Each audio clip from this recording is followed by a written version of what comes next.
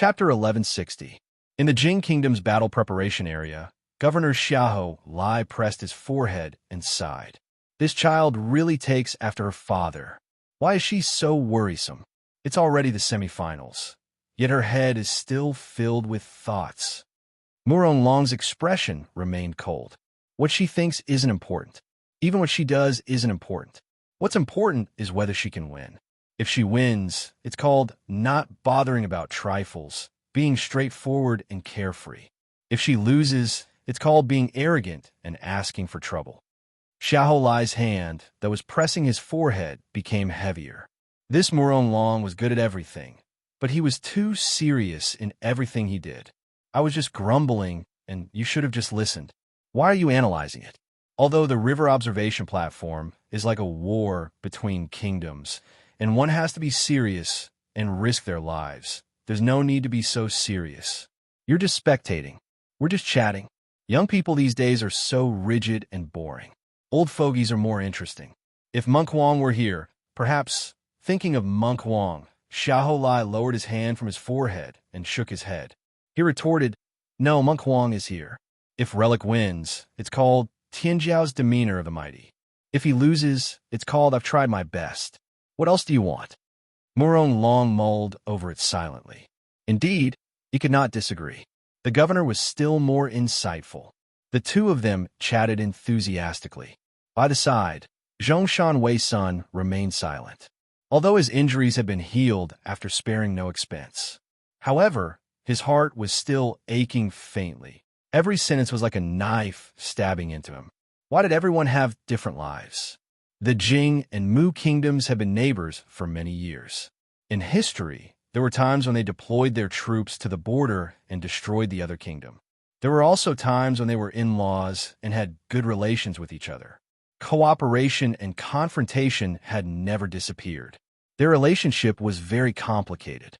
Due to the existence of the desert, the threat of the fiends, and the long line of life and death, they needed to work together to defend.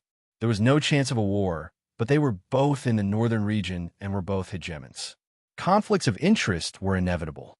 Of course, most of the time, it was the vassal kingdoms that fought fiercely. The Jing and Mu kingdoms held themselves back. However, it was reasonable for them to compete with each other on the river viewing platform. Normally, there wouldn't be any opportunities to make a move openly. The citizens of both countries were looking forward to this battle. After so many years of arguing about who was the strongest in the northern region, there had to be some actual battle results to back it up. Although the Yellow River Gathering could not fully represent the national strength of each country, it was, to a certain extent, a reflection of their future potential. Tianjiao from all over the world came here to compete. They were not only representing themselves, but also the young people behind them who were of the same generation as them and had been defeated by them. Helian Union looked at the yellow Saraira on the martial arts platform. She had a lot of opinions about this bronze-skinned, exotic beauty. Although the two people on the stage were confronting each other, no matter how she looked at it, she felt that Mu Guo's yellow Saraira looked like it wanted to eat Ru Cheng. Damn it, there are always unruly people who want to snatch Ru Cheng from me. She sat there with a calm expression, but her heart was in turmoil. The nun in black sitting next to her asked, "Your Highness Yin, who is this Dang Qi?" Looking at his rich skill, he should be from a famous school, but Xiao Nui has never heard of him before. Helian Yin asked herself if she was a woman who clearly separated her feelings from her career and held great ambitions in her heart. Therefore, Jiang Hai immediately calmed down. She didn't move her gaze, but just asked faintly, "Why? Is the Cleansing Moon Nunnery interested in him?" Yuan Duo, who was sitting quite a distance away, was expressionless, but he pricked up his ears. As Zhao Ruqing's lover, of course, he had to care about how Her Highness Yin and her close friends are discussing Zhao Ruqing. Ruqing didn't understand romance, so Yuan Duo had to take on the heavy responsibility of helping Ruqing maintain a relationship. Once he found any problems, he could quickly remedy it. In short, he had to help Ruqing cook this bowl of soft rice. It turned out that this nun was from the Cleansing Moon Nunnery. How could she talk to Her Highness Yin and be qualified to sit next to her? Among the Buddhist sects in the world, the Cleansing Moon Nunnery had the deepest foundation except for the two holy lands, Xiankong Temple and Mount Meru. It was naturally a first-class sect. What he didn't know was how the nun from the Cleansing Moon Nunnery knew Her Highness Yun, and what was their relationship. Hearing Hellion Yunyun's question, the nun in black was silent for a moment. Then she said, "Rest assured, Your Highness Yun. The Cleansing Moon Nunnery doesn't accept male disciples." Her voice was holy and warm, but in Yuan Duo's ears, it sounded like the dull sound of a wooden fish being struck. Yuan Duo's heart trembled, knowing that his eavesdropping had been discovered. He quickly withdrew his hearing and looked back at the martial arts practice field seriously.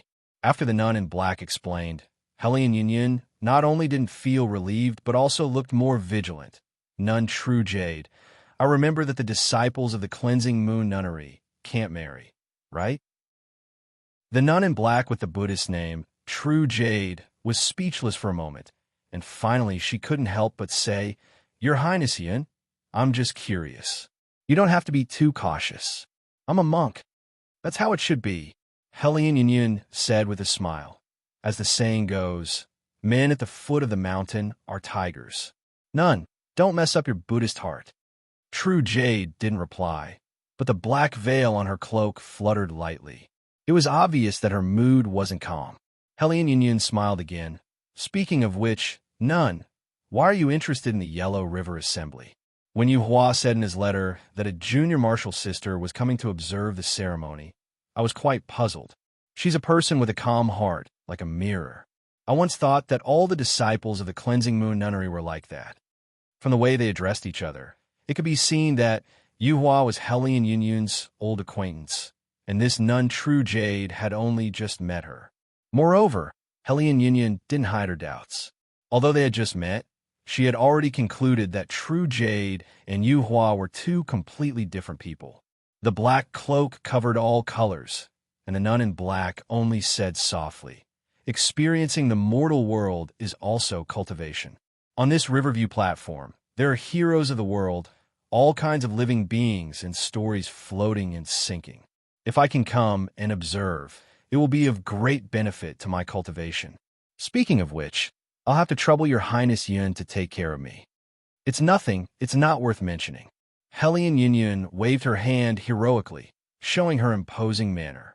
However, she suddenly lowered her voice. "Your mortal world experience doesn't include love, right? True Jade, the outsiders had their own stories. The people on the field had their own beginnings."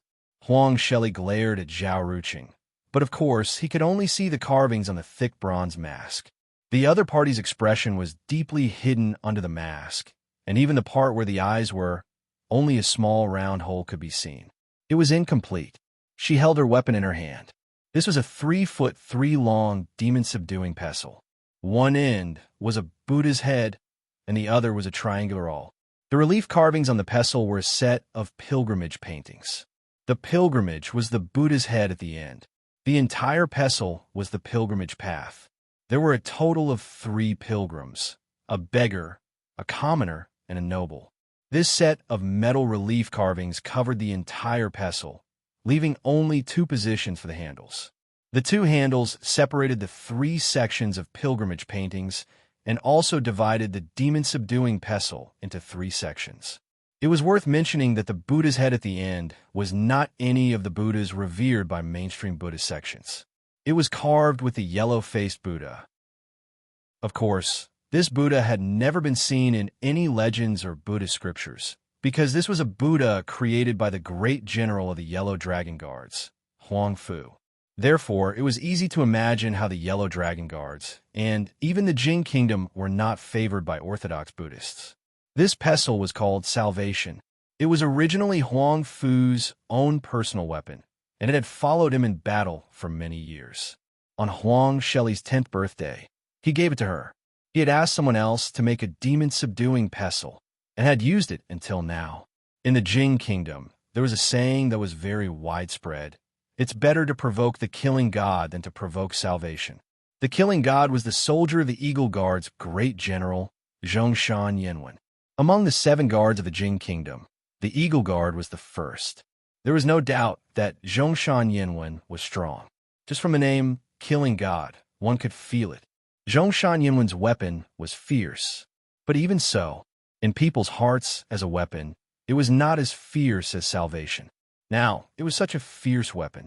It was held by Huang Shelley with one hand, but it did not give off a fierce feeling. Instead, it gave off a kind of benevolence. Even Huang Shelley's fierce eyes looked like a little girl's grudge. Zhao Ruqing, who was standing opposite Huang Shelley, did not say anything, nor did he respond with his eyes. It was just that the dark golden sword chi was swimming under his slightly clasped fingers. The sword energy swam between his fingers like dragons and snakes. He liked to practice the sword. He liked it innately. He liked it so much that he needed to use all his strength to restrain himself. Otherwise, he would easily become strong. Even in his most decadent and unrestrained days, he would grin and want to learn Third Brother Zhang's East Rising Purple Chi sword manual. The gung metal sword energy that swam between his fingers was one of the many secret techniques passed down by the previous generations. It was funny. Those previous generations had created a treasure trove and passed it down from generation to generation. They were all focused on reviving the country.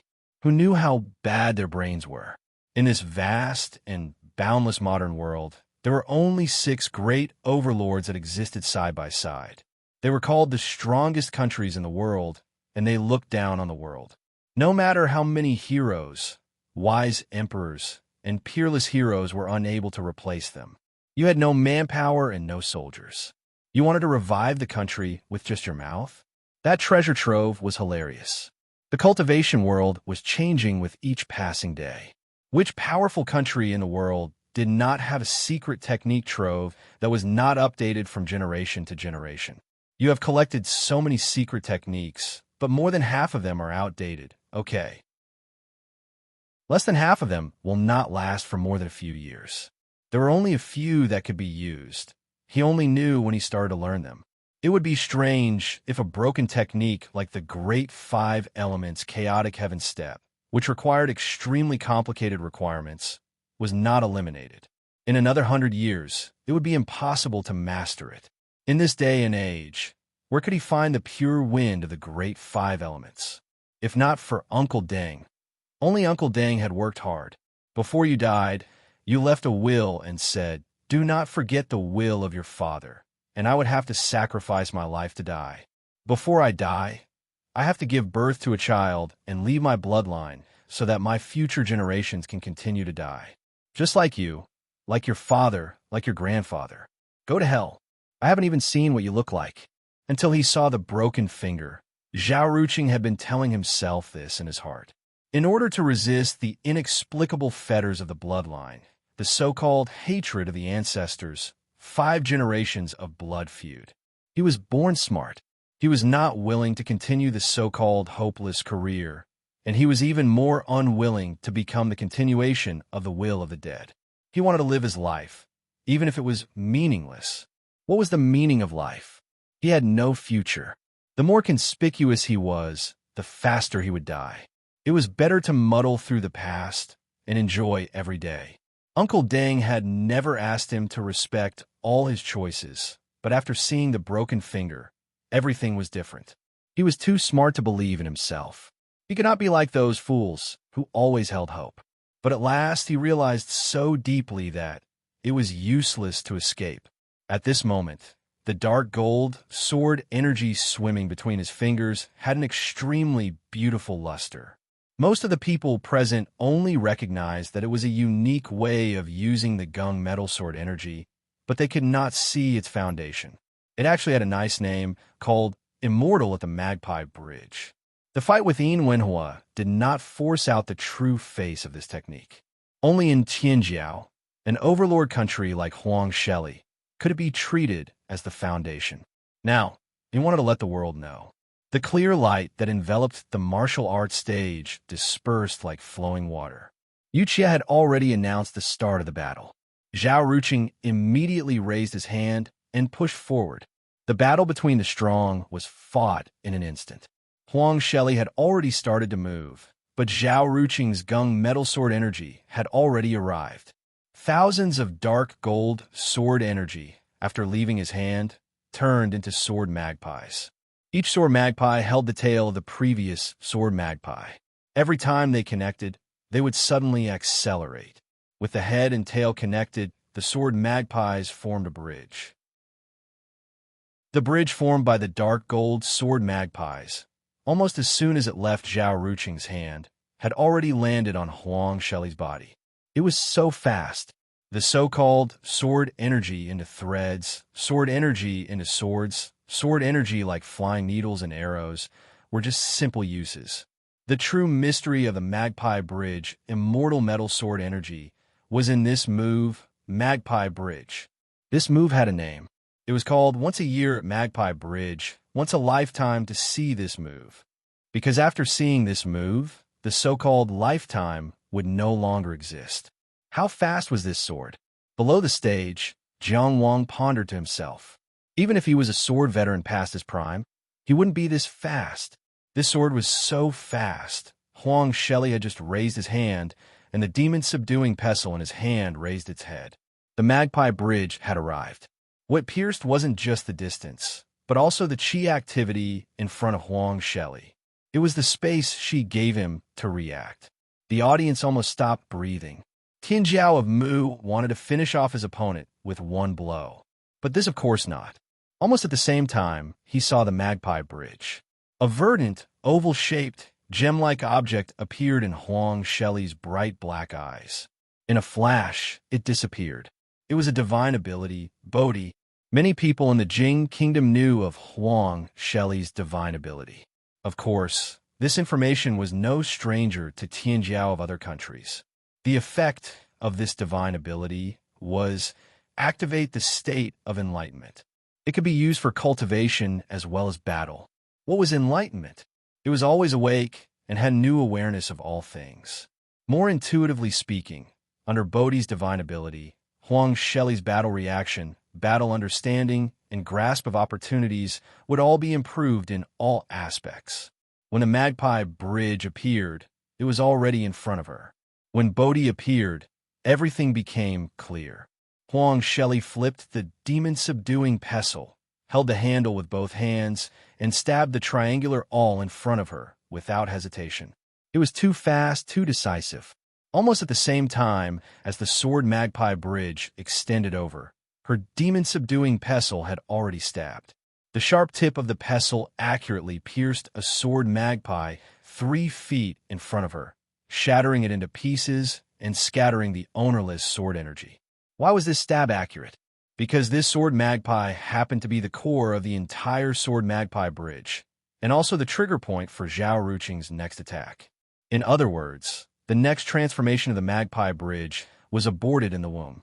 People could clearly see the gorgeous and splendid sword magpie bridge crossing the sky. Huang Shelley's bright yellow robe fluttered behind her. She held the demon-subduing pestle with both hands and stabbed it into the sword magpie bridge, showing off her healthy and beautiful figure. The dark gold sword magpie bridge and her bronze skin complemented each other. The beautiful and dazzling sword magpie bridge collapsed in front of her. Beautiful things were shattered in front of beautiful things. With just one stab, the magpie bridge collapsed prematurely. Zhao Ruqing didn't seem surprised. He clenched his left hand and pulled his right hand, pulling out a dark gold longsword made of intertwined golden sword energy. Then, he stepped onto the collapsing sword magpie bridge. He arrived on the bridge. Before the sword magpie bridge completely collapsed, he arrived in front of Huang Shelley, the golden sword in his hand already across her neck. Below the stage, Jiang Wang's eyes moved slightly. This horizontal slash of his sword actually had the charm of a famed scholar's downfall and a life and death grudge. Of course, the actual method of application and the technique of exerting force were different. Just like how he learned Chao use Hidden Blade for 10 years, he also learned the concept. Facing this sword, Huang Shelley, who was in the state of Bodhi, directly pulled back her demon-subduing pestle.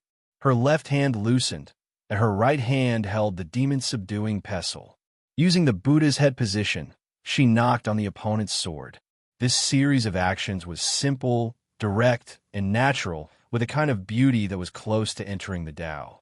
Zhao Ruqing's golden sword was directly shattered, exploding into dark gold sword energy that filled the sky. Chapter 1161. Under the Bodhi's supernatural power, Huang Shelley's movements were natural. She used the least amount of energy and the simplest movements to shatter Zhao Ruqing's attack. That kind of simple and clear beauty was amazing. Every move and style was aimed at the truth. The technique was close to the Tao. The yellow-faced Buddha had gently knocked and found the place where Zhao Ruqing's vital energy gathered. It connected with the sword aura and directly shattered the gong metal sword. Amidst the shattered dark gold sword aura, the bronze exorcism pestle continued to move forward. The carved yellow-faced Buddha head had a merciful expression and seemed to be smiling. All living beings are suffering. My Buddha is merciful. She knocked towards Zhao Ruqing's face. Zhao Ruqing took a step forward as if he was going to face it head-on. However, when his foot landed, he had already turned to the left. The great five elements, chaotic heaven steps, controlled the wind of the five elements. It could mess up one's position and reverse one's path. Huang Shelley only turned her right foot slightly, and her momentum did not change. The Buddha head was still facing Zhao Ruqing's face. Her steps were also simple and clear. She had already sensed that she had found the right path in this realm, and this path in the midst of chaos. The Bodhi's supernatural power was like this. Through the bronze mask, she could not see her opponent's expression. However, Huang Shelley saw a right hand that suddenly stretched out. The five fingers were like flowers blooming. It reached towards the Buddha head like a flower, wanting to pluck it. It was the small, formless flower pinching sword finger. The opponent's reaction was, of course, fast and fierce. The small, formless flower pinching sword finger was also a first-class finger sword killing technique. However, she was not afraid at all and calmly dealt with it. Her left hand closed slightly and formed a flower bud. She went forward and entered the range of the small, formless flower pinching sword finger. It was as if she was walking into a trap. Then, she opened her five fingers. The Bodhi also bloomed. Her open left hand's five fingers coincidentally entered Zhao Ruqing's right hand's five fingers. Their fingers intertwined. With such a wonderful method, she perfectly intercepted the small, formless flower pinching sword finger. Normally, Huang Shelley would not be able to sleep for a few days just by thinking of that scene, let alone intertwining fingers with an ugly man. However, in battle, she only looked for the best battle strategy. The 16 moves to save the world were created by Huang Fu in the army. It was a famous barehanded killing technique in the Jing Kingdom. The core generals of the Yellow Dragon Guard had all learned a thing or two. Naturally, there was no such thing as interlocking fingers. It was the yellow Sarira that was controlled in the state of Bodhi, naturally blending into his movements. He could truly use it according to his heart. At the same time, the five palaces in her body moved at the same time, and the Tong Tian Palace rumbled. His left hand pulled Zhao Ruqing's right hand to the side, and forcibly pulled out Zhao Ruqing's hand, like a merciful bodhisattva trying to save the suffering people from the sea of suffering. But the Buddha head continued to knock on his face. This strike was different from the previous one. Before the yellow-faced Buddha's head landed, the sound of bells suddenly rang out around the entire training field. It was the kind of longing of an ancient temple deep in the mountains, and the kind of compassion and warmth of the sea of bitterness that urged people to turn back. There was clearly no terrifying power, but Zhao Ruqing's body stiffened on the spot. No, before the body stiffened, the soul stiffened first. This was the great merciful salvation Heart Sutra created by Huang Fu. What is salvation? Killing is punishing. What is mercy? Killing is benevolence.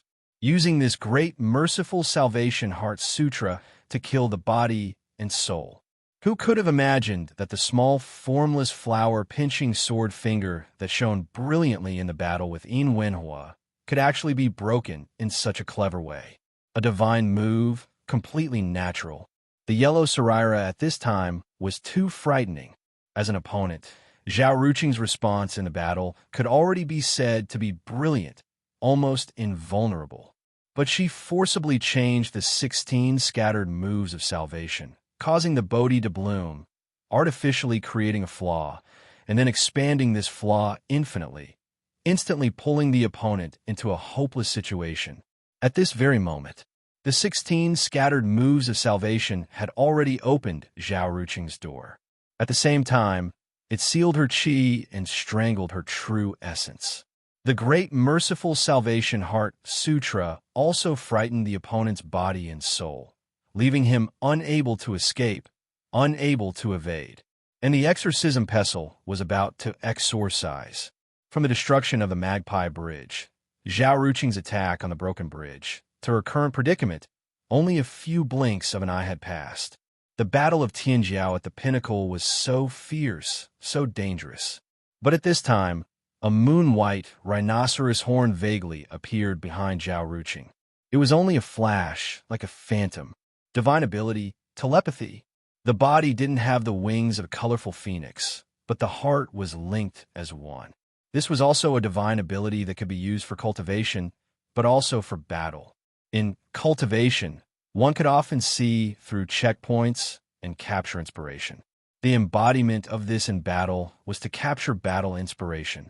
For example, one could more accurately grasp the opponent's intentions in battle, achieving tacit understanding without speaking. For example, one could jump out of fixed thought pattern and make a choice in battle with a flash of inspiration. The exorcism pestle's Buddha head was already pouncing towards his face. He couldn't avoid it, couldn't retreat far, and couldn't block it in a hurry. No matter how thick the bronze mask was, it couldn't withstand this blow. It didn't possess any ability besides concealing one's face. Otherwise, it wouldn't have been worn on the martial arts stage. In the twinkling of an eye, the battle seemed to have reached a dead end. But as a spectator below the stage, although Jiang Wang couldn't see Deng Qi's expression, he could sense that the eyes under the mask didn't even blink, and the 5 fingers on his right hand, which were firmly held by the yellow Saraira, suddenly emitted a brilliant golden light. The phantom of the great golden-winged rock loomed in midair. Garuda formation breaking sword finger. Tianjiao of Mugua's 5 fingers all turned brilliant gold, and a terrifying sword aura shot out from his fingers, wanting to mince the yellow Saraira's 5 fingers into meat paste. Moreover, it was aggressive and aimed directly at the vital point between the eyebrows. Blessed by Buddha, exterminating the heretics, breaking the enemy's blockade, capturing and killing the king of thieves. It was to break the formation for Garuda. This move was so perfect. Although this Garuda formation breaking sword finger was a fusion of the Tao of War and belonged to the Tao of War, the true meaning of Buddhism within was also very pure. Even the successor of the cleansing moon nunnery had acknowledged it before. Wasn't the so-called yellow-faced Buddha that Huang Fu created himself an heretic? As one of the demigods and semi-devils, Garuda often listened to the teachings of Buddha, so it was natural for him to be a Dharma protector. It was just that it was clear that this person had already been saved from salvation. The 16 scattered skills had sealed his Tao energy, locked his Qi dynamic, and restrained his joints. Where did this Garuda formation breaking sword finger come from? It came too suddenly. It was as if both sides had clearly sent out their armies, and when the 2 armies were in a stalemate, suddenly another army came out of nowhere. This was an unexpected existence. Many of the spectators outside the arena couldn't understand. However, the yellow Saraira in the state of Bodhi understood clearly. She had a clear perception.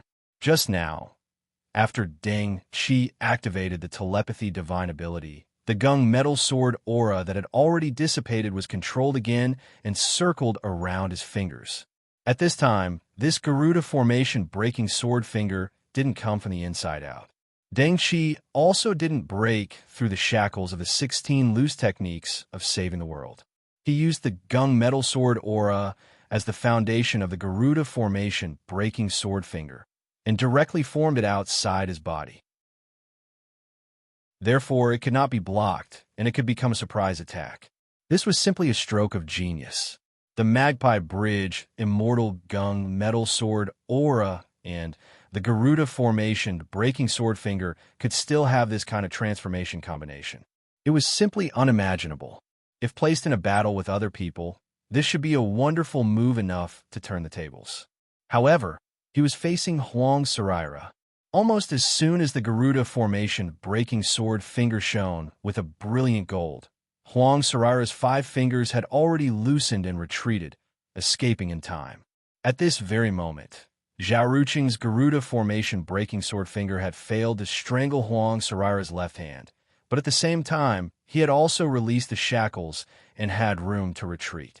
Huang Saraira's 16 loose techniques of saving the world was opened, and he faced the danger of the opponent's Garuda Formation Breaking Sword Finger. But at the same time, the Salvation and Exorcism Pestle was still aimed at the opponent's face. Both sides faced a new choice. This was a contest of courage, wisdom, and talent. A battle choice under the support of the divine ability. Bodhi and telepathy. The brilliant gold Garuda Formation Breaking Sword Finger didn't hesitate and still headed for the space between Huang Saraira's eyebrows. Zhao Ruqing was the first to make a choice.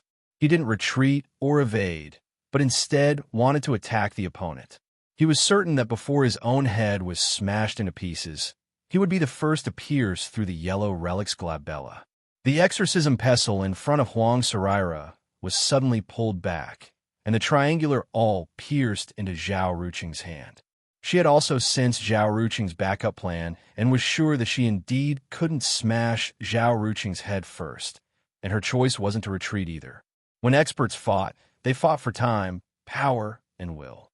One step back was very likely to allow the opponent to bully them step by step. She used offense as defense, and the landing point of this stab was equally accurate, precisely at Zhao Ruqing's wrist. This distance was neither too far nor too close, just enough to cut off Zhao Ruqing's Garuda Formation Breaking Sword Finger.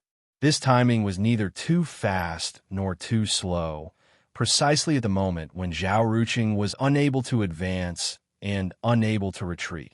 The Salvation and Exorcism Pestles all had 3 edges. These 3 edges represented 3 lives. They were the previous life, the present life, and the next life.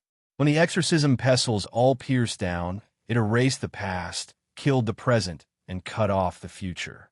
Bodhi shone 10,000 deaths, no life. Faced with such a precise and unbearable stab, Zhao Ruqing's Garuda Formation Breaking Sword Finger suddenly turned, and his 5 bright golden fingers bloomed like a bright golden flower.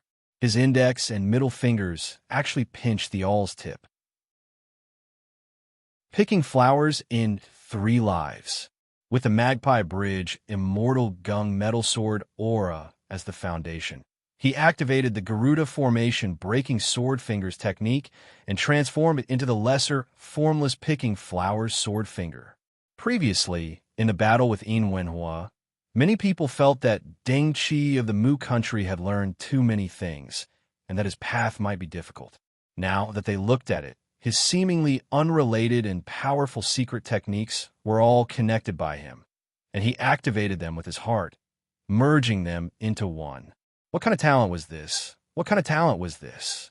But on the field, his right hand was picking flowers in 3 lives, pinching the yellow relic Salvation and Exorcism Pestle, and gently lifting it up to avoid the sharp edge, creating an opening.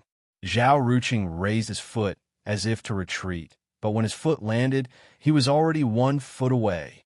The most natural and most suitable attack range of the Salvation and Exorcism Pestle was exactly 1 foot away. Zhao Ruqing raised his left hand slightly, and his 5 fingers pointed downwards, as if he was pressing something. If one observed carefully, they would realize that each of his fingers was pressing on a different level, high and low. It was like a flower branch that had been carefully trimmed. His 5 fingers were slender, white, and lustrous, as perfect as a sculpture. So much so that in such an intense battle, the yellow relic's heart still had such mixed feelings. The Mu country guy was so ugly, but his hands were quite beautiful. Then, he flicked his index finger forward. Clang! Between heaven and earth, the sound of a guqin rang out. The sound patterns appeared, and the translucent air gathered into the shape of a sword. It was awe-inspiring and cold, and it pierced through the air towards the yellow relic's neck. Boundless horizon, sword technique. The Mu country's Tianjiao Naliang had the qi controlling divine power, and it was known as qi for my use. Of course, he had the top-notch ability to control qi. Zhao Ruqing's finger sword technique was also the control of qi. It was just guided by a secret technique, using the sword technique as the body and mixing in the Tao of the guqin. His right hand was picking flowers in 3 lives, and he pinched the exorcism pestle between his fingers.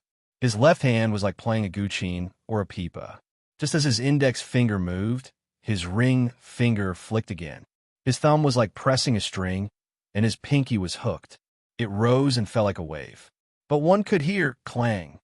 Clang, clang, clang, clang. Clang, clang, clang, clang. His left hand's 5 fingers were like butterflies flying through flowers, playing in the human world. The air was either in the shape of a sword, a knife, a spear, or an arrow. It covered the sky and covered the earth, surrounding the yellow relic's vital points. The qi was like a string, flowing out a melodious tune. 100 qi formed a murderous aura, swearing to destroy everything in the world. Light gathering, slow twisting, wiping, and picking, starting from rainbow dress, followed by 6 ones. How was this playing the guqin to ask for a soulmate?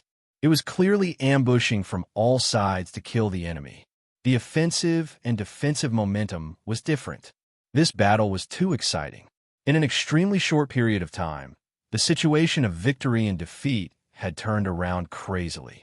It was impossible to guess the changes. Every time it was unexpected, it felt wonderful when one thought about it carefully.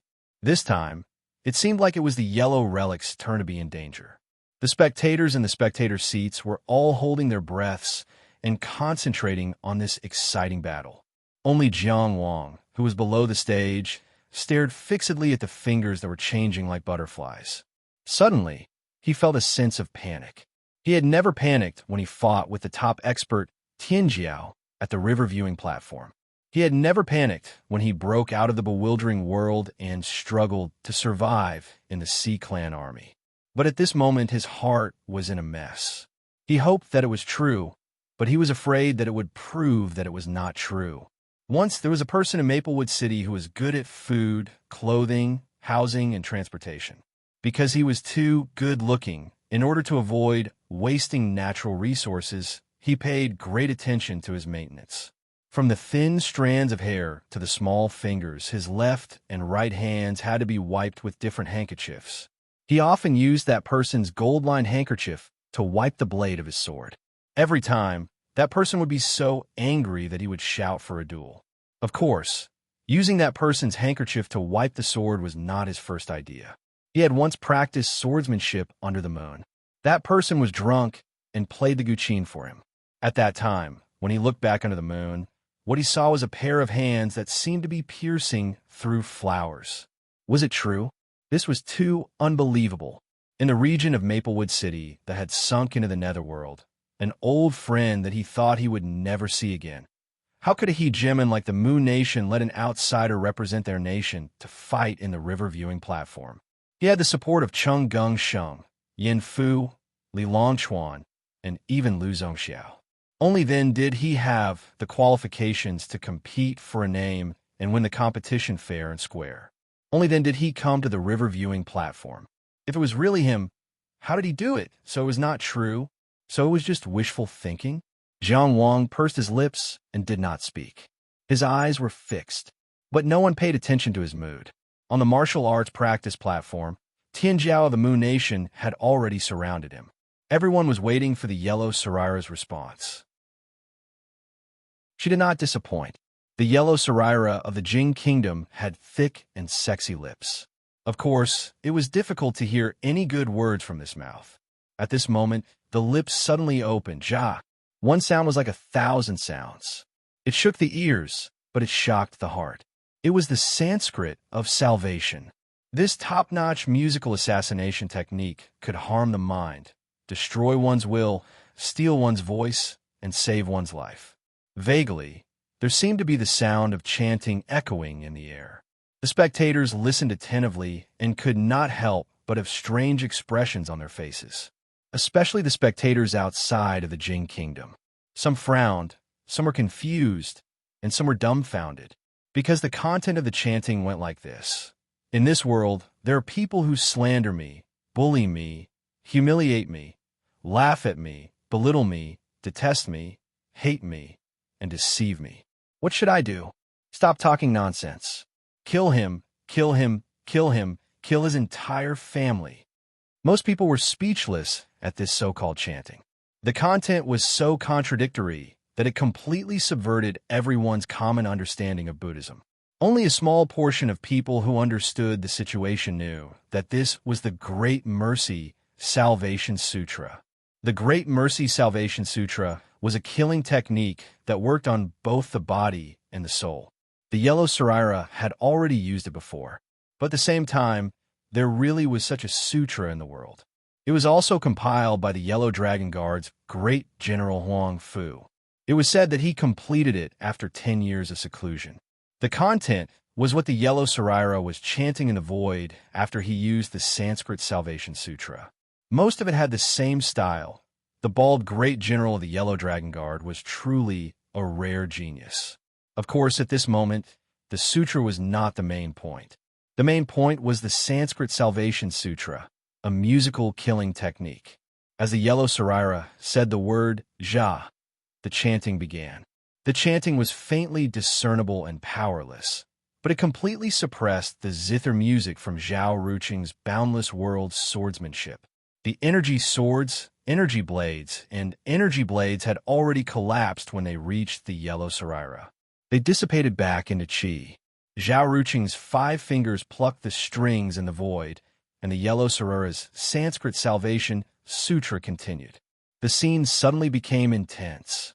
Countless energy swords and sound patterns collided violently. The power of qi and the power of sound began to fight in all the space between the two of them. This was an extremely subtle battle that was specific to every sound, every wisp of qi, and every inch of space. This was a top-notch collision that was exquisite to the extreme. One of them used the telepathy divine ability to control the boundless world's swordsmanship. One of them used the Bodhi divine ability to control the Sanskrit Salvation Sutra. One of them had telepathy, while the other had awakened to enlightenment. The various subtle changes of qi and sound were too much for the eyes to take in. It was difficult to easily determine the outcome of the battle. Huang Saraira did not know how long the opponent's telepathy divine ability could last, but in this battle, she had activated the Bodhi divine ability first. If the two of them had the same level of development, then the opponent would definitely end the divine ability state after her. A stalemate was not beneficial to her. Therefore, it was time to change again. In the state of enlightenment, everything she knew and felt was incomparably clear. All the possible outcomes were rehearsed in her heart. Huang Shelley raised a hand that he had left behind for defense. At this moment, the opponent's small, formless flower-picking sword finger was still holding the tip of the awl, fighting with her for the exorcism Salvation Sutra pestle. At the same time that she used the Sanskrit Salvation Sutra, she suddenly raised her hand and held the handle of the exorcism Salvation Sutra pestle. She held the exorcism Salvation Sutra pestle with both hands. She turned and shouted, "Buddha is merciful. Save the world. Burn the body, and ascend to paradise early." The power of the Sanskrit Salvation Sutra suddenly increased, and the sound resounded throughout the world. The exorcism Salvation Sutra pestle that she held in both hands also turned and was about to crush the opponent's sword finger. It was like a dragon that had broken free from its shackles and was about to ascend to heaven. At this moment, Zhao Ruqing suddenly said, "Since it's paradise, why don't you go?" The Bodhi divine ability and telepathy divine ability found an opportunity at the same time. Zhao Ruqing's right hand barely maintained the flower-picking posture, and was still making a final struggle at the tip of the awl. At this moment, his left hand suddenly withdrew. The boundless world's swordsmanship came to an abrupt end. All the power of Qi exploded in the Sanskrit Salvation Sutra at once. This was the final collision between the boundless world's swordsmanship and the Sanskrit Salvation Sutra. Both sides of the battle did not wait for the result. Zhao Ruqing's left hand changed again. His index finger, middle finger, and little finger stood side by side vertically, and only his ring finger was half bent, touching his thumb that was also bent. In this state, he directly pushed towards Huang Saraira. Deng Yu's unique secret technique, the Nine Tribulations Cave Immortal Finger. This finger saw through the wonders of immortals. Deng Yu became famous because of it. He had once cut off the Wei River with one finger, hence the name Finger Severing River. This technique had a total of 9 tribulations. Zhao Ruqing had only cultivated to the 7th tribulation and had yet to reach the peak. At the very beginning, he had to use all 10 fingers to release this finger. Every time he entered a tribulation, he could retract one finger. At the peak, he could release only one finger. 9 tribulations, cave immortal. However, this finger that had yet to reach the peak was already shocking enough. In the desolate border, Deng Yu had killed the Great Qin Prison Guardian's Divine Advent Realm Warden with one finger. His finger had penetrated the ground, and its end had been unknown. Now, Zhao Ruqing was using this finger to kill the enemy. Crackle, crackle, crackle, crackle. The air crackled with such a continuous sound. The killing power of this finger was so terrifying that it made the spectators tremble in fear. Huang Saraira had yet to completely take back the salvation demon, subduing pestle. The 9 tribulations cave immortal finger had arrived. Rumble. The sound of thunder exploded. Suddenly, rolling thunder sounded around the yellow relic. Mysterious sound patterns and majestic thunder patterns gathered and intertwined above her head, weaving into a tower of lightning. Lightning and thunder poured down like a waterfall, protecting Huang Sheli. Zhao Ruqing's terrifying 9 tribulations cave celestial finger pointed at it. Lightning rippled out, and the sound of rolling thunder could be heard. Huang Saraira was unharmed. This was a divine ability, Thunder Tower. This divine ability was known as invulnerable to all evil and invulnerable to all spells. It was a top-notch defensive divine ability. It was so powerful that it made one despair. Under the protection of the Thunder Tower, Huang Saraira twisted her hands and pulled back the salvation demon, subduing pestle, knocking it forward lightly. Zhao Ruqing stopped in time, and his fingers were not cut off by the awl. However, the brilliant gold on his fingers had already dimmed. Because the 9 tribulations cave immortal finger had returned without any results, he was immediately in a passive situation. Relying on the sharpness of his divine ability, he managed to save his hand. He immediately executed the great 5 elements chaos heaven steps and stepped forward. When his foot landed, he was already 30 feet away. He could no longer engage in close combat with Huang Saraira, who was under the protection of a Thunder Tower. Increasing the distance between them was undoubtedly a wise decision. However, crack, crack, that subtle but hair-raising cracking sound rang out. The thick bronze mask covering his face was torn to pieces and fell silently to the ground. The face of the mysterious Tianjiao Deng Qi of the Mu Kingdom was revealed to everyone just like that. He could not avoid this strike. Chapter 1162. Under the bronze mask was a mediocre face. It was so mediocre that Huang Sheli was not surprised. She even felt that it should be uglier. But like a stone thrown into water, ripples immediately appeared. The face rippled slightly, and then it was destroyed. Under the bronze mask was an illusion, and the illusion on the face was also shattered. Huang Sheli's attack was so terrifying. She could have avoided it, but she could not.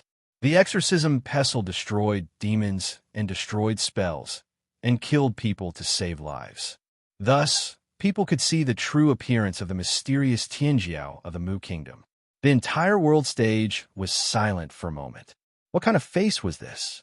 Eyebrows, eyes, nose, lips, ears, there was not a single flaw, not a single flaw. Every amazing detail seemed to have been meticulously carved by a craftsman, but there was absolutely no one who could carve such a perfect appearance. This was a beautiful face. It was a kind of beauty that transcended the meaning of gender. Regardless of gender, age, or level of vision, everyone could feel this kind of beauty. Pieces of the bronze mask fell to the ground. People's gazes were gathered on this face. How many were intoxicated? How many were amazed? How many were envious? Or perhaps the imperfections of the heavenly Tao often made people regret. The beauty of the world often did not last long. At this moment, there was a shallow indentation between the eyebrows of this beautiful face. It was the imprint of the exorcism pestle Buddha's head. It was printed with the smile of the yellow-faced Buddha. It suppressed the divine light of this beautiful face and was constantly expanding its influence. Previously, people did not feel that there was anything wrong with wearing a mask to fight. Now, looking at this face and the indentation, they actually felt a sense of heartbreak. How cruel was the Huang Shelley of the Jing kingdom? There were 3 lines of blood meandering down from this indentation, flowing quietly along the high bridge of the nose and swimming on this beautiful face. It proved the ruthlessness of the Huang Shelley strike. He didn't know what method Deng Qi had used to prevent his head from completely shattering. But these 3 meandering lines of blood not only did not destroy the beauty of this face, but also added a bit of vitality to his beauty. You could feel that this person really existed. There really was someone in this world who could look like this. Her jade-like face was dyed red with blood, adding a hint of poignant beauty, making one feel pity for her. People came to the river viewing platform to watch the competition between the geniuses of the various countries. They wanted to see a showdown between the geniuses of the various countries. No matter how outstanding the geniuses were, they could still be beaten to the ground. It should be said that all the spectators were mentally prepared for any situation. However, at this moment, many sighs could be heard. On the spectator stand, Helian Yinyun saw the yellow Sarira and Zhao Ruqing's fingers interlocked on the martial arts practice platform. She could not help but ask, Yuzhen, do you think this yellow Sarira is destined to be with your cleansing moon nunnery? I can see that she has a Buddhist nature. She also has Bodhi and can recite sutras. She seems very suitable to be a nun. True Jade replied faintly, Your Highness Yin, she's obviously not on the same side as us, right? In the next moment, Zhao Ruqing's mask was shattered, and the illusion of his face was also destroyed. His true appearance was revealed on the world platform. Helian Yunyun's eyes were still fixed on the martial arts practice platform, but her left hand immediately stretched out and blocked in front of the nun's eyes. She said sincerely, Then don't look first. Don't let this kind of evil spirit taint your pure eyes. True Jade was speechless. When it came to heartbreak, no one could be more heartbroken than Huang Sarira. There was no one in the world who cherished beauties more than her, Huang Sarira. However, she had personally used the demonic subduing pestle to strike this beautiful face, leaving a mark and bleeding. Of course, bleeding could only be considered a minor injury. She had originally intended to smash the entire head, but most of the power had been removed. However, the face was completely different. Before the strike, it was a strange-looking bronze mask. After the strike, it was such a beautiful face. How could Huang Sarira not be heartbroken? However, heartbreak was heartbreak, and heartache was heartache. Huang Sarira's steps did not slow down at all. Holding the demonic subduing pestle, she was already rushing forward. Take his life while he was sick. She, Huang Sarira, was a woman who clearly separated her career from her hobbies. There was nothing wrong with liking beauties. The more beautiful they were, the more she liked them. Deng Qi of the Moon Nation was, of course, a great beauty. In terms of facial features, she was the most beautiful woman she had ever seen in her life. She was indescribably beautiful. She was simply too beautiful. However, on the battlefield, victory and defeat were the most important. When 2 armies met, life and death would be determined. The yellow-faced Buddha's smile was imprinted between her brows and also nailed to her soul. This was a chance to determine victory between life and death.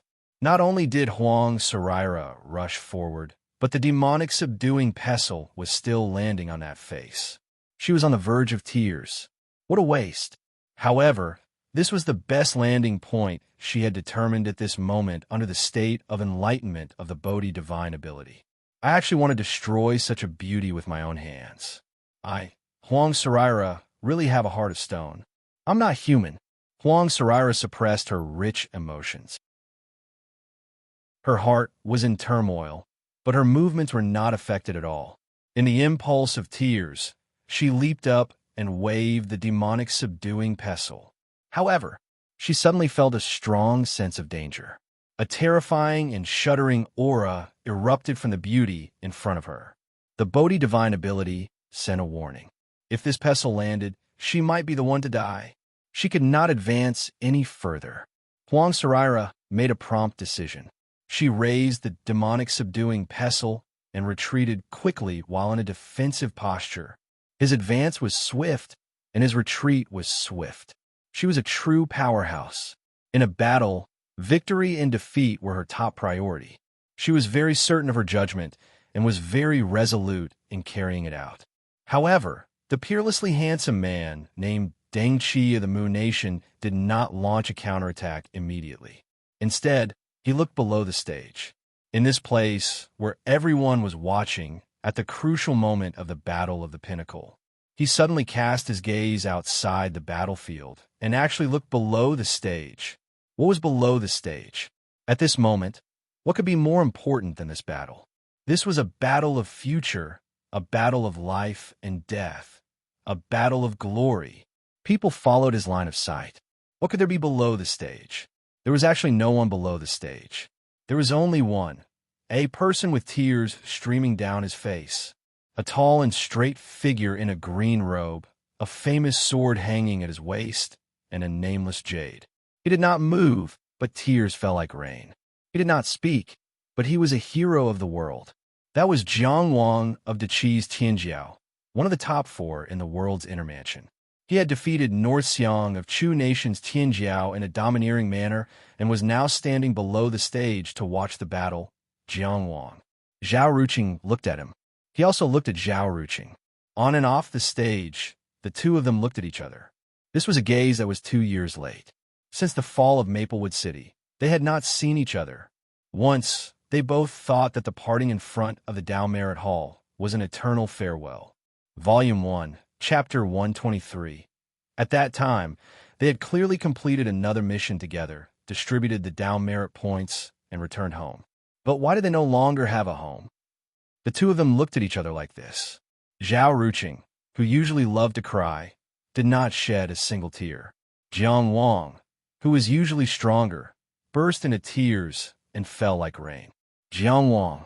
Zhao Ruqing spoke on the stage, returning to his original voice. His voice was no longer awkward. The time he spent hunting demons in the desolate border had completely worn away his immaturity. It was an accident that he revealed his true face at this time, but he quickly accepted it and chose to face it. His expression was very solemn and serious. Therefore, at this moment, he looked more like an elder brother on the stage. Jiang Wang, who was below the stage, looked more fragile and helpless. He said, "In the future, you just have to be a Qi person and an official. You have to have a good future and live a happy life. Don't bear the burden of the past. I'll help you get what Zhuangguo owes you.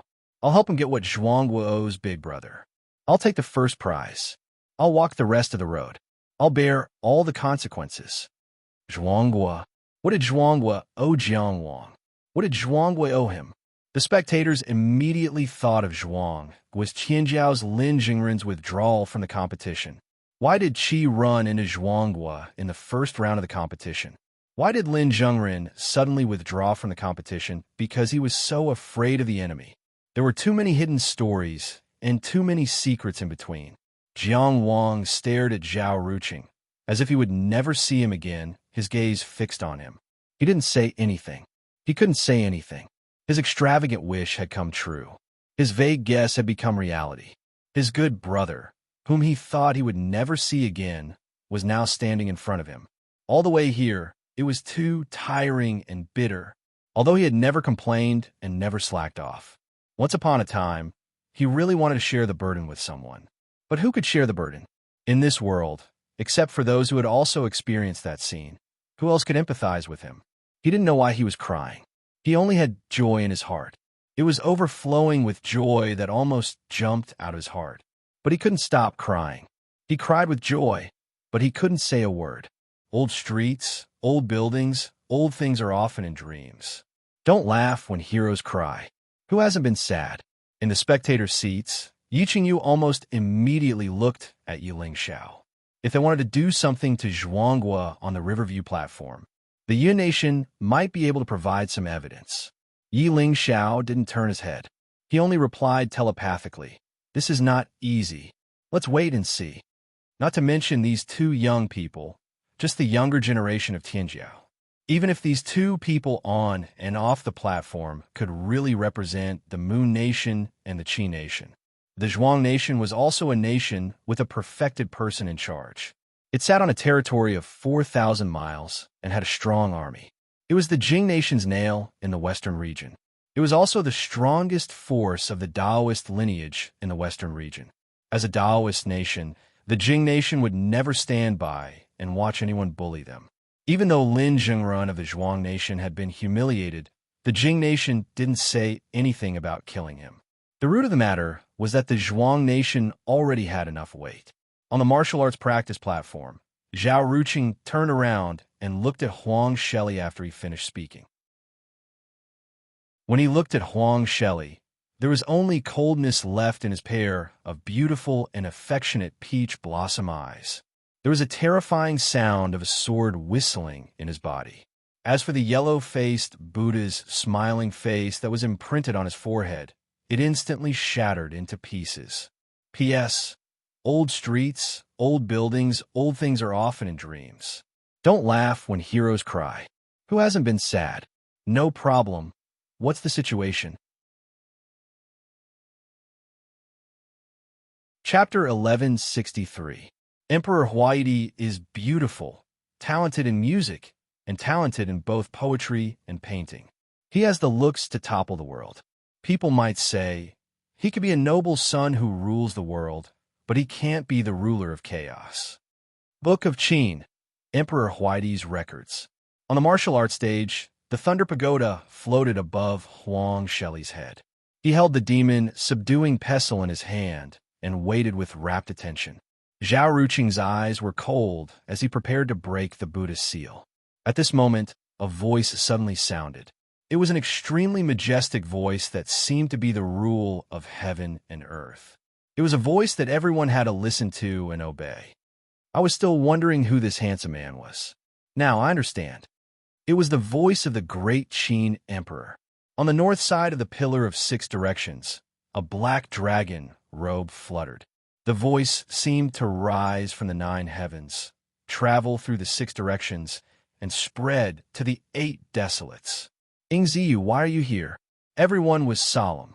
Everyone looked left and right, exchanging bewilderment with their eyes. What was going on?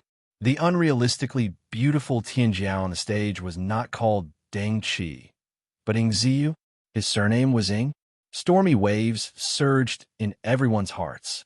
On the martial arts stage, Zhao Ruqing was still looking at Huang Shelley.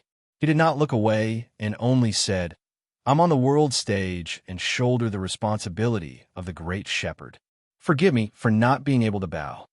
Although the Yellow River meeting was of great significance, no one could and should affect this event.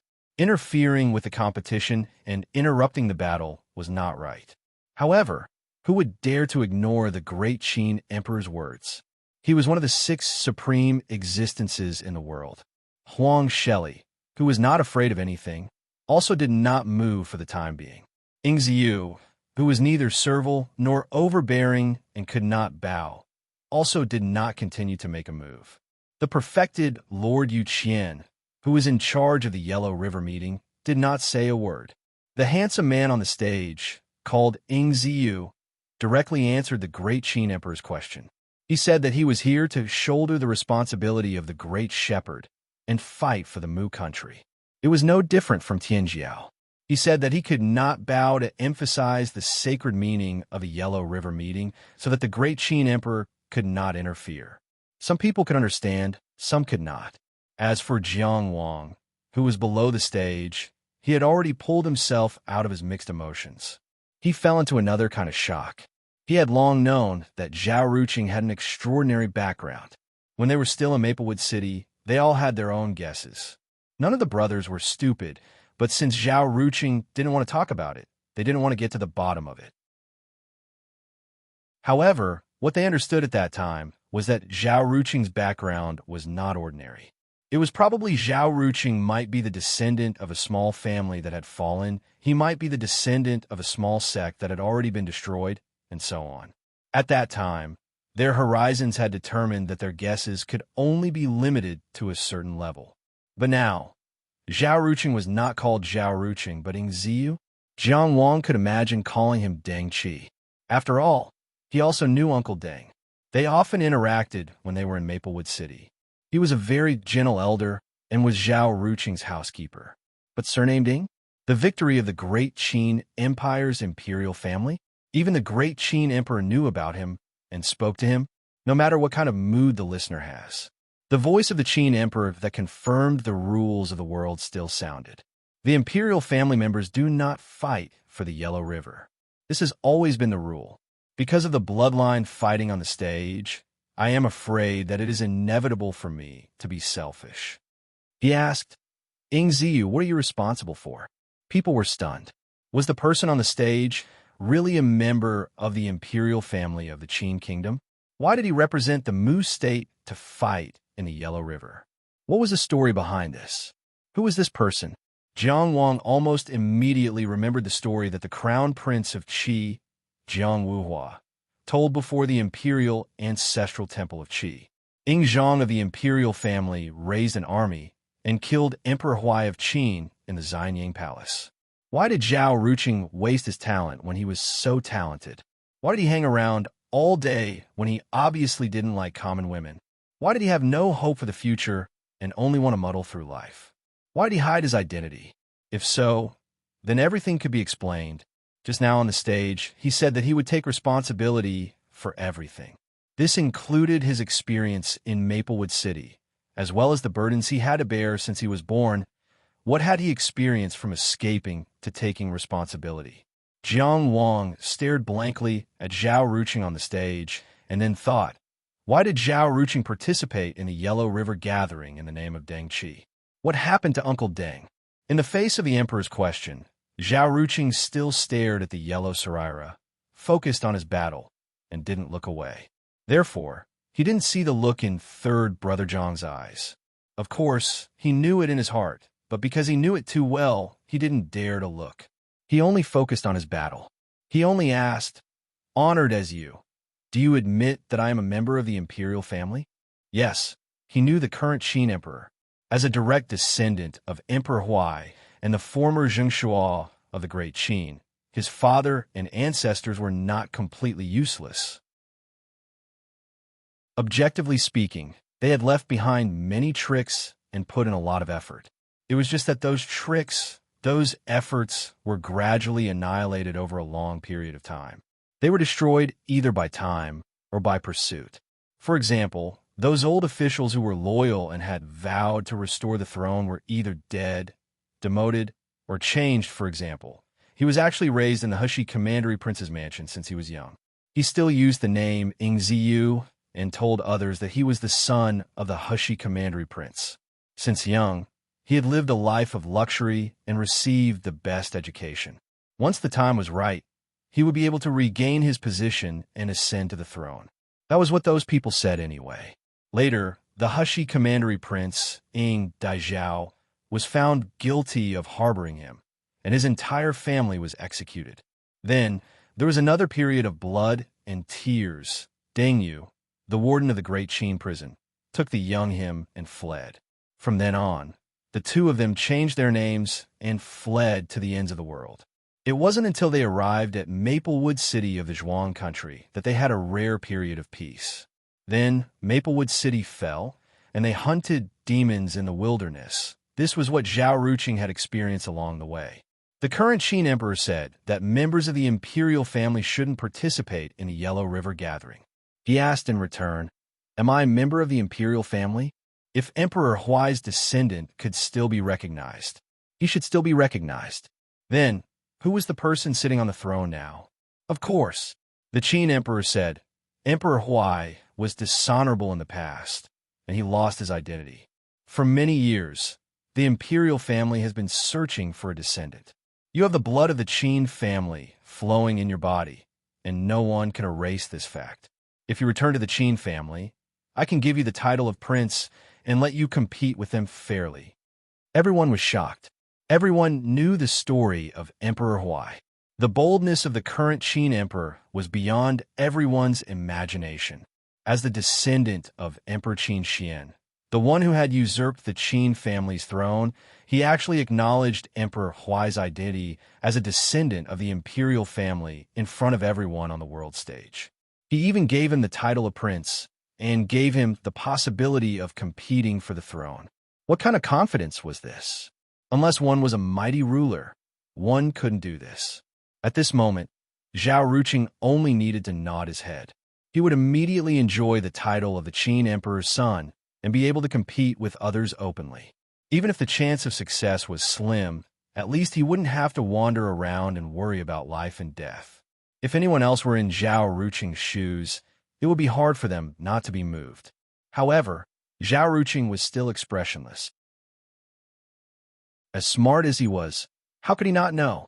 The reason why such a condition appeared could only mean that the current Qin emperor's family had already secured the throne and were not afraid of any challenges.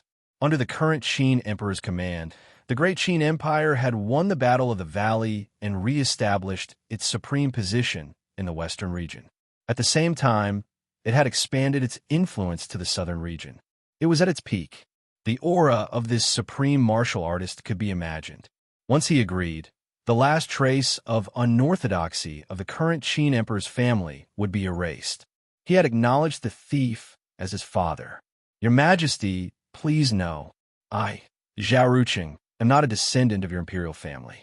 I have come to the Riverview platform to join the Mu country and fight for the country. He spoke to the Qin emperor, but stared at the yellow Sarira. His right hand reached behind his back and held onto his spine.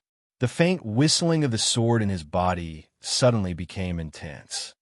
Today, with this sword, it was as if there were thousands of swords, tens of thousands of swords, whistling together. The terrifying sword energy swept across the martial arts stage. He actually pulled out a dazzling sword from his spine. Then, Your Majesty greets the Qin Emperor. Chapter 1164. The spine was the dragon of the human body.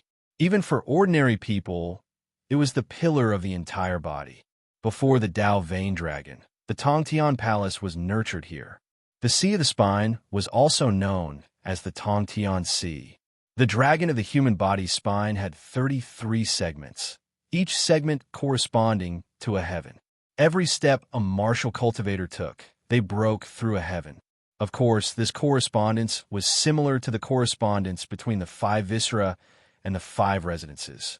It was relatively illusory and not concrete. But because of the existence of this correspondence, therefore, although no one had reached the end of the martial path, not even a martial cultivator of the 27th heaven had appeared, martial cultivators believed that there was still the supreme scenery of the 33rd heaven. The importance of the spine was self-evident. But now, Zhao Ruqing had actually pulled out a brilliant longsword from his spine. He held the sword vertically in front of him, the sword hilt pointing to the ground at his lower abdomen, the sword tip pointing to the sky, past his black hair. The sword was parallel to the bridge of his nose, splitting his perfect face into 2 equal halves. When the bright light dissipated, people could see the appearance of the sword clearly. This sword was a full 5 feet long. The spine of the sword was wide and thick, the blade split into 2.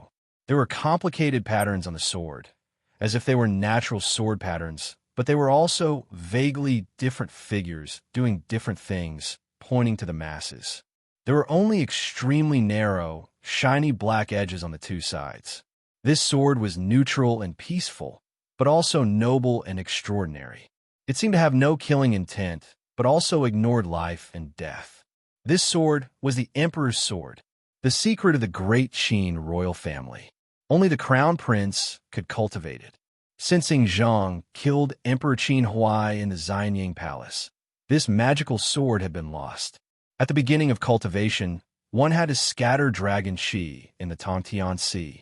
Hidden in the deep sea, the scales were already dim, and the claws and teeth were all retracted.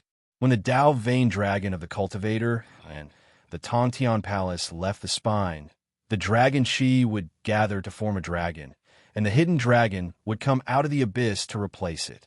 In other words, when the Dao vein dragon of the ordinary cultivator entered the 5 residences sea, the Tongtian Sea would be empty. But those who cultivated the Emperor's sword would still have a dragon raised in the Tongtian Sea. Every day, they would use a secret technique to overturn the Tongtian Sea. When the cultivator opened his inner mansion, he would sharpen a divine ability seed into a sword and return to the heavenly passage sea from the 5-mansion sea. He would fill it with dragon Qi, and only then would it become the Emperor's sword. This sword was made from the 5 elements. It was based on the morality of punishment. It was opened with yin and yang, held with spring and summer, and moved with autumn and winter. This sword was incomparably straight, unparalleled, and unparalleled. Above the floating clouds, below the absolute earth era. Once this sword was used, the world would submit to it. Perhaps it was because he sensed the Son of Heaven's sword that the Qin Emperor spoke. Or rather, because of the appearance of the sword of the Son of Heaven, Zhao Ruqing's identity as the descendant of Emperor Huai could no longer be concealed and would definitely be exposed to the world. The Qin Emperor finally spoke. The supreme martial artist's thoughts were as deep as the sea. Perhaps only he himself knew what he was thinking. The listeners could only listen respectfully and carefully try to figure it out. Despite all the hardships, Yu Ru succeeds. The Qin Emperor said, "Zhao Ruqing." There was no joy or sorrow in this voice, only endless majesty. A vast, high and remote female voice answered, "Heavenly Sun Qin, you flatter me." The Empress of Mu Country, the inner mansion realm Tianjiao, who represented Mu Country on the river viewing platform, had already expressed her attitude. Join Mu Country and fight for the country. Then, as the Son of Heaven, this supreme martial artist naturally had to support her. These words were spoken normally, but from his tone, it was as if he truly regarded Zhao Ruqing as the Tianjiao of his country. There was not a word of protection, but every word was protection. On the spectator stand, Helian Yinyin loosened her tightly clenched fists. Only then did she realize that her palms were already soaked in sweat. Even with her status and the degree of favor she received, she could not truly influence the will of the Son of Heaven. She could only wait and accept. And Zhao Ruqing had gambled correctly. Jiang Wang stood silently below the martial arts stage, feeling the mountainous and ocean-like pressure from the Qin Emperor's words. He felt the determination and courage that his 5th brother, the once childish youth, had displayed on the world under heaven's stage. The feelings in his heart were indescribable. The Qin Emperor no longer spoke. The Son of Heaven also fell silent. A huge storm temporarily subsided, just like that. It was unknown what kind of perilous waves it had raised in the hearts of the spectators. And the semifinals of the Yellow River Gathering's inner arena had yet to end. Zhao Ruqing had said that His Majesty wanted to meet the Qin Emperor, but of course, it was impossible for him to point his sword at the Qin Emperor. Even on the river viewing platform, under the gaze of all the countries in the world, he still had to pay attention to propriety. If he dared to disrespect the Qin Emperor, no one could protect him. When the Son of Heaven of an overlord country was angry, he could destroy mountains and rivers. So, from the beginning to the end, he had been staring at Huang Sheli, his opponent in the Yellow River Gathering. He used his actions to prove that he was participating in an ancient duel that had been passed down for many years on this sacred river viewing platform. A contest of courage, wisdom, and honor. He displayed the Son of Heaven's sword as his first gift to the Qin Emperor today. His Majesty wanted to meet the Qin Emperor, and this sword was, of course, aimed at Huang Sheli. If he wanted to fight for the title of King of the World, he had to make it through the semi-finals. But with a divine art like the Thunderclap Tower, Huang Sheli was almost invincible. His various sword fingers and secret techniques could not break through the Thunderclap Tower in a short period of time. But Huang Sheli could attack with all his might under the protection of the Thunderclap Tower. The Bodhi divine art did not lose to his telepathy divine art. Huang Sheli's battle talent was not inferior to his at all. In this case, it would be difficult for him to win under such circumstances. So he decisively pulled out the Son of Heaven's sword and used this divine art to fight. This sword was originally reserved for when he fought for the title. At the peak of the Yellow River Gathering, he wanted to use this sword to meet the Qin Emperor, winning the title with one sword and announcing to the world that he, Zhao Ruqing, was here in broad daylight. This was the true gift he had in mind. But the Yellow River Gathering was indeed the Tianjiao Gathering where the countries fought. The stars shone brightly. He had only reached the semi-finals and met Huang Sheli, who had already forced him to use the Son of Heaven's sword. Since he had used the Son of Heaven's sword, he had no reason to lose. He held the Son of Heaven's sword vertically and strode forward. At this moment, he abandoned the great five elements heaven mixing steps. Holding the Son of Heaven's sword, he stepped on the righteous path. The front was the front, and the back was the back. But his speed was even faster. He arrived in front of Huang Sheli in one step and slashed down with his sword. When the Son of Heaven arrives, all people avoid him. The 5-foot-long Son of Heaven's sword fell like a mountain crashing to the ground. And Huang Sheli was the person standing in front of the toppling mountain. It was like an ant welcoming tens of thousands of people. What was straight without a front, high without a front, no bottom, no side? In front, above, below, around. There was no obstruction. It was not because no one blocked it, nor was it because there was no power to block it. But no matter who it was, no matter what power it was, it could not be blocked. It did not exist. It was all nothingness. The Son of Heaven's sword intimidated the nobles. The Son of Heaven's sword slashed forward. The sound of thunder stopped, and the lightning stopped. The Thunderclap Tower hanging above Huang Sheli's head actually collapsed. P.S. This sword is made from the 5 elements, and in terms of morality, sword talk zhuangzi. Chapter 1165. Everyone saw it. The world saw it.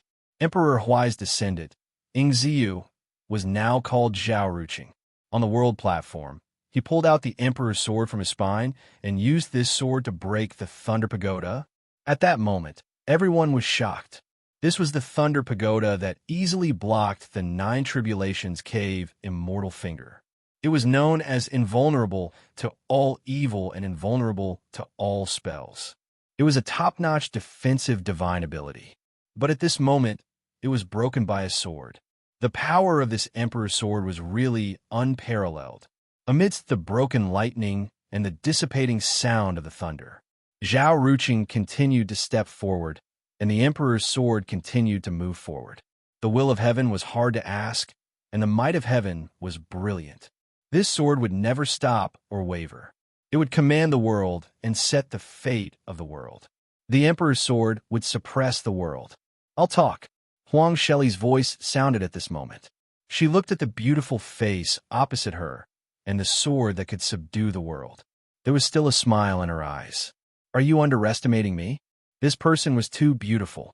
When this person pulled out the Emperor's sword and held the brilliant might of heaven, he was even more beautiful and soul-stirring. She was pleasantly surprised. Of course, her emotions would not affect her battle. No matter how beautiful things were, they could not stop her from moving forward. She could stop and admire the flowers, but she would not sleep under them. This was Huang Sheli's awareness. She raised the Bodhi demon, subduing Pestle with one hand, and blocked it horizontally. At this moment, on this martial arts platform, she faced north with her back to the south, while Zhao Ruqing faced north with his back to the south. The two of them faced each other. In front of the Bodhi demon, subduing Pestle that she raised high, was the Emperor's sword that alarmed the Qin Emperor. And behind her, a hurricane suddenly appeared. It was a terrifying hurricane that roared like a tornado, connecting the heavens and the mountains and rivers. Although on a martial arts platform and separated by ancient restrictions, one could still see the power that covered the sky and almost drowned every corner of the martial arts platform. It was a divine ability, Scenic Wind, one of the famous 8 wind divine abilities. When the wind was slow, it would be peaceful. When it was fast, it would be fierce. It rose from the south and swept the world. When it was peaceful, it could make the world peaceful, calm down killing intent, and eliminate disputes. When it was fierce, it roared and swept through everything. Among the 8 winds, this wind was known as Ray. However, fortune and misfortune come hand in hand. When the wind is auspicious, one can enjoy good health, but when disaster strikes, one can catch a spark. This wind carried a hint of scarlet, which was most beneficial to the movement of fire. However, in the hands of the strong, there were no restrictions. At the top of the tornado that connected the heavens and the earth, there was a stream of fire flowing around the wind. At first glance, it looked like the yellow relic's Scenic Wind divine art had broken through the heavens and guided the heavenly fire to descend. Wind and fire intersected, burning each other. There was no way to avoid this wind. It was the wind with the widest range and most suitable for group battles among the 8 wind divine abilities. It had the power to change heaven and earth. In this all-engulfing and terrifying power of the wind, the yellow Shelley's voice was so clear. Remember my name, Huang Shelley. No matter how good-looking you are, you can't look down on me like this. A terrifying hurricane enveloped the martial arts arena. Amidst the deafening explosion, no one could see anything, and it was difficult to hear anything. How is it? Someone anxiously asked his more insightful companion. Did Zhao Ruqing lose?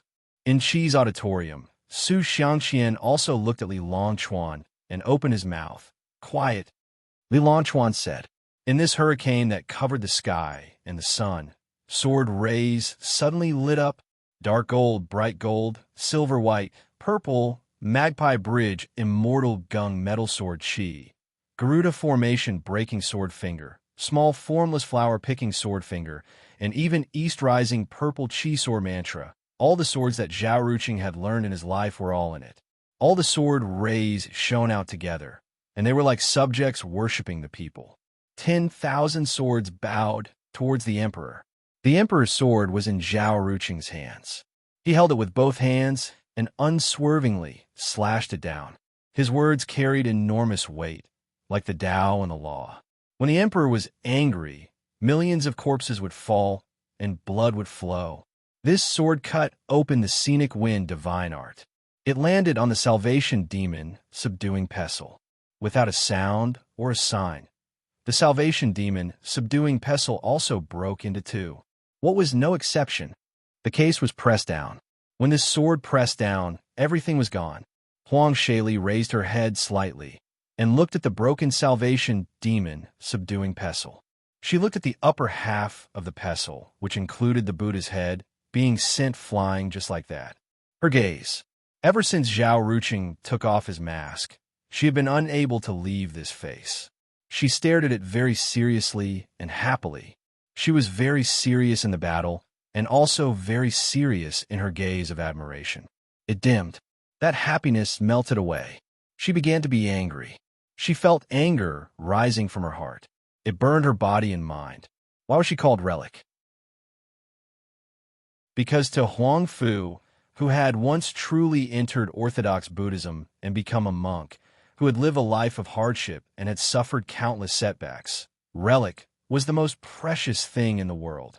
Her daughter who had never been at ease.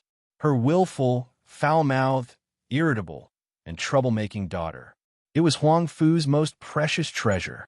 This salvation demon, subduing pestle, was personally forged by Huang Fu. The relief on the pestle was carved by him. This demon, subduing pestle, had been with him for many years. He regarded it as a protective weapon and did not even let others touch it. It was only because Huang Shaili said that she liked it when she was 10 years old that he immediately gave it to her. Now, Zhao Ruqing actually dared to cut it off. No matter how good-looking you are, how dare you do that? Huang Shaili's large and spirited eyes suddenly flashed with thousands of rays of light. Countless fragmented scenes flashed rapidly. One was like the waves, the other was like the flickering light and passing shadows. And people were shocked to see the Son of Heaven's sword, which had already slashed at Huang Shaili's face and was about to cut her in half, moved up, and back under some kind of determined force. The section of the salvation demon, subduing pestle that had been cut off and sent flying, flew back at the same speed. It connected to the other section in Huang Shaili's hand and even merged into one again. The scene that had been cut open and covered the sky, and the sun was once again closed together. In the scenery, the dazzling and resplendent sword light of different colors gradually dimmed. The entire martial arts arena was once again enveloped by the scenery, and the sun could not be seen. What? What happened? Someone could not help but ask. His voice was stuttering, but he did not notice it. He did not notice it himself, and neither did the people who heard it. All the spectators fell into an indescribable shock. What kind of power was this? Zhao Ruqing, who was in the scenery, was unaware of all this. He still maintained the posture of holding the Son of Heaven's sword with both hands and was still trying to end the battle. Only Huang Shaili herself walked in the scenery and also walked in time. It was the ultimate divine ability, reverse journey. Life is like a journey in reverse. I'm the only one who is a traveler. Its effect was very simple. It could be summarized in 4 words: time reversal. The long river of time surged forever. It was always resolute and most ruthless. It did not stop for anyone, only the person who traveled in reverse. The battle that had already happened was the best choice made by both sides under the telepathy divine ability and the Bodhi divine ability. Now that everything had started again, Huang Shaili had already obtained new awareness. She had seen through the best choice that Zhao Ruqing was about to make. In a battle between experts, this was enough to determine life and death. She leaped in the scenery and relied on the power of the scenery to get close to Zhao Ruqing. At that time, the Thunder Pagoda had just been destroyed and the scenery had just appeared. Huang Shaili's ridicule had just ended, and Zhao Ruqing's Son of Heaven's sword was still slashing down. But it already ended. She had predicted Zhao Ruqing's choice. She held the salvation demon vanquishing pestle with one hand and used the Buddha's head to knock into Zhao Ruqing's neck. Half of it was knocked in. Fresh blood quickly dyed the bronze demon vanquishing pestle red. The clear light that belonged to Yu Qian surged, and Zhao Ruqing collapsed. Every chapter can be said to be painstaking effort, so I boldly ask everyone to support the original subscription on Qidian Chinese Network. Subscriptions are very important to a serial novel. Your subscription is voting to the world, telling people what kind of novel you want and what kind of work you want to see. Your silence is giving up the world to those you don't like. Also, there will be double crowdfunding from 8 p.m. to 12 p.m. for the next 2 days. I'm asking for your guaranteed monthly votes. There will be an explosive update event in May. Once it's completed, you can win hundreds of fan titles. By then, all subscribers can come and draw. I'll do my best to release more chapters. Everyone, do your best to vote. Let's do our best together. If you see Hong Yin, please send it to Yunjian. Chapter 1166. The Yellow Saraira of the 5 Residences and 4 Remarkable Powers. The 4th remarkable power that she had hidden until the very end was the ultimate remarkable power, reverse travel. It actually had the power to walk in the river of time and reverse time. In the entire Yellow River gathering, It could be said that there were countless geniuses and shining stars. There were countless powerful, remarkable powers that complemented each other. But reverse travel was still the only remarkable power that had appeared in front of everyone. No other remarkable power could compare to it. The moment Zhao Ruqing fell, Helian Yunyan immediately stood up from the Mu Kingdom's audience stand. But someone was faster than her. Jiang Wang, who was below the stage, leaped onto the stage. Because Yu Qie had already interfered, the outcome was already decided. Although there was no time to announce the result, Jiang Wang did not overstep the rules. He appeared beside Zhao Ruqing and knelt on the ground. He reached out to cover Zhao Ruqing's neck that had been smashed halfway through, but he was afraid of affecting the clear light. He trembled and did not dare to approach. For some reason, Yu Qie, who was still below the stage, said lightly, "He won't die." Then he announced, "The winner, the yellow Saraira of the Jing Kingdom." The outcome was decided. Zhao Ruqing lay on the ground. After he lost the ability to resist, the Sword of Heaven had already returned to the heavenly sea. The yellow smiling Buddha imprint on his forehead had long been washed away, but there was still a shallow dent. The 3 lines of blood that snaked down had not been wiped away and had already dried up. He had a buzz cut. There was a trace of fierceness in his neat movements. Jiang Wang had never seen Zhao Ruqing like this. After 2 years, his face had become even more perfect. No matter where he went, no matter what he did, this face would always win more attention and amazement. Once, when they were in Qingshan town, they saved a girl who was being molested by a young thug. The girl thanked Du Yehu, who violently beat the young thug, Ling He, who put on a coat for her, Fang Pingjiu, who cheerfully chatted with the important figures in Shangwan, and Jiang Wang, who single-handedly fought off the thug's henchmen. She said something like, "I'll be grateful to you in my next life." In the end, she said to Zhao Ruqing, who didn't make a move and only scolded the young thug, "I have no way to repay your great kindness. I can only repay you with my body." It was no wonder that Du Yehu always wanted to punch this face. Now this face, this person, was staring blankly at the sky. He was probably still wondering how he had lost. This had nothing to do with intelligence, because he had already made a choice that was in line with his intelligence during the battle. Smart people were often conceited people. No matter how he thought about it, he shouldn't have lost.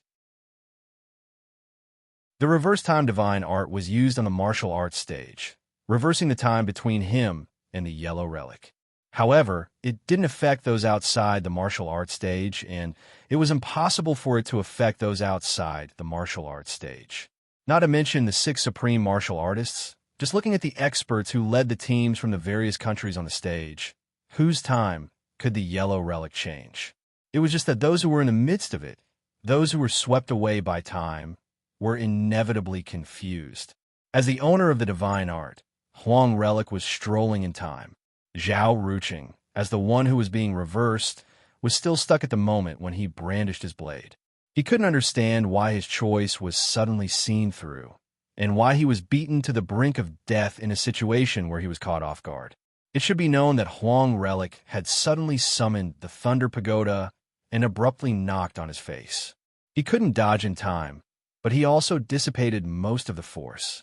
Why was it that at this moment, he was actually completely controlled by his opponent until he heard Yu Qie's announcement? His eyes dimmed. There was no need to think anymore. The outcome was already decided. However, his eyeballs moved.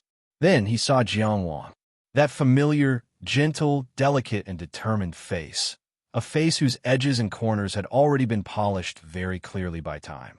His charm was unique.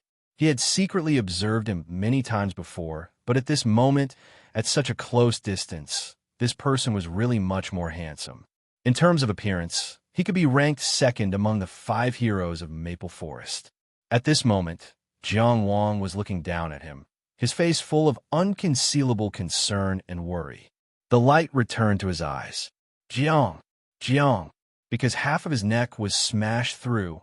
Although Yu Qie's clear light helped to heal it, it was still very difficult for him to speak.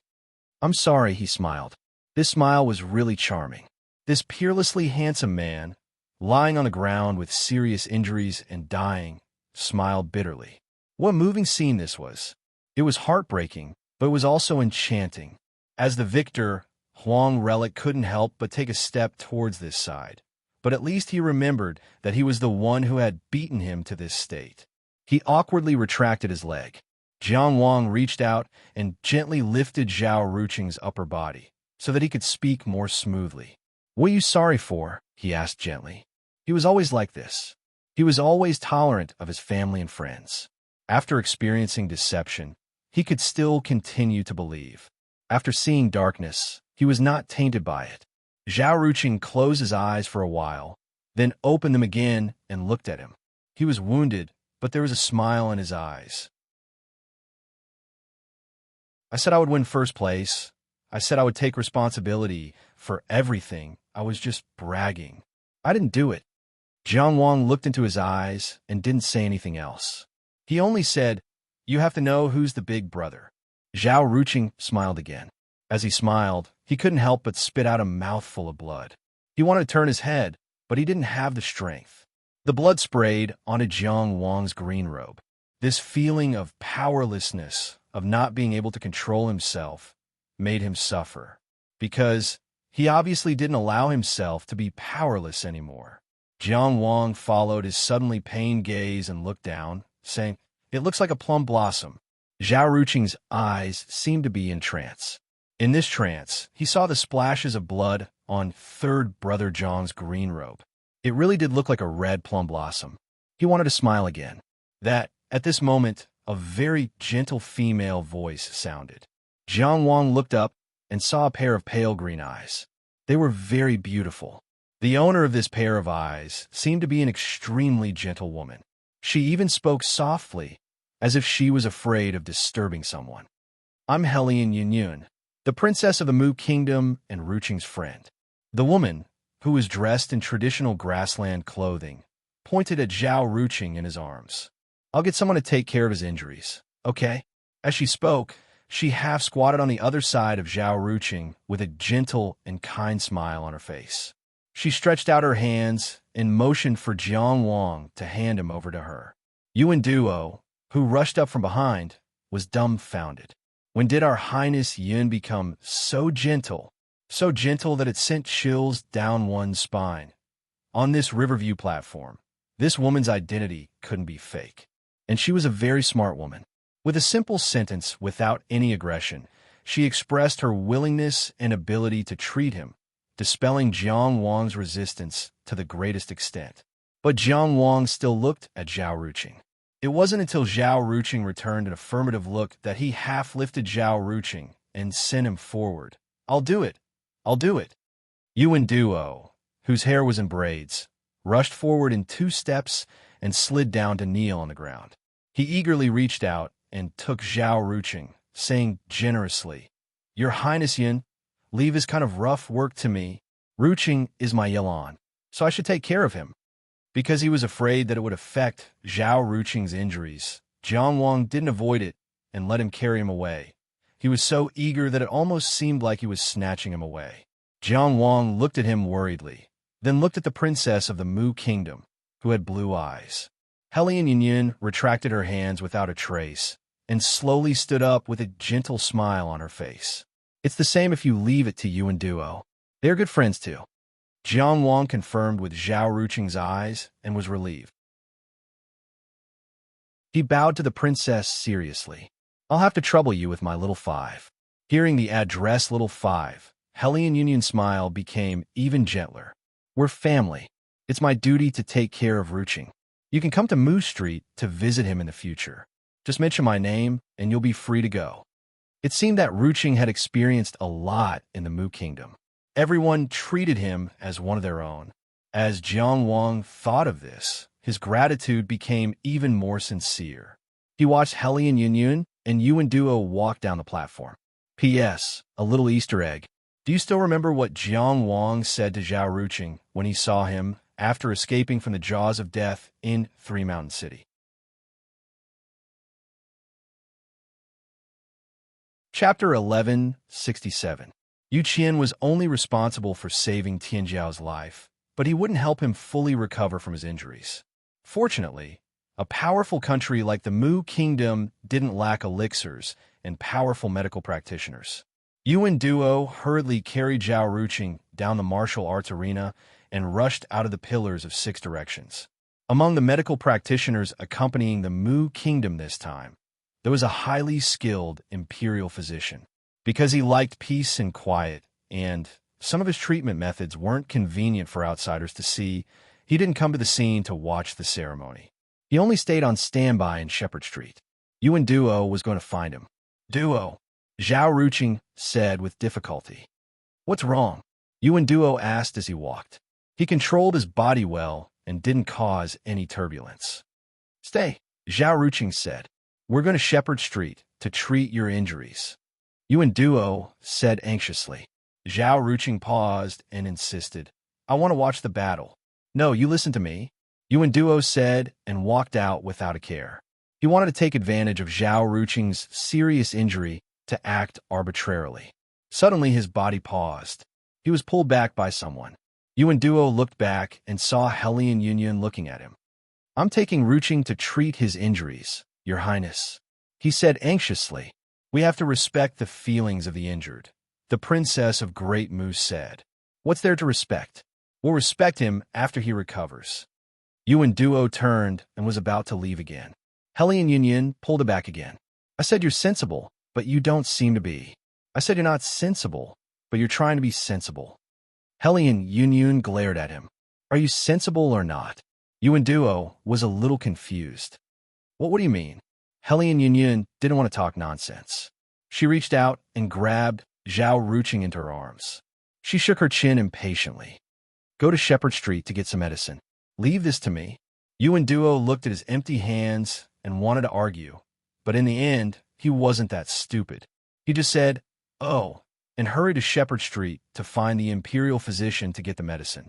On the martial arts arena that had been restored to its original state, Jiang Wang of Tianjiao, Qi, stood there with his hand on his sword. At this time, Huang Shaili had already returned to the preparation area of the Jing Kingdom. He was casually patting Zhongshan Weisuan's shoulder and saying something. Qin Jizhan from Tianjiao of the state of Qin, who was dressed in a black military uniform, was leaving the preparation area and walking over step by step. At this moment, everything on the battlefield seemed to have faded away. Only the black that was moving forward with determination and the green that was standing firm showed the truth. The second half of the semi-finals of the Intermansion Arena of the Yellow River was about to begin. Hellion Yunyun carried Zhao Ruqing and placed him in the Mu Kingdom's audience seat. She deliberately sat some distance away from the true Jade Nun. Then, he took out a jade bottle, uncorked it, and sprinkled the green medicinal powder on Zhao Ruqing's wound. Almost immediately, Zhao Ruqing felt the wound on his neck begin to itch. That was proof that his damaged flesh was recovering. Immediately after, Hellion Yunyun took out a small golden flask and poured out a few drops of golden medicinal liquid onto the wound. The painful feeling also disappeared, and a warm feeling flowed through the wound. Looking at the pair of beautiful pale green eyes that came close to him, Zhao Ruqing was a little stunned. Didn't you ask Yuan Duo to get the medicine? What are you doing now? Hellion Yunyun, on the other hand, was all smiles as she said very gently, How about it? Are you better? Can you see clearly sitting here? Do you want to sit closer? Zhao Ruqing sighed in his heart. Much better, he said. Let's watch the competition. At this moment, it was not very strenuous for him to speak. The medicine that Hellion Yunyun used was almost divine. It was a pity that his neck was not the only thing that was broken. His aura and even his spirit needed time to recover. But in terms of the wounds on his body, they were almost healed. He did not look so miserable anymore. Okay. Hellion Yunyun sat next to him. Her eyes were also looking at the martial arts arena. She asked casually, Qi, that Jiang Wang, what is your relationship with him? Zhao Ruqing looked at the green-robed figure standing on the martial arts arena and said slowly, He is my sworn brother. I always thought that he was no longer here. Speaking of which, I came to the Riverview platform because I heard about him. Hellion Yunyun looked at the martial arts arena and nodded, deep in thought. The semifinals of the intermansion competition of the Yellow River had finally reached the second half. Before the competition, this was the most anticipated match. Qin Jijin, a cultivator of the heavenly abode, versus Jiang Wang, who had defeated Xiang Bei. Before the match, many people even anxiously hoped that the first half could be skipped and the results would be out directly, because they were really looking forward to the brilliance of another cultivator of the heavenly abode. And Jiang Wang, who had defeated the top cultivator of Tianjiao and still seemed to be at ease, what was his limit? No one had expected that the battle between Jing and Mu in Tianjiao would be so exciting. When Zhao Ruqing pulled out the Emperor's sword, everyone was already shocked. Huang Sheli even turned defeat into victory with a supreme divine ability, leaving everyone dumbfounded. It was no exaggeration to say that the first half of the battle had almost raised the quality of the intermansion competition of the Yellow River to the forefront of history. Now, it was up to the battle between Qin and Qi in Tianjiao to see if this intermansion competition of the Yellow River would be engraved in history. If the battle between Qin and Qi in Tianjiao was not inferior to the first half of the battle, then this year's intermansion competition of the Yellow River could almost squeeze into the top 10 in history. Now, Jiang Wang, who was standing proudly on the stage, welcomed his semi-final opponent. Qin Jijin walked neither slowly nor hurriedly. No matter how anxious the spectators were, no matter how much they expected or urged him, he still walked forward with his usual speed, breaking through the waves of gazes along the way. In the end, he stood on the martial arts arena like a reef. Qin Jijin, who was dressed in black, was like a silent black reef. Jiang Wang, who was wearing a green robe and holding a sword, was like a tall and straight pine tree. They each had their own charm. Under the clear light of perfected cultivator Yu Qian, they faced each other. Speaking of which, this was of course the most anticipated battle. However, when it came to the specific two opponents, naturally, there were more people who believed that Qin Jijin could win. After all, the 5 prefectures' simultaneous glory was too dazzling. However, after the battle between Huang Sheli and Zhao Ruqing ended, some people had higher expectations for Jiang Wang. They all remembered that after Qin Jijin displayed the 5 prefectures' simultaneous glory, the other 3 people who were also in the top 4 were fearless. Instead, they were all eager to give a try. At that time, many people thought that they were just pretending. Now, it seemed that Zhao Ruqing, who had pulled out the Emperor's sword, definitely had the strength to fight with the cultivators of the Divine Palace.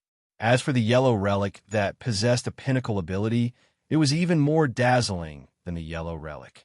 Then, what about Jiang Wang? What kind of brilliance would he show? Yu Qian had not officially announced the start of the battle. Jiang Wang's hand was already on his sword, and people saw. Qin Jijin stretched out his firm and steady hand into the void. From the void, he pulled out a long black saber. This was the first time Qin Jijin had taken out his weapon since the beginning of the Battle of the Yellow River.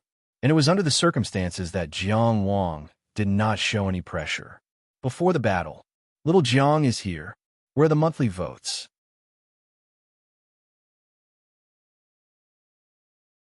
Chapter 1168.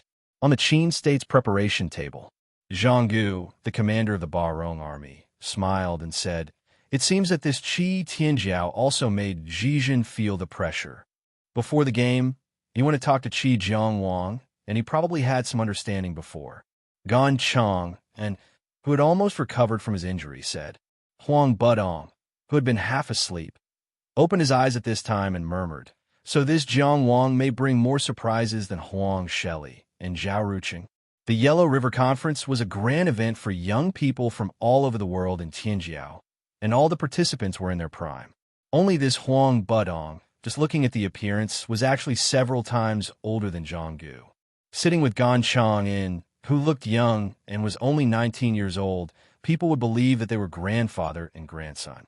But among the two in Tianjiao, the one who looked young and immature looked at the overall situation, thought carefully, and worried about everything.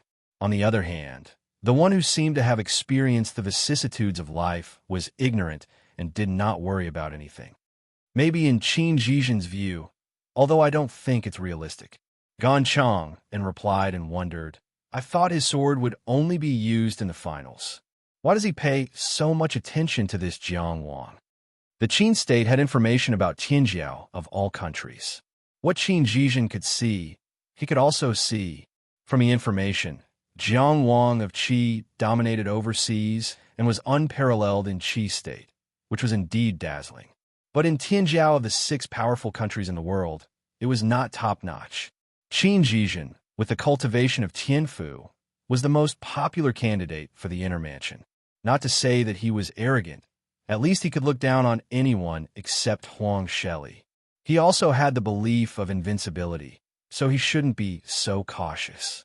On the other hand, in terms of strategy, after Huang Sheli, the winner of the first half, showed the horrible magical power, Qin Zhizhen should hide his strength and look forward to the finals.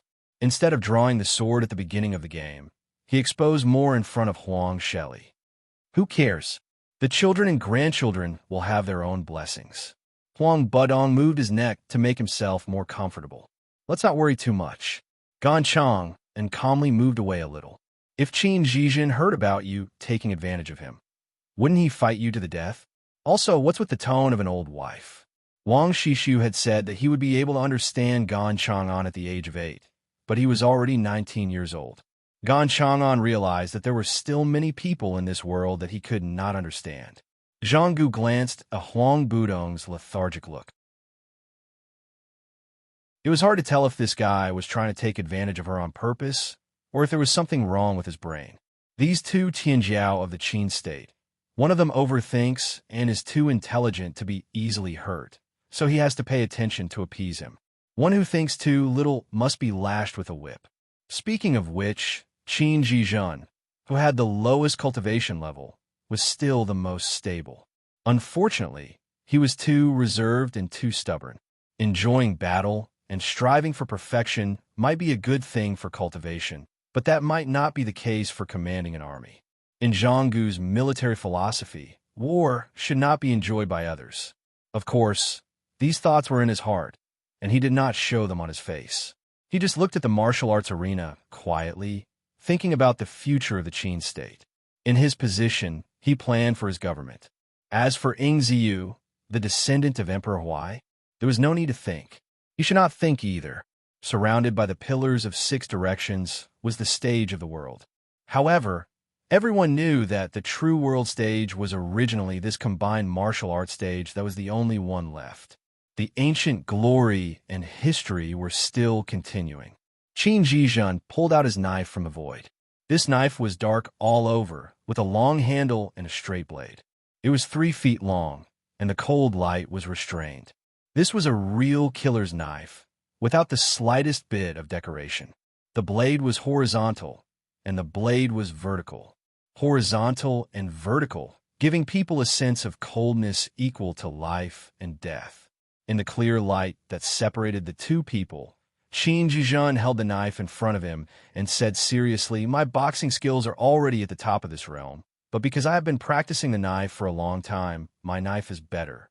Today, I will test your long edge with this knife. On the preparation table of the Qin state, Gan Chong and frowned again. In his knowledge, Qin Zhizhen was not a talkative person. Today seemed to be a little abnormal, but on the stage, Qin Zhizhen undoubtedly showed his respect. He respected the opponent and respected the battle more. Jiang Wang's eyes remained calm. The so-called top of this realm was the limit that could be reached in the current realm. After he came to the river viewing platform, he understood that the top of this realm was Gan Chong and Karma bladesmanship in the outer building realm, Norxiang's 8 Baron No return halberd skill in the inner mansion realm, Huang Sheli's 16 Sanzhou of salvation, and Zhao Ruqing's various swordsmanship. Of course, the latter 2 surpassed the limit of the realm in the state of Bodhi and Lingxi. Only Do Zhao's 7 fighting styles could steadily rise to another level on the top.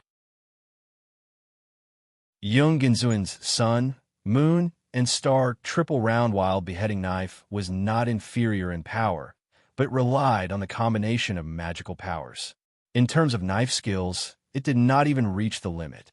Qin Jizhen said that his boxing was already the top of this realm. After seeing Huang Shelley's battle with Zhao Ruqing, he still said so. Then his boxing must not lose to the 16 Sands Ho to save the world. From his battle with Bai Gong Ku, it could be seen that he had the power to break all methods. Now he said that his knife was better than his fist. Didn't that mean that his knife skills were better than the top? Could it be comparable to the existence of the 7 fighting styles? The Tianfu cultivator plus the 7 fighting styles was almost invincible in the world. There was no need to add the word almost. For a character like Qin Jizhen, of course, would not boast at this moment. In an entire ring-shaped stands, the spectators of all countries were shocked. After Qin Jizhen showed the power of the Tianfu, many people had already determined that he was the winner. Zhao Ruqing pulled out the emperor's sword, which made this guess slightly shaken. After Huang Shelley strolled through time, the most popular contender for first place shifted. Now that Qin Jizhen said this, who wouldn't be shaken by the Tianfu cultivator plus the 7 fighting styles? Facing such an opponent, what reason did Qi Jiang Wang have to win? In the midst of the unsuspenseful cries, only a cold snort sounded from Qi's spectator stand. Su Xiangqian crossed his arms and said disdainfully, bragging before the fight, "I think it's just bluffing, but the inside must be rotten. Who are you trying to scare? We, the 2 prides of Mount Haste, are definitely worthy of our reputation. Jiang Qingyang is as famous as I, Su Xiangqian, so he definitely won't be affected by such little tricks." Zhao Weyan, who was sitting a full 3 feet away, glanced over and asked faintly, "It sounds like the 2 prides of Mount Haste are so powerful. Can you, who is as famous as Jiang Qingyang, beat a Tianfu cultivator?" Su Xiangqian said confidently, "I can't beat him for the time being." Jishu shook her head. She didn't understand why Su Gaogao could say can't beat him with the momentum of just so. If you only looked at his momentum and didn't listen to the content, it would seem like he could crush Qin Jizhen with one hand. The noise outside the arena naturally wouldn't affect the martial arts stage. Although Su Xiangqian was using his own method to show his power, Jiang Wang didn't hear what Su Xiangqian was saying. However, at this moment, he and Su Xiangqian had reached a certain level of agreement. The interesting thing was that the 2 prides of Mount Haste had unexpectedly developed a subtle tacit understanding at this time. It was only at this moment that Jiang Wang suddenly realized the battle between him and Qin Jizhen had already begun long ago. From the moment Qin Jizhen had walked towards him during the inner palace election, Qin Jizhen had already pulled him into the battle arena that had been set up for both of them. In the top 8 battle, the battle between him and Bai Gong Ku was for Jiang Wang to see. At that time, although Qin Jizhen wanted to let Bai Gong Ku show off his brilliance, he had firmly controlled the situation. There was simply no need for him to have the 5 prefectures simultaneously. There was no need for him to do it. Why? Of course, it wasn't to boast about himself, but to let Jiang Wang see clearly. The 5 prefectures' simultaneous glory at that moment and his self-description of drawing the saber at this moment were both based on the same goal: to establish his invincible momentum and make Jiang Wang cower before the battle and lose in terms of momentum first. Jiang Wang, of course, believed that Qin Jizhen wouldn't exaggerate, and he indeed had enough strength. On paper, his strength was at the top of the inner house. But the problem was the saber technique that he said was even better. Was it like Huang Shelley and Zhao Ruqing, who were slightly higher than the top of the inner realm by a hair? Or was it like Do Zhao, who was a level higher? Even for Jiang Wang, this wasn't a problem at all. Even if the person in front of him really had Yung Gunzuan's magical powers and Do Zhao's battle techniques, was invincible in the same realm, and looked down on the heroes of the world, would he, Jiang Wang, shrink back even a little? Although Su Xiangqian often spouted nonsense, he was right about one thing. How could someone like Jiang Wang be affected? Wang Yiwu was also invincible in the same realm, and Lei Zhanqian also dominated the world. But now he, Jiang Wang, was standing here testing the heroes of the world with his sword. The enemies he had faced and the despair he had felt were unimaginable for many people in their lifetime. Under the worried, pitiful, thankful, or expectant gazes, Jiang Wang's eyes were calm, and he only held his sword and said, "I came east with a long sword to test the heroes of the world. Within the same realm, there is no opponent overseas. Where the sword points, there is rarely a good encounter in the eastern region. If I can see the peerless saber today, I will sing about it with joy." This situation, this scene, this person's words. Those who saw were fascinated, and those who listened were moved by the heroic spirit in these words. Full of heroic spirit, all in these words. At this moment, Jiang Wang's heroic spirit was soaring to the heavens, and Qin Jizhen's aura was also rising. He had been going from west to east, because the successor of Gu Feijian of the Sword Extinction of the Wei River did indeed view Jiang Wang as his greatest opponent on the road to victory, and gave him the greatest respect. The way to respect an opponent was to do one's best to defeat him. So from the first day they met, they started to compete. This included the news of his battle with Qian Qian, the 5 prefectures, and the self-description of his saber techniques. Of course, he wanted to crush his opponent, but if his opponent's fighting spirit really was crushed like this, he would only be disappointed. Now was good. Now was really very good. He felt his opponent's fearless heart of a powerhouse, and his own burning fighting spirit also boiled. For him, today's battle was his first battle at the river viewing platform. But the more agitated he was, the calmer he was. The more furious the raging waves, the more silent the reef. He held the saber horizontally in his right hand, and his left hand gently brushed across the black long saber. He said, "I always hear this sentence from storytellers.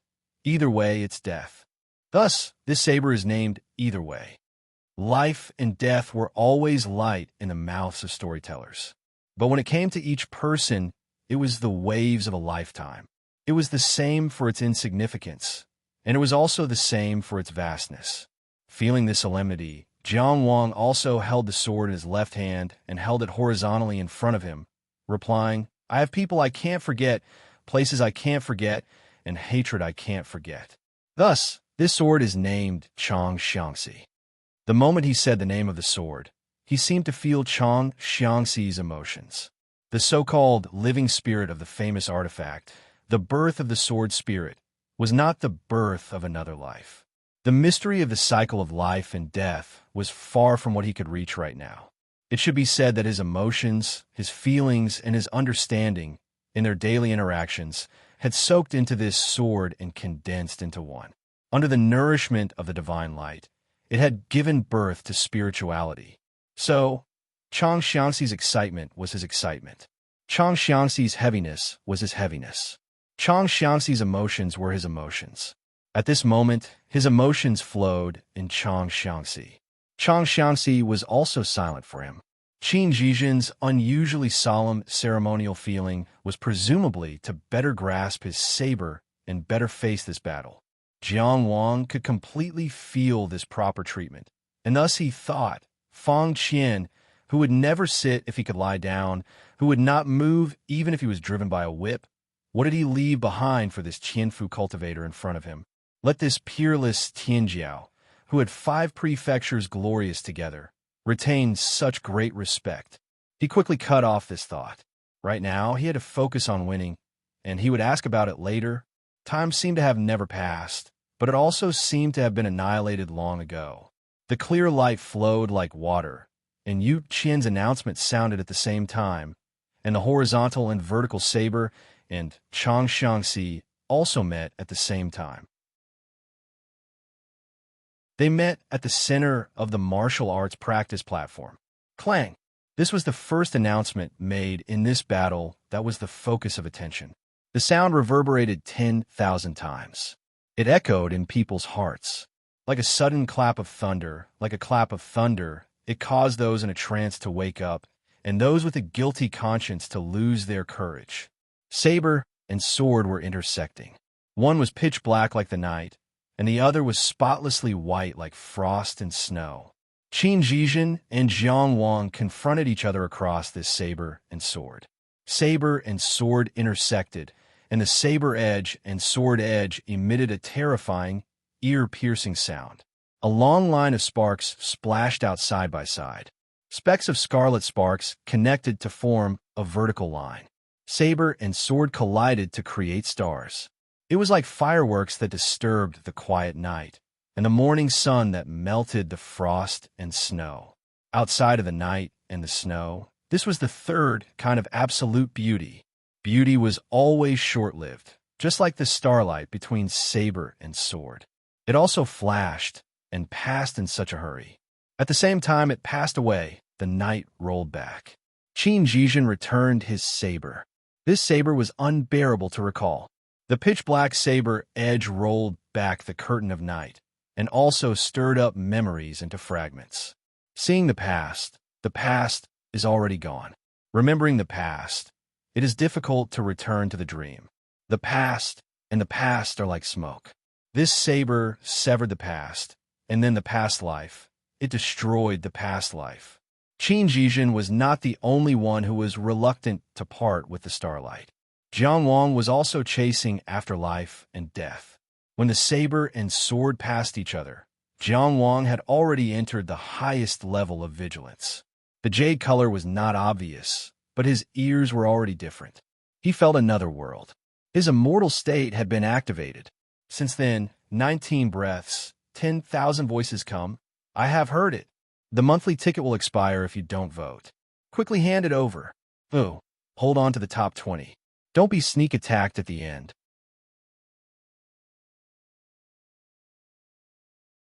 Chapter 1169. The sound of the blade cutting through the air, the trembling of the blade, the sound of the opponent's heartbeat, the sound of blood flowing. All the sounds in the martial arts arena were captured and submitted to the immortal sound state, providing all their information without any concealment. In the world of sound, the blade was restored from a different angle. Jiang Wang gave the greatest respect to Qin Jijin's blade technique that surpassed the top, so he activated the immortal sound state at the first moment. He received everything and learned everything. Very good. Very good. Not because Qin Jijin's blade technique wasn't strong enough, but because he wasn't lying. The blade technique he displayed had indeed surpassed the top of this realm. Qin Jijin's destruction of the past was heavier and stronger than Xiang Bei's western extreme of the 8 Desolation, no return halberd technique.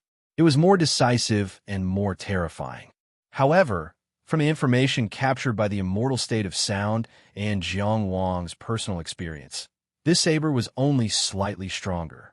It had not reached the level where Do Zhao was able to crush those in the same realm as him when he was in the outer realm.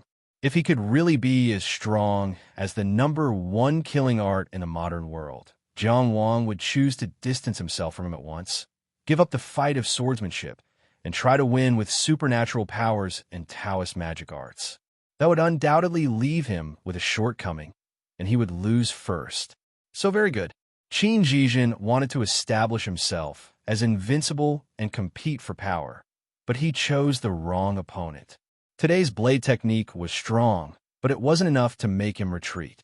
Jiang Wang's sword technique could compete with the top of this realm like Xiang Bei, only slightly inferior. Victory or defeat depended more on the grasp of the situation. But what about Xiang Bei? At this moment, under the support of the immortal sound state, it was different. He could still compete.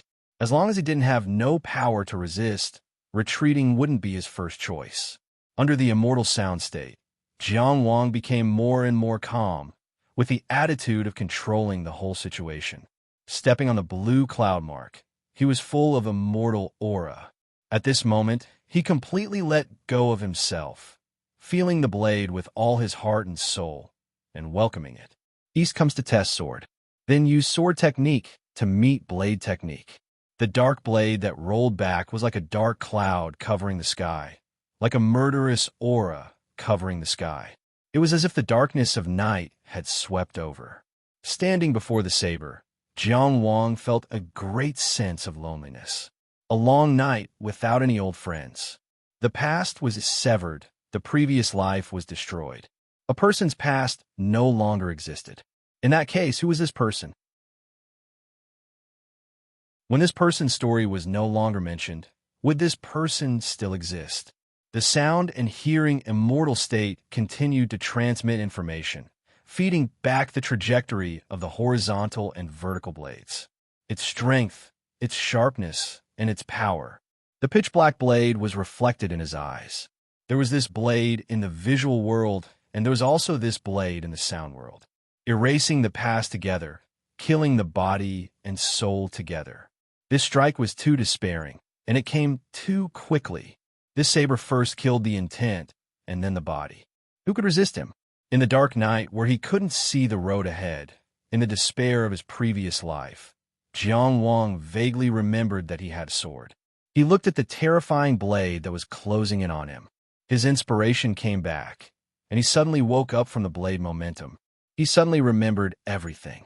So many nights, he thought he was walking alone, hating alone. In fact, in that long night, there was always someone walking with him.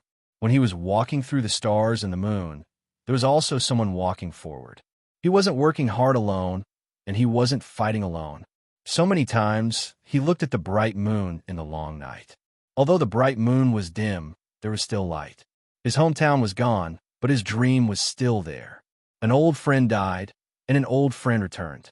The moment he killed Dong A, and the moment he saw Little Five. The two scenes overlapped. I want to cry, and I want to laugh. The longing sword was sublimated in the longing. As a result, the people outside the arena saw a bright moon rise up in the pitch-black night on the ancient martial arts practice platform. When the horizontal and vertical blades descended, the body of the longing sword was also erected, precisely in front of the neck, less than an inch away. The form of longing was sublimated, and this form of returning old friends. At that time, the moon was still there, and the old friend had returned. Clang! Qin Jizhen's previous life had been destroyed. The blade chopped at the right side of Jiang Wang's neck, but it was blocked by the longing sword and couldn't go any further. The horizontal and vertical blades followed the momentum and moved diagonally, once again rubbing against the longing sword's edge, bringing out a stream of sparks. The specks of sparks burned through the long night, because when the long blade chopped down, the longing was precisely halfway there. The 3 feet 1 inch blade only traveled 1 foot and 6 inches on the sword's edge, and the tip of the blade had already bid farewell to the sword's edge, passing by the blade, in the splashing sparks and the sharp sound of cutting, in the collision of wills. This distance of 1 foot and 6 inches was like a person walking through a long lifetime. Perhaps it was glorious, perhaps it was mediocre, perhaps it was painful, perhaps it was lucky, but it had all been walked through. So the following blade was so natural and right. It was for the end of the present world. The horizontal and vertical blades barely left the sword's edge and directly stabbed upwards, diagonally at Jiang Wang's throat from bottom to top. It was to end the present world for him. This blade should be used in this world, used on the body, to cut the life, to split the soul, and to cut the Tao. It was to truly and truly end everything in the present world. The sea of bitterness henceforth could not be crossed, and the bridge of the present world would be cut off with one blade. Who would not be afraid upon seeing this blade? And in the face of such a terrifying blade, Jiang Wang displayed an extremely wonderful reaction. People did not see the slightest bit of hesitation in his eyes, as if every movement was the most instinctive reaction. This was a kind of absolute confidence. The longing sword at the side of his neck directly chopped down. Halfway through, it swiped horizontally, and a horizontal line appeared in front of Qin Jizhen's neck, dividing heaven and earth, cutting off with cutting off. The sword of a famed scholar's life and death hooked enmity against the blade of the present world. However, what Jiang Wang wanted cut off was not the opponent's blade, but the opponent's head. Attacking the enemy's necessity to save, and not saving would immediately determine life and death. Let's gamble. He absolutely believed in his sword, and he absolutely believed in his choice, so he dared to gamble life and death like this without hesitation. At this moment, Qin Jizhen stabbed upwards diagonally, aiming at Jiang Wang's throat. and Jiang Wang swiped horizontally, cutting down Qin Jizhen's neck. Who was faster? Or would the blade and sword exchange midway? Everyone who saw this scene was making their own judgments, but it was difficult to have a definite answer. Momentum and intent, the trajectory of the blade, courage and determination. There were too many factors that would affect the result. In a flash of lightning and flint, too much thinking was needed. If one cannot be sure and believe in oneself, how could one calmly take this gamble of life and death? Jiang Wang's sword was enough to force most people to retreat. But Qin Jizhen was different from them. He did not need to judge, because his blade was still accumulating power. His break in the present world was to draw out Jiang Wang's sword. His goal had been achieved, and at this moment, he fell with the blade. His horizontal and vertical blade was still some distance away from Jiang Wang's throat. Compared to Jiang Wang's famed scholar's sword, whoever reached the target position first, who decided life and death first, there was still room for competition. The situation of life and death was difficult to determine. But his fall was not the case. As he fell, his neck separated from the horizontal line, and his blade only needed to tilt slightly forward, enough to cut open Jiang Wang's chest to his waist and abdomen, cutting open his entire body. This was undoubtedly the most ingenious response. It was just that his and Jiang Wang's current battlefield was not in the air. He and Jiang Wang were clearly standing on solid ground, on the martial arts stage. Otherwise, Jiang Wang would not have left such an opening to gamble life and death with him. How did he fall? People stared with wide eyes as Qin Jizhen's feet sank into the ground, seemingly passing through the ancient restriction of the martial arts stage. No, his feet had sunk into the void. He was falling into the void. What was the void? Sages had once defined it like this: the village of nothingness, the land of intent. Sages had once described it as belonging to the space of the present world, but also outside the space of the present world. Sages had also said it like this: without everything, there is nothing. It was not easy to understand, but the cultivation world had a common understanding. Many times, one could only truly understand what one saw and experienced with one's own eyes. Language and writing were inadequate in preaching the Tao, and it was inevitable that there would be misunderstandings. Usually, one or two sentences could cause misunderstandings, let alone the interpretation of Tao. In other words, to understand the void, it was best to enter the void and feel it. Experiencing and understanding it with one's own eyes was the true meaning of the sages. The void could sometimes be observed, but it was difficult to truly understand it. It intersected with the present world, but it could not be equated with the present world. All kinds of visions of transcendent cultivators often appeared in the void. For example, Jiang Wang's imprisonment chains were also drawn from the void. The primordial qi absorbed by the ethereal hall of the cloud-top immortal palace was also connected to an unknown place in the void. But if you asked him to clearly explain where the void was, how to enter it, and how to observe it, he would not understand. But Qin Jizhen was different. He walked with the void. This was a divine ability, void refinement. Void refinement was like its name. The power of this divine ability lay in the development of divine ability seeds and the exploration of the void. The more one understood the void, the more one could control the void, and the stronger one would be. Qin Jizhen's horizontal and vertical blades were placed in the void. At this moment, his feet were also walking in the void. It was this step of falling into the void that allowed him to create an opportunity that he would not have had under the current circumstances. If he had chosen to squat, his blade's momentum would have deviated, his strength would have been lacking. Everything would not have been perfect. But he fell. He fell into the void with his long blade. The horizontal and vertical blades pressed down for the sake of severing the future. Jiang Wang's previous two sword attacks were already within his expectations, and they were even forced out by his blade's momentum. Therefore, his current blade strike was aimed at the future. It was the future that he had drawn with his long blade. The one he was going to kill was Jiang Wang after Jian. This was an incomparably brilliant performance. 3 consecutive blades, each of them a killing move, but each of them was to pave the way for the next. Qin Jijin used 3 blades to send his opponent to a dead end. The first blade destroyed the previous world, the second blade destroyed the present world, and the third blade destroyed the future world. The 3-world Azura blade, 3 blades to end life. In the extreme west, there was Yiyuan, and below Yiyuan was the Azura clan. Azura was known as the world's best at fighting, bloodthirsty, aggressive, and incomparably brave. The Great Qin attacked with a strong army. Yiyuan was the legendary place where the sun set, the end-of-the-way river, and the most dangerous place in the present world. The Great Qin used Wu Guan to suppress it, and this 3-world Azura blade was the combination of the Qin dynasty's sages' blade techniques and the Azura experts' blade techniques. It was known as Beyond Azura, but better than Azura.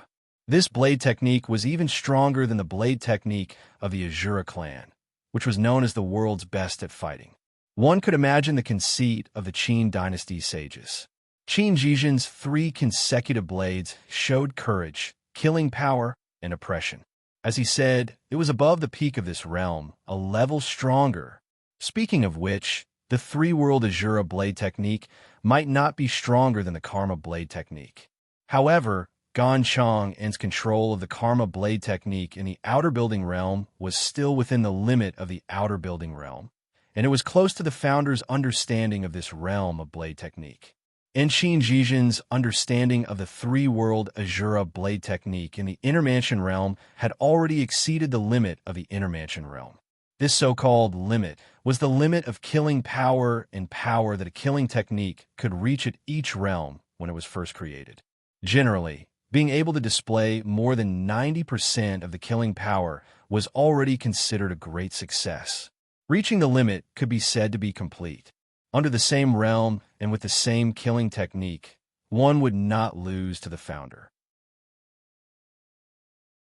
And surpassing this limit meant that at least under the current realm, the cultivator's control of the killing technique had already surpassed the founder's. This was almost impossible. This was because, generally speaking, the creators of the top killing techniques that were circulating in the world and had not yet been eliminated were almost all existences of their time. Later on, they either became perfected persons or true lords. Unless they met with an accident and died young, they were at least top Shenlin cultivators. How could a mere inner mansion cultivator or outer building cultivator surpass the imagination of such a powerhouse in their current realm? But only by accomplishing the impossible would Tianjiao be called Tianjiao. Without a doubt, Qin Jijin was such a Tianjiao. Even the powerhouse who created this set of top blade technique back then could not do better than him when he was at the Inner Mansion realm. Therefore, it was called above the peak stronger, destroying the past, breaking the present, and ending the future. Such a 3-world Azura blade was so terrifying that it made people despair. Many people who saw these 3 blades felt that their spirits had already sunk deep into it. Every blade seemed to subdue the body and soul, driving the spectator step by step towards death. All struggles were useless, and all choices had been made. If not for the ancient restriction of the world stage, they would not even be able to look at it. But to Jiang Wang, this familiar feeling, this feeling of interfering with choices and controlling the future, to him, who had the wrong path, it was really very interesting. The first blade cut off the past life, and the second blade cut off the present life. Cutting off the past and present, controlling the opponent's choice, and finally gathering momentum for a blade to end the future. One had to admit that the 3-world Azura blade was really a top blade technique. It was almost comparable to a godly power. 3 blades to end a dead end, completely ending the opponent and destroying the future. The only pity was, the immortal sound form had captured enough information, and the wrong path had already warned him of manipulation. Jiang Wang did not use the wrong path. But Qin Jijin's 3 interlocking blades, which attacked the will to kill, interfered with choices, and directly destroyed the future, were detected by the wrong path. If the wrong path owner's choice was interfered with by a cultivator of the same realm, that would be a real joke. It could even be said that when Qin Jijin used the first blade, destruction of the past, Jiang Wang had already felt the three-world Azura Blade's influence on his choice under the effect of the wrong path. Combined with the information collected by the immortal sound form, at that time, he had already foreseen the third blade into the future and foreseen this moment. Jiang Wang, who had the wrong path, knew all too well what choice he would make and what result it would lead to. He could see the three blades clearly. After understanding these three blades in reverse, he still followed Qin Zhizhen's blade momentum without making a sound. Of course, it was not to play with him. So when the spectators were already in despair, Jiang Wang instead became more and more calm. His heart was like heavy waves, but his eyes were still dyed with the pain of the famous scholar's destitute sword style. He was wiping this famous scholar's sword horizontally, but in front of Qin Zhizhen's blade that suddenly fell from the void and intended to cut open his chest and abdomen, he suddenly staggered, like a destitute famous scholar, drowning his sorrows in wine. Life's joys and sorrows, love and hate difficult to reconcile. However, after drinking a few tales of yellow soup, he already did not know what day it was. He did not know that a great disaster was imminent. He did not know that he was about to die. So he staggered and fell backward. This fall just happened to avoid the dark blade of the horizontal and vertical blade. But if that was all, there was no way he could truly avoid this blade. So he abruptly leaned back again. Like a drunkard who was about to fall on his back, he suddenly reacted and steadied himself. Unfortunately, his strength was too great, and his entire body leaned forward again. He staggered and fell forward. This pounce looked like he was sending his vital point back to Qin Zhizhen's blade. Who is this, the heavens? The drunkard's life and death were unknown. But when he fell on his back, the sword was also pulled back. When he fell back, the sword also came back.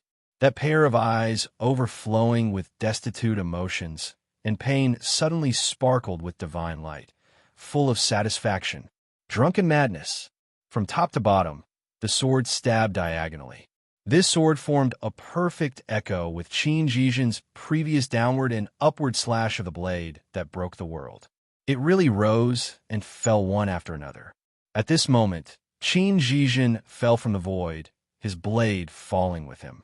The blade that cut out the world wanted to cut open his opponent completely. Jiang Wang first leaned back, his upper body avoiding the blade. Then his upper body leaned forward again, his sword returning to point at Qin Zhizhen's skull. This was the proud sword of youth's frivolity. So what if it was the world's best? My generation of Tianjiao youth is proud in this life, and there will be no worries in the next. Qin Zhizhen's horizontal and vertical blade might still be able to cut open Jiang Wang's abdomen, but before that, his skull must be pierced first. This sword was so fast, so urgent, so fierce, so proud. Trapped in the sword's momentum, Qin Zhizhen could neither advance nor retreat. In an instant, he went from trapping his opponent in a hopeless situation to being trapped by his opponent. What he had to face now wasn't just the proud sword. He had used the ending woven by the three-world Azura blade to cover himself. This was the end of the world repeated after the destruction of the three-world Azura blade's previous life. How strong was his three-world Azura blade? Jiang Wang's sword was above that kind of terror, plus the proud form. The two forms superimposed, and along the path of the yearning fruit, faint black lines appeared in the air. Those were the cracks of space. At this critical moment, Qin Zhizhen's entire person suddenly fell down, together with his blade. He fell into the void and disappeared. Only a drop of blood splattered between his eyebrows remained in the present world, drawing a long trajectory in the air. Drip, it fell on a martial arts stage. This sound was so soft, but so clear. The three-world Azura blade, already broken. This three-world Azura blade that surpassed the peak couldn't be said to be weak, but Jiang Wang's response was simply amazing. He completed the counterattack effortlessly, forced Qin Zhizhen away, and even left a drop of blood behind. It was so simple that many people doubted themselves. Did they see or feel wrong? Qin Zhizhen's three-world Azura blade was actually just a facade? Gan Chang, and murmured in disbelief. Amazing. His swordsmanship seems to be better than Qin Jijin's. Of course, this was impossible. Jiang Wang's current swordsmanship was far from the level of Dozhao and Dozhan. The human Dao sword style was also some distance away from the peak, and definitely couldn't compare to the three-world Azura blade. But the wrong path just happened to counterattack the three-world Azura blade intent, and he saw through his own choice, which also meant that he saw through his opponent's choice. Under the preemptive strike, Jiang Wang completed this strike that directly targeted the vital point. Huang Budong's eyes were half closed, and he didn't speak. His strength lies in his prediction, not his swordsmanship, Zhang Gu concluded. Perfected masters of the present world could see the light of magical powers, but they couldn't directly see the essence of magical powers through the light. And Jiang Wang represented Qi to fight in the Riverview platform, and his body had already been covered. Moreover, he didn't use the wrong path at all, but just a passive counterattack. As strong as Zhang Gu was, he could only judge that Jiang Wang's sword was better in prediction, but he couldn't see the root of Jiang Wang's victory in prediction. In the battle, it was a powerful performance to be able to see through the opponent's choice. At this moment, Qin Jijin's 3 strikes were useless. In order to get out of the deadlock, he retreated into the void. For a moment, only Jiang Wang was left standing on the field with his sword. On the circular stand, Cheng Gung Sheng suddenly asked, "Did Qin Jijin leave the martial arts practice field? Did he admit defeat?" Su Xiangqian also suddenly realized, it should be right. Otherwise, if he took the opportunity to run back to the Qin kingdom, should we wait for him to come back to fight? The voice of the dialogue was not very loud, but what should be heard could be heard. The people of the Qin kingdom didn't give any reaction. It was not up to everyone to judge the outcome of the battle. But Cheng Gung Sheng's words also pointed out the problem of the time limit. There was only a thief for 1,000 days, but not a thief for 1,000 days. Qin Jijin, who was wandering in the void, undoubtedly took the initiative. Cheng Gung Sheng deliberately pointed out that Qin Jijin couldn't hide in the void all the time. Based on the principle of fairness, passive fighting could be judged as a loss. Supreme Yu Hua, who presided over the meeting, must face up to this point. In the final analysis, Qin Jijin gave people a strong sense of oppression. Even if Jiang Wang temporarily gained the upper hand at the moment, as friends of Jiang Wang, they still couldn't help but worry. This was not an outside trick, just doing everything that could be done outside the field, even if the impact was minimal. For Jiang Wang on the martial arts practice field, of course, he wouldn't pin his hopes on others. In fact, as soon as Qin Jijin's figure disappeared into the void, Jiang Wang had already stepped on the place where he disappeared. Waves of fire rolled out. The fire world opened on the martial arts practice field. At the right time, the sea of fire rippled, and the flame flowers bloomed everywhere. The heat waves rolled, and the scorching light burned. The flame sparrows chirped and flew around. The meteors rumbled and streaked across the sky. In the lively world of fire, Jiang Wang, who was wearing a green robe and wielding his sword proudly, was as dazzling as a god. He didn't try to find Qin Jijin at all. With his little understanding of the void, it was not enough to fight against Qin Jijin, who had the divine ability of the void refinement realm. If they were outside the martial arts practice field, Qin Jijin would be in an invincible position with his ability to walk in the void. But on this martial arts practice field, Jiang Wang didn't need to search for him. Spreading out the fire world and waiting for him to exhaust himself was the most correct choice. No matter where Qin Jijin walked in the void, when he appeared, he would definitely already be in the fire world.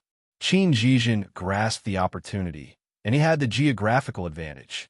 Even if Qin Jijin always hid in the void, even if Yu Huan never rushed him, both sides would eventually enter the stage of a contest of attrition, and Jiang Wang wasn't worried at all. The power of the stars was the sky of the fire world, and the power of totems was the ground. All the understanding and evolution of the fire element was the vitality of this world.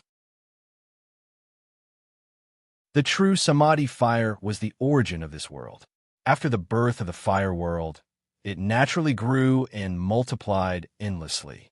If there were no powerful forces to consume, the fire world itself could last for a long time. Qin Jijin, on the other hand, had to consume the power of the divine ability all the time while walking in the void.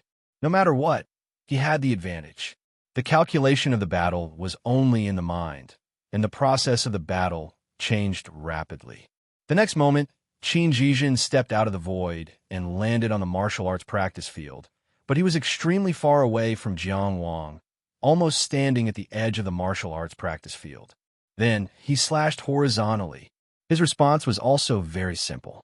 He would break the fire world first, and then fight his opponent. He would never let himself fall into an extremely disadvantageous battle situation like Xiang Bei. This was, of course, one of the correct choices.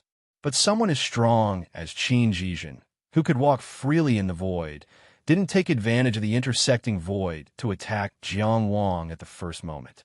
This undoubtedly showed that Jiang Wang's sword strike, which directly exposed the 3 lives Azure Saber, had already made him wary. As an expert, he naturally had the confidence to be invincible. But as an expert, he needed to face the reality that his opponent's sword technique might be stronger than his own. Last time, he had only left a drop of blood, but he might not be able to retreat so quickly every time. Therefore, this strike didn't kill the person, but only the technique. This strike was to sever the previous life. Since the previous life was severed, it shouldn't exist now. Qin Jijin's first strike after walking out of the void was to disintegrate the foundation of the fire world's existence and destroy the geographical advantage that Jiang Wang had built. After failing to kill quickly, he switched to stability. The distance he chose was far enough, and his saber was fast enough. But at the same time he walked out of the void, Jiang Wang was already looking at him. When Jiang Wang looked at the person, his left eye was already red. Jiang Wang's eyes were red. Guyang passed down the eye of Qianyang. The secret eye technique killing technique was called Falling West. Qin Jijin's saber had only struck halfway when a warning came from the Heavenly Palace. He wouldn't forget that Jiang Wang was the person who had defeated North Xiang in the battle for the spirit. How could he dare to ignore the warning from the Heavenly Palace?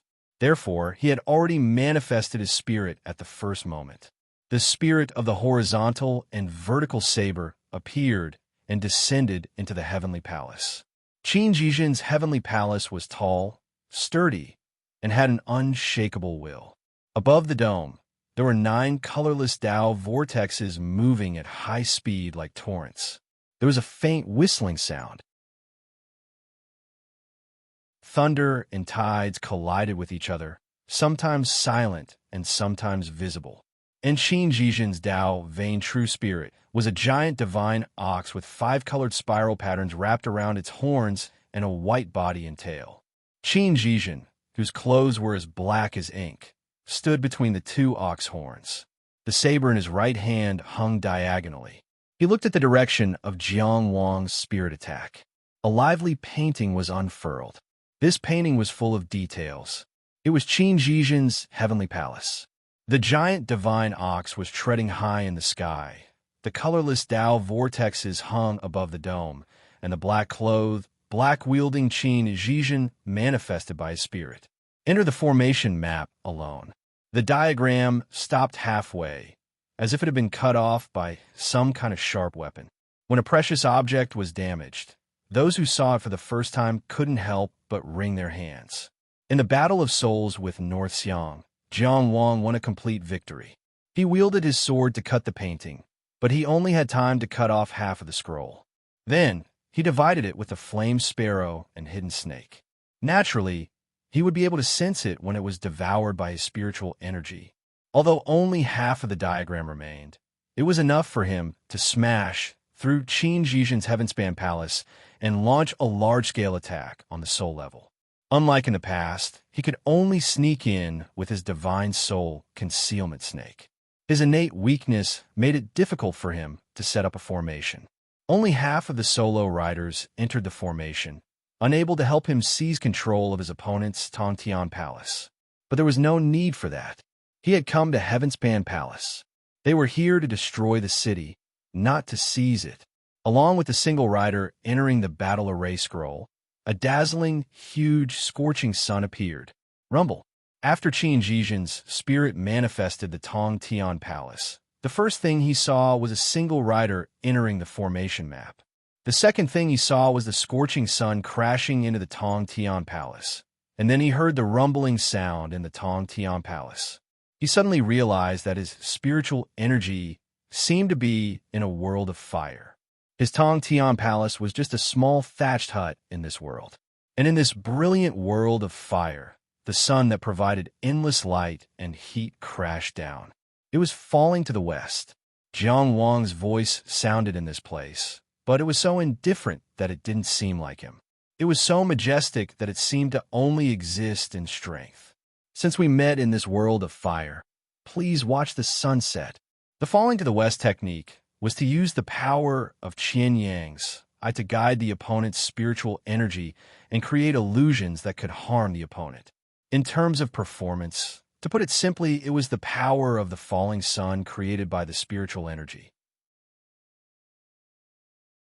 The falling sun destroyed the world, of course. It would destroy the spiritual energy. And Jiang Wang happened to witness the spectacle of the scorching sun falling into the sea in the world of the Red Mirror. He truly experienced the power of the falling sun.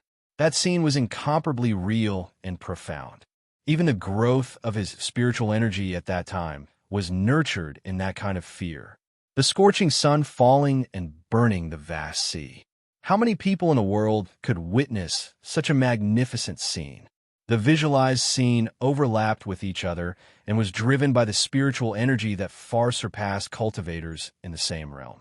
Even if the imperial family of the Su kingdom performed this killing technique again, they wouldn't be stronger than Jiang Wang in the inner mansion realm. How strong was Jiang Wang's spiritual energy? Every time he opened a mansion, he would explore its limits. The number of inner mansion rooms explored in each mansion was 3,000. Most of the inner mansion cultivators would return as soon as they obtained the secret treasures. They wouldn't waste too much time on this. Moreover, their spiritual energy wasn't enough to support them, and it was easy for them to get lost. And Jiang Wang had gone through 3 tribulations of life and death in the Red Mirror, so his spiritual energy was too strong.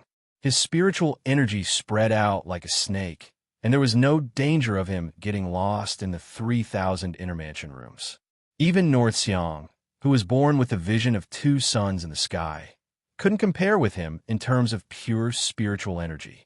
And at this moment, Jiang Wang used all his strength in an instant. He visualized the scorching sun falling into the sea and activated the falling to the west killing technique of Qian Yang's eye. He wanted to kill his opponent at the spiritual energy level in one fell swoop, rendering the heavenly palace useless. No matter how many magical powers you have, if you can't use them on the spiritual energy, then die with me. At the same time, Qin Zhizhen's spiritual energy manifested, and his heavenly palace fell into the same horror. The sun fell, and the world was gone. This body no longer existed, and this world no longer existed.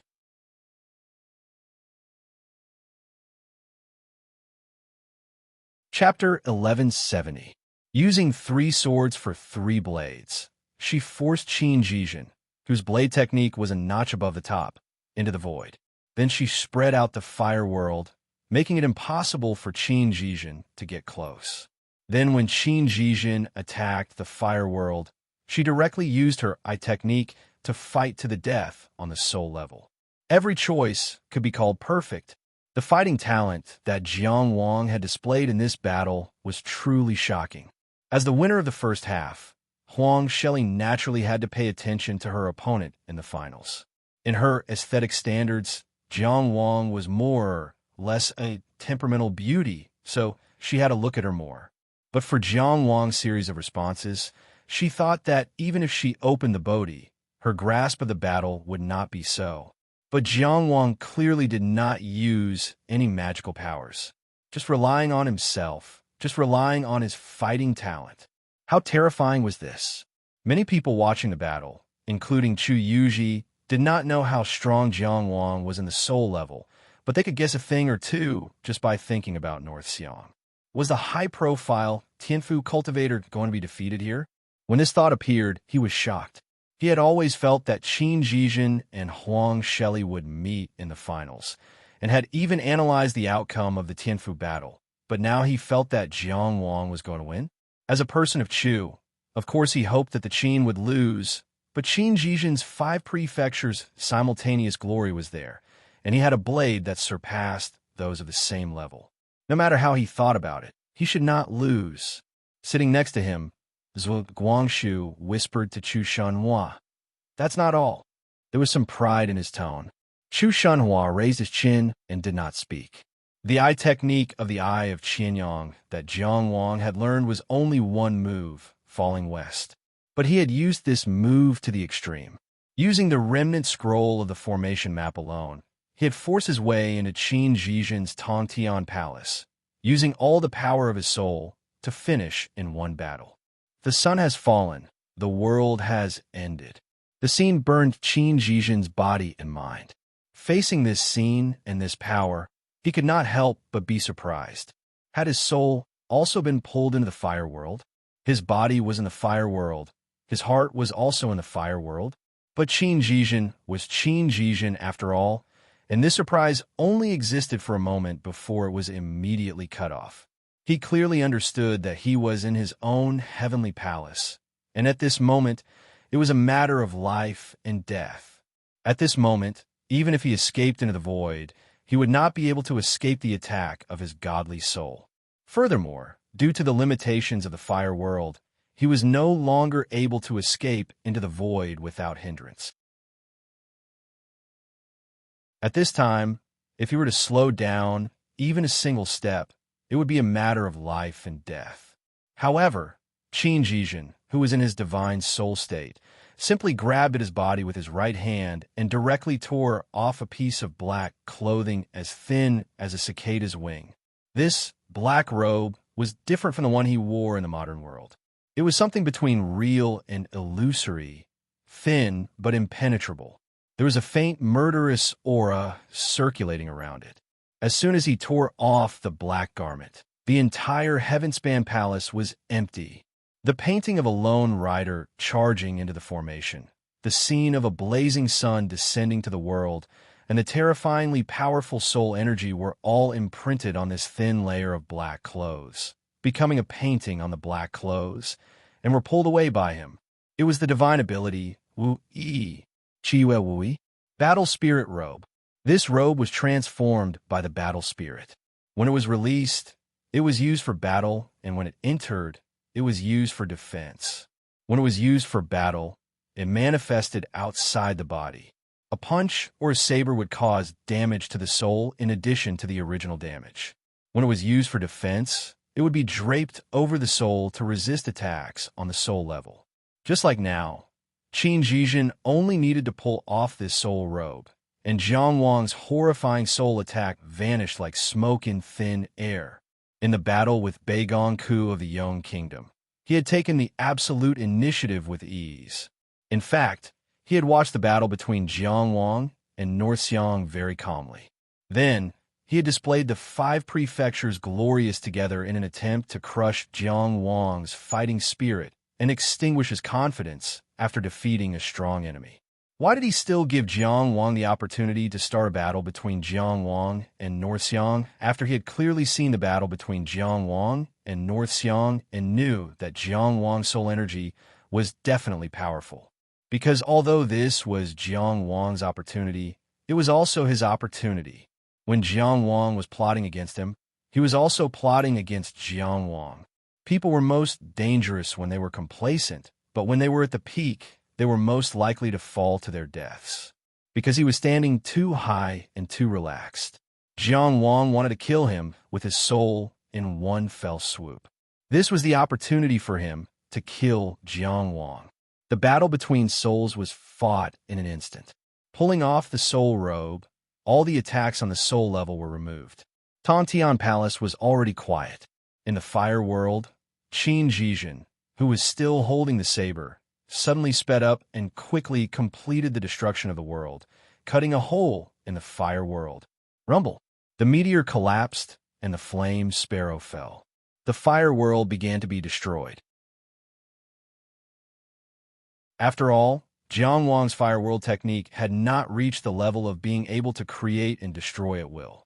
Although it was full of vitality, once a heavenly defect appeared, it still had no ability to automatically repair itself and could only quickly collapse.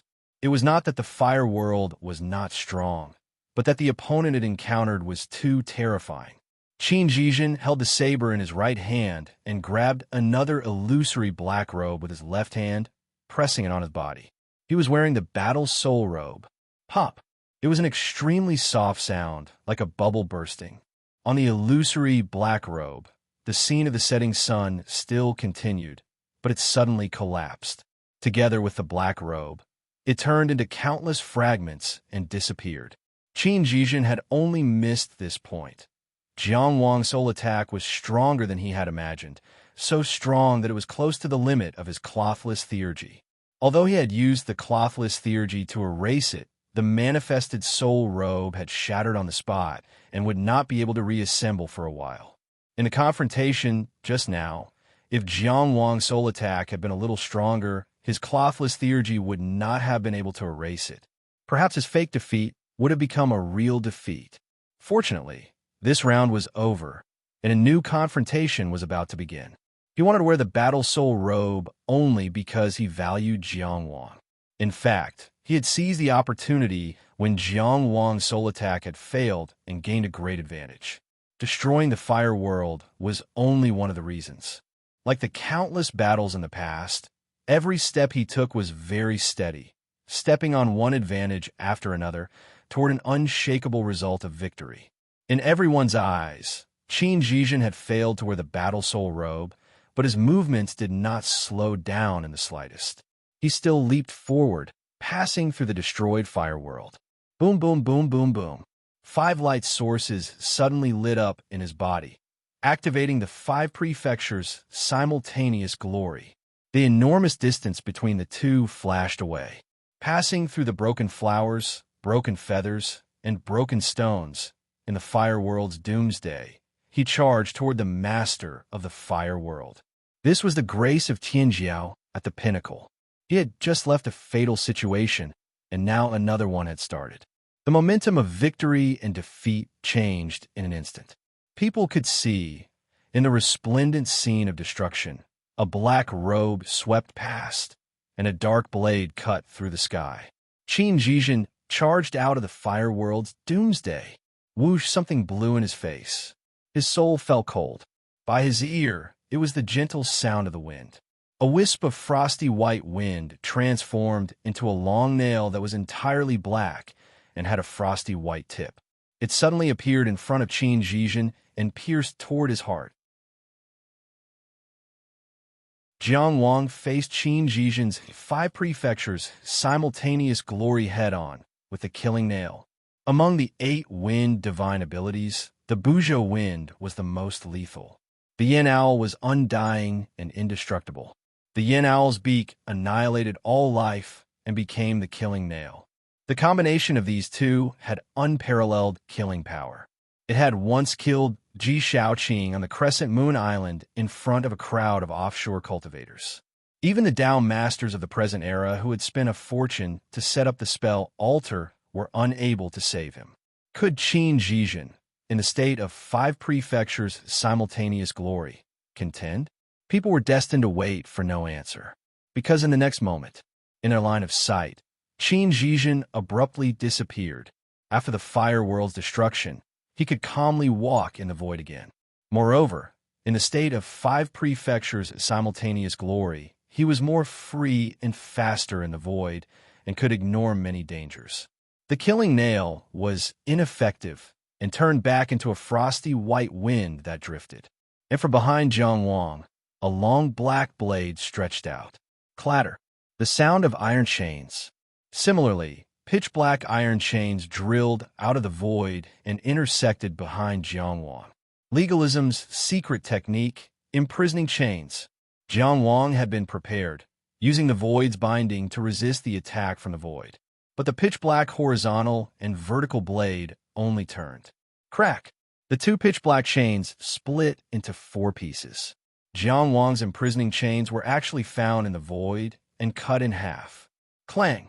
The long blade continued forward, but it was blocked by the snow-white blade. Jiang Wang, along with his sword, was forced back 3 zhang. This was an absolute suppression of power. 5 prefectures' simultaneous glory. 5 sources of power mixed together. Jiang Wang was simply unable to resist. But as he swiftly retreated, he lightly tapped his foot, and the azure cloud mark appeared and then disappeared. There was a kind of graceful and calm beauty. It seemed as if he had been forced back, but also as if he had taken the initiative to evade in order to fight again. It was hard to tell what was true and what was false. Qin Jijin, who had already suffered a loss in close combat, did not continue fighting. He withdrew his long blade and once again hid in the void. For a moment, the martial arts arena was empty. Only Jiang Wang retreated gracefully, sword in hand. A wisp of frosty white wind floated in the distance. A rain of fire fell from the sky, seeming to cry for people, seeming to sing for people. This was the process of a resplendent world collapsing. The spectators might be able to properly appreciate such a scene. They might be able to overlook its cruelty and appreciate its beauty. But the people on the stage only cared about life and death, victory and defeat. Whoosh, whoosh, whoosh. Suddenly, there was the sound of something breaking through the air. Up, down, left, right, and back. A total of 5 deathly white, bone-like chains shuttled between the void and the void, wrapping around Jiang Wang. Restricted by the body, bound by the soul. It was also one of the 10 great chains of legalism, known as the soul binding chains. Jiang Wang attacked with the imprisonment of the body, and Qin Jijin returned with the soul binding chains. And it was very clear that in terms of cultivation of the 10 great chains of legalism, he was much stronger than Jiang Wang. These 5 soul binding chains were peerlessly fast, coming and going suddenly. But with just a glance from the scarlet eye of Qianyang, the soul binding chain speeding between the void and the void clearly paused and then collapsed. Jiang Wang's gaze swept around, and a total of 5 deathly white soul binding chains collapsed one after another. In the eyes of the spectators, this scene was simply so powerful that it was terrifying. But in reality, it was naturally not so simple. Of the 10 great chains of legalism, the body-binding chains imprison the physical body, and once touched, there would be no escape. The soul-binding chains imprison the spirit, and once imprisoned, one would be powerless. By relying on this technique, Qin Jijin also had the ability to conquer the spirit. Of course, it was more binding than killing. After all, he was not a core disciple of the Sanqing Palace, and the soul-binding chains he cultivated were the same as Jiang Wang's body-binding chains, which were both outsiders' versions. Although they were also very precious, they were not top-notch, and could not truly match the reputation of the 10 great chains of legalism. Although Qin Jijin had cultivated the soul-binding chains to a certain level, and with the unclothed divine ability, it was enough to deal with the vast majority of spirit-conquering situations. But it was still far from being comparable to Xiang Bei, and it was even less comparable to Jiang Wang. At this moment, using the soul-binding chains, it was very clear that he was wary of Jiang Wang's spirit combat power and wanted to temporarily seal his spirit power. And Jiang Wang only looked at it with the eye of Ganyang. Gazes had weight. After cultivating to this point, he, who had opened the eye of Ganyang, could already affect the weight of gazes to a certain extent. So when he looked over, the galloping soul-binding chain stopped, forced to stop by the power of his eye of soul. Of course, this glance alone could not do anything to the soul-binding chains. What was truly effective was this moment. They were imprinted into the single rider breaking formation diagram, and Jiang Wang used the secret technique left by Xiang Bei to help them enter the formation, and then tore them apart with a sea of spirit-hidden snakes and spirit flame sparrows. No matter how strong the soul-binding chains were, there were only 5 of them. Jiang Wang's spirit-hidden snakes and spirit flame sparrows numbered in the thousands. There was no way to bind them all. But because the confrontation at the spirit level was difficult to detect, even if there were hundreds of twists and turns, and the attack and defense were fierce in many people's eyes, the soul-binding chains collapsed with just a glance from Jiangwan. It was very difficult not to be frightened. Qin Zhizhen's soul-binding chains were useless, and he was also hidden in the void. At this time, the fire realm had not yet collapsed. With a glance, Jiangwang, who had shattered the soul-binding chains, raised his sword and looked around. Inhale, inhale. The whole world was so quiet that it seemed that only breathing was left.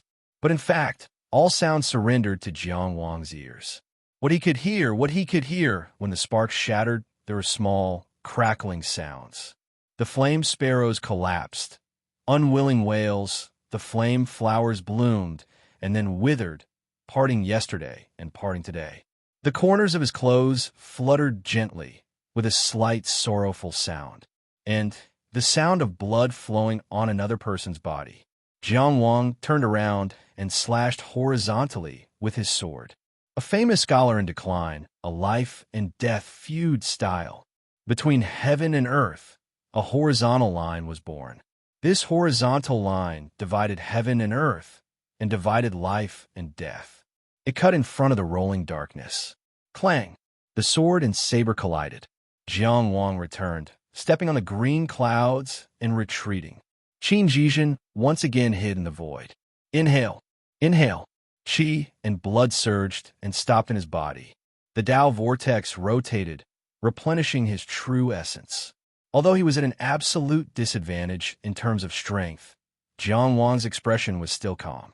Clashing with Qin Zhizhen, who was in the state of 5 prefectures' simultaneous glory, it was inevitable that he would suffer some internal injuries.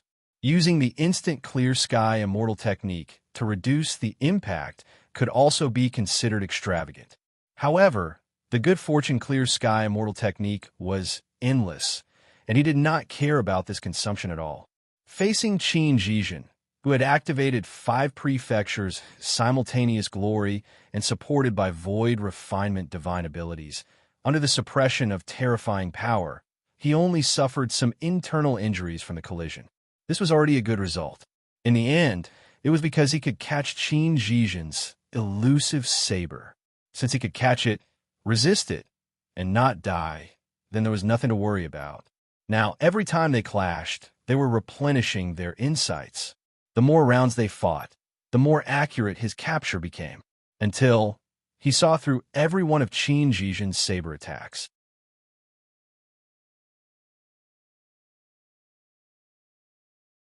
Chapter 1171.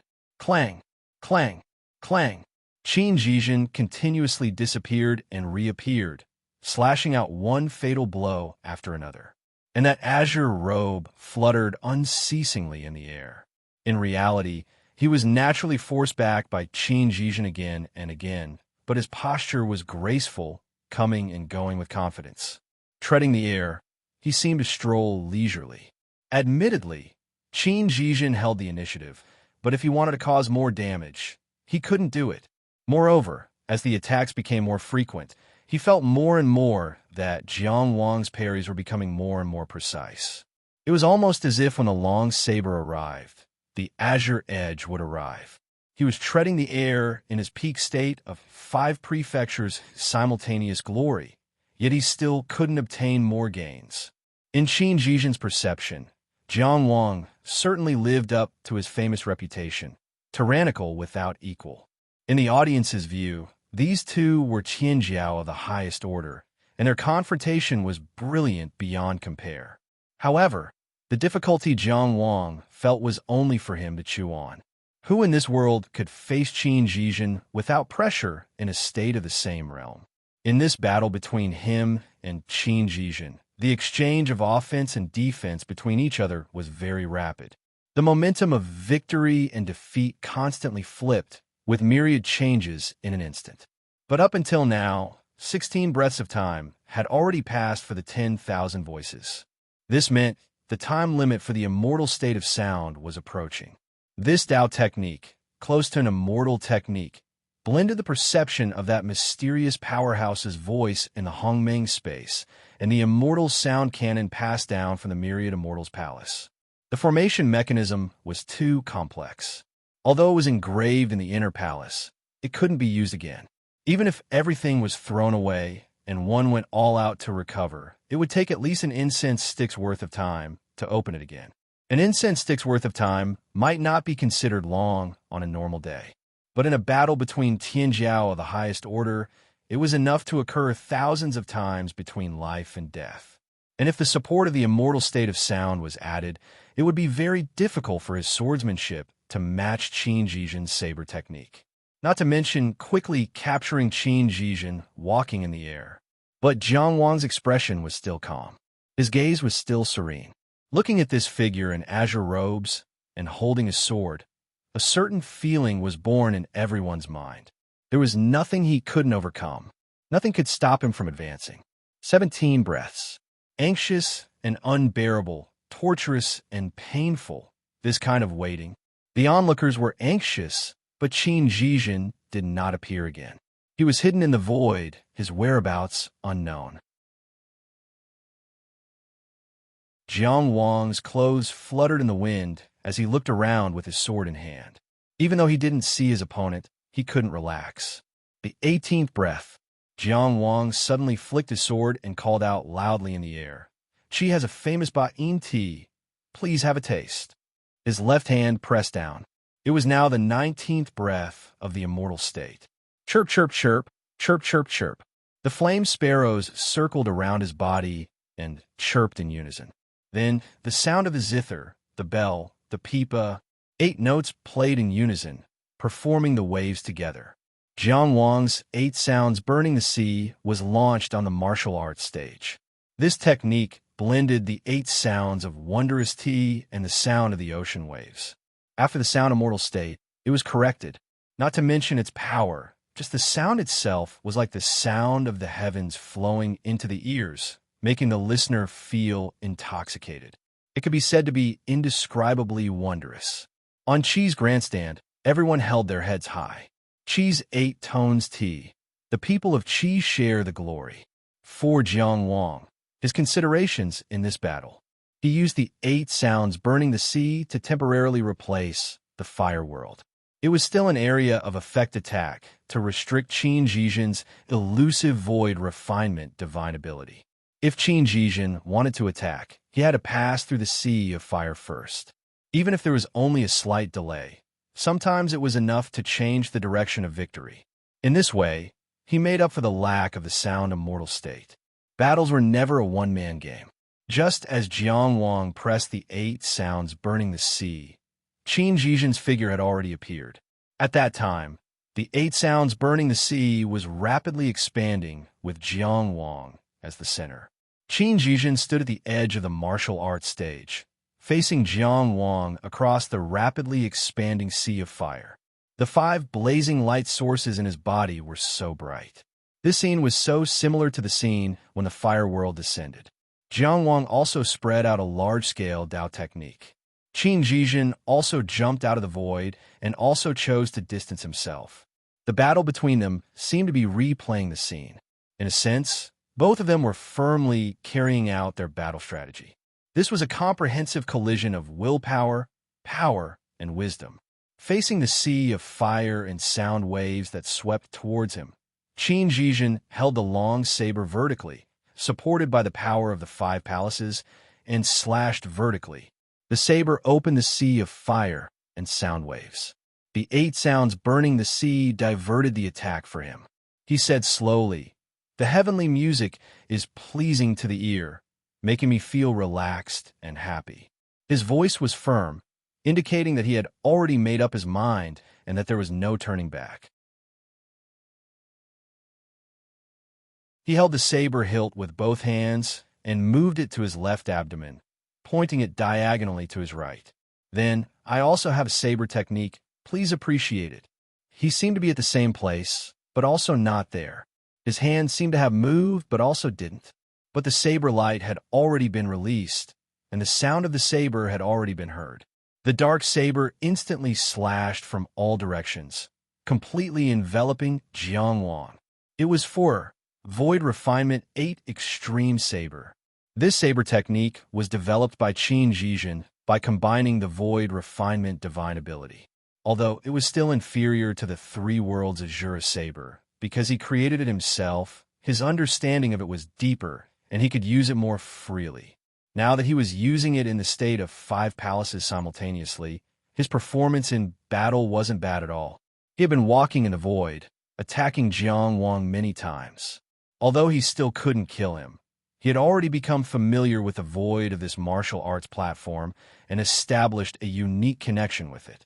That was why he was able to use this Void Refinement 8 Extreme Saber at this time. The principle was still to move forward through the void, but after becoming familiar with the void of this place, the speed was increased to the greatest extent. It seemed that although he was far away, the saber was already close to him, as if he had crossed the distance of space. This was simply a miraculous saber technique. This was the saber technique that Qin Zhizhen had determined to kill. Terrifying saber lights poured down like rain.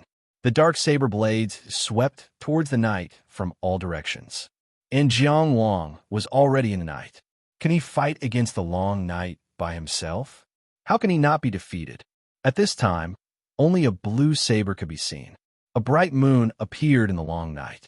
The sword light instantly shone brightly. The blue-robed Jiang Wang stood alone, swinging his sword as if he was dancing alone. His sword was called the Long Night. But then, 8 consecutive sounds. To be precise, among the 7 clangs of saber and sword colliding, there was the sharp sound of a cold blade cutting through flesh. Qin Zhizhen held the long saber in his hand, standing in place, his black martial attire flapping. Separated by the flame tide and the sea of fire, he faced Jiang Wang. And Jiang Wang stood with his sword in hand. There was a slanted wound on his chest, so deep that the bone could be seen. Blood flowed down, covering the red plum blossom that Zhao Ruqing had left on his blue robe. Unlike many of the spectators who were worried, Jiang Wang himself seemed to be unable to feel pain, completely unaware of it. He was still holding his sword tightly, calmly looking into Qin Zhizhen's eyes. He chuckled and said, "Good saber." His hand turned slightly to the side. "Please try again." Out of the 8 refined void, 8 extreme saber strikes, this person was hit by 1. And this saber strike was also weakened by a lot of power, far from being fatal. This definitely couldn't satisfy Qin Zhizhen. His refined void 8 extreme saber, which appeared in the void, had always killed countless enemies. When had it ever been blocked so easily? What's more, he was using the state of 5 prefectures at the same time. Could this person's swordsmanship really be divine? He didn't believe it. "As I wish." Qin Zhizhen only said this sentence, and the horizontal and vertical saber had already reached into the void. Once again, the storm raged. Refined void 8 extreme saber. And this time, clang, clang, clang. Jiang Wang was like a helpless green leaf floating in the storm. But after the storm stopped, when the rain stopped, the green leaf was as before. Qin Zhizhen couldn't help but glance at Jiang Wang, who was floating down, and the shock in his eyes was hard to hide. This time, his elusive Void Refinement 8 Extreme Saber was actually blocked every single saber strike. Every strike returned without any success. How is this possible? How could Qin Zhizhen's refined Void 8 Extreme Saber be blocked so easily? He would probably never know the reason, because Jiang Wang didn't intend to let him know the wrong path. This refined Void 8 Extreme Saber used the power of saber techniques to appear in the void and cross the distance of space. Of course, it could be called powerful. It was definitely a top-notch saber technique. But Jiang Wang had already seen similar attacks. Today's encounter was not unfamiliar. That was the space-splitting divine ability of the sea race expert, Yusiching he encountered in the bewildering world. The innate divine ability of ignoring distance and attacking across space was faster and more sudden than the refined Void 8 Extreme Saber. Because Qin Zhizhen's saber still needed to travel a distance in the void, but Yu Siqing's attack didn't. At that time, Jiang Wang relied on prediction when facing Yu Siqing. The first time, he almost died. The second time, he was still injured. The third time, he was able to dodge, and finally, he killed Yu Siqing in the border river. The longer the battle lasted, the more he understood his opponent. His knowledge became richer, and his prediction became more accurate. And he and Qin Zhizhen had already clashed thousands of times with their sabers and swords. The worst choice Qin Zhizhen made was to slowly finish the battle with Yong Kingdom's Beigong Ku in front of him, and use this to fight for power. The battle between them had already begun from the conversation during the selection. At that time, Qin Zhizhen had already begun to establish his power. And didn't Jiang Wang also begin to study him at that time? And it wasn't just Qin Zhizhen. Jiang Wang had already carefully observed every Tianjiao on the World Under Heaven stage. He watched them one by one, studying their moves one by one, in order to make up for his knowledge. And in order to create an invincible momentum, Qin Zhizhen gave Beigong Ku enough time to display his skills. At the same time, he also gave Jiang Wang enough time to understand him. From the time the two sides walked onto the martial arts stage until now, Jiang Wang didn't waste a single breath of the 19 breaths of time he heard the immortal state. In the world of sound, he didn't miss a single one of Qin Zhizhen's sounds that he could collect. Why was Qin Zhizhen able to block every saber slash when he was traveling in the void in the state of 5 prefectures simultaneously brilliant? It was because of this. Now, although the immortal state had faded, his knowledge had been replenished.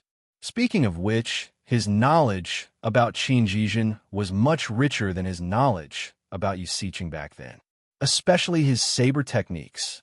He had already cut through Qin Zhizhen's strongest 3-world Azura saber. Although that was mainly due to the countermeasure of the Astray theurgy against being controlled, that kind of confrontation had already allowed Jiang Wang to thoroughly understand the state of Qin Zhizhen's strongest saber technique. At this point in the battle, he was already very familiar with Qin Zhizhen's saber. The strongest part of the Void Refinement 8 Extremities saber was that it appeared and disappeared unpredictably. But once the landing point was predicted, for Jiang Wang, this saber was just ordinary. What a good saber technique! Under the amazed gazes of the crowd, Jiang Wang deftly drew a sword flower. He didn't intend to explain Qin Zhizhen's surprise, and only said, "Again." At this time, the 8 sounds burning the sea was still circulating in the upper part of the field. As Jiang Wang drew the sword Qi leaped into a flower and was caught by a flame sparrow. The flame sparrow held the sword flower, then the second flower, the third flower. Translucent flowers of sword Qi revolved around the body of the green-robed youth, and fiery red flame sparrows flew to catch them. With Jiang Wang as the center, the flame sparrows flew up with the sword flower in their mouths. In an instant, they filled the field of vision. The entire martial arts arena was surging with a sea of fire, and within the sea of fire flowed a wave of sound. The flame sparrows above danced with the sword flower in their mouths. This scene was like a dream, and it made people feel as if they were seeing a spring scene. In the spectator stands, Wendinglin, whose mind was completely focused on Yin Fu, couldn't help but ask in surprise, "The 24 solar terms sword?" In the past few days, Shi and Ji Shu couldn't be considered close friends, but they were still familiar with each other. Ji Shu stared at the martial arts arena and said in a daze, "Not exactly." Although it was only similar in spirit, it was already a heavenly talent. Tao Shihua at the early stages of hibernation, awakening, and Tong Shihua at the early stages of Qingming. Yin Wenhua's Tao, sword flower, and Tong sword flower were all seen by Jiang Wang. The sword flower he imitated was only 50% similar. Of course, it was far inferior to the 24 solar terms sword. However, he also fused the Dao technique of the flame sparrow, holding the flower in his mouth. The sword Qi turned into a flower, and the flame sparrow held it in its mouth. This fusion of sword technique and Dao technique was already amazing. The sword flower replaced the flame flower. The power increased sharply. Those who didn't see it with their own eyes couldn't imagine this scene. In the air, the flame sparrow held the sword flower and flew towards Qin. The flame sparrow hid the fire, and the sword flower contained the sharpness. The sea of fire on the ground, and the sound waves split and merged. Such a joint attack that swept across the martial arts arena was simply suffocating. In an instant, heaven and earth bullied each other. In the face of such a sudden attack, Qin turned around and stepped into the void. In the end, he gave up trying to use the Void Refinement 8 Extreme Saber. He was forced to retreat once again. He used 2 peerless saber techniques, but he was forced into the void twice. The saber techniques that he was proud of, which were stronger than the peak of this realm, were completely useless against Jiang Wang. At this point in the battle, no one doubted Jiang Wang's strength. However, on the other hand, the terror of the Void Refinement Divine ability had been fully displayed. After destroying the Fire Realm, Qin could be said to be able to advance and retreat freely, taking the initiative. If something went wrong, he would escape into the void and jump out to fight whenever he had the chance. However, it was precisely because Qin took the initiative that Jiang Wang was more terrifying. At the same time, all the powerhouses who were paying attention to this battle should be thinking about these questions from the start of the battle until now. How long has Qin been walking in the void? To what extent has he developed his Void Refinement Divine ability? How much has he consumed in using it so far? How much room does he have to squander? How long can his Void Refinement Divine ability light shine? Regarding these questions, Qin and Jiang Wang, who were in the middle of the battle, certainly wouldn't miss them. As soon as Qin disappeared, Jiang Wang immediately used the 8 ocean-burning sounds to cover the entire martial arts arena. At the same time, he controlled the flame sparrows holding the sword flower to fly everywhere and form a big net. This method of forming a net was inspired by the sea race's army that hunted him in the bewildering world. Almost every sword flower flaming sparrow had the most contact with the other sword flower flaming sparrows. No matter where they were attacked, they would be able to get reinforcements as soon as possible. On the spectator's stand, Gan Chang frowned and didn't say anything. This Jiang Wang is simply like the most experienced hunter. When facing a Void Refinement Divine ability, he obviously didn't have the initiative, but he was able to set up a trap calmly. Using the geographical advantage, he attacked from the back but arrived first. Instead, he seemed to have the upper hand. What a terrifying combat talent. I shouldn't delay any longer, he thought. The judgment of powerhouses was often the same. Almost at the same time that Gan Chang had this thought. On the martial arts arena, a dark door appeared opposite Jiang Wang. The dark light covered the area 3 steps in front of the door, forming a fan-shaped black shadow. Qin, who was wearing a black martial attire and holding a black horizontal and vertical saber, walked out of the dark door. This time, the way he walked out of the void was so different. The sword flower flaming sparrows that were circling around him swooped down almost immediately and formed a formation to attack. Qin stood at the door, standing in the fan-shaped shadow without moving at all. He even glanced at Jiang Wang from afar and closed his eyes. A terrifying thing happened. The gorgeous yet ferocious sword flower flame sparrows that swooped down and crashed into Qin body one after another before suddenly disappearing. There wasn't even a sound, and there was no trace of them. The sword chi was gone, and the flames were gone. At the same time, the sea of flames and the sound waves that covered the entire martial arts arena had already rolled over to kill Qin. However, they seemed to have flowed into the shadow. They couldn't get close to Qin at all. Jiang Wang's perception was very clear. The power of his swordsmanship and Taoist techniques had all flowed into the dark door, and there was no collision at all. Qin was clearly standing there, but the damage was taken by the door. What is this door? What kind of power is this? In the intelligence collected by Qi, there was no information related to this at all. This was the time to test one's fighting talent the most. Jiang Wang didn't rashly move again. Instead, he immediately controlled the power of the 8 sounds burning sea and the sword flower flaming sparrows, and waited silently with his sword in hand. His wait didn't last long. Suddenly, the whimpering sound of the wind could be heard on the field. 2 teams of armored, spear-wielding ghosts floated out of the pitch-black door behind Qin Jijin. They came out in a line from Qin Jijin's 2 sides, their bodies surrounded by ghost qi. Wearing broken armor, they seemed to have awakened from some ancient battlefield. The long spears in their hands were sharp, flowing with black light. Jiang Wang felt the aura of the netherworld from these ghosts, but it didn't completely belong to the netherworld. Having had the experience of dealing with a white-bone evil god, he was no stranger to the power of the netherworld. What Qin Jijin was showing now was some kind of supernatural power that could summon ghosts. The netherworld's door? At the same time, Jiang Wang could feel that there was indeed a change in the aura of this part of the martial arts arena. It was slow, but it was happening.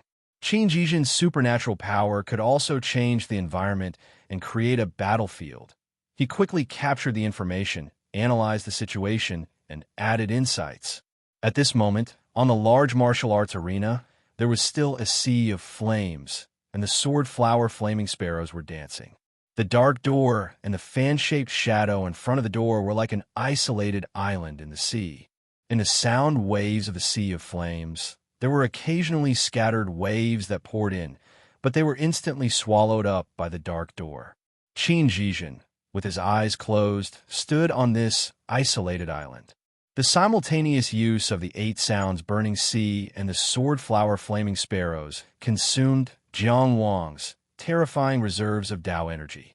But this was a necessary consumption. He had to use this power to create a sufficient buffer for himself. This was to avoid being unable to defend in time when encountering a killing move like the 5 Decay of Heaven. Fortunately, what Qin Jijin consumed was the power of his supernatural power. He had activated the state of 5 prefectures simultaneously brilliant, walked in the void, and now displayed this supernatural power. His consumption would only be more terrifying. Battle was a confrontation of strength, but also a game of wits. Between each other, they were constantly limiting, weakening, speculating, and targeting each other. They were burning the limits of their willpower and strength to fight for the final victory. Qin Jijin naturally would not do such an unwise thing. After the 2 groups of ghost soldiers floated out of the dark door, they silently charged toward Jiang Wang with long spears in hand. But the scene was different from what many people had imagined.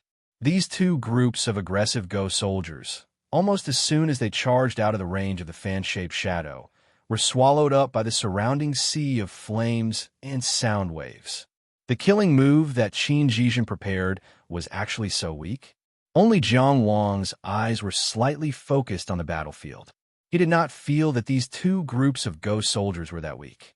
After all, only he knew the consumption of the 8 sounds burning sea. But seriously speaking, ghost soldiers of this level should indeed not appear in a battle of this level. If there was something abnormal, there must be a demon. No matter how people guessed, Qin Jijin kept his eyes closed and did not move, silent like a reef. In a flash, from behind him, 2 figures, one black and one white, floated out. One was dressed entirely in white, with a face full of smiles, tall and thin, pale face, with a long tongue sticking out of his mouth, wearing a pointed official's hat with the words "Wealth at First Sight." The other was dressed entirely in black, with a fierce face, wide and fat body, with a small black face, also with the words "World Peace" on his official's hat.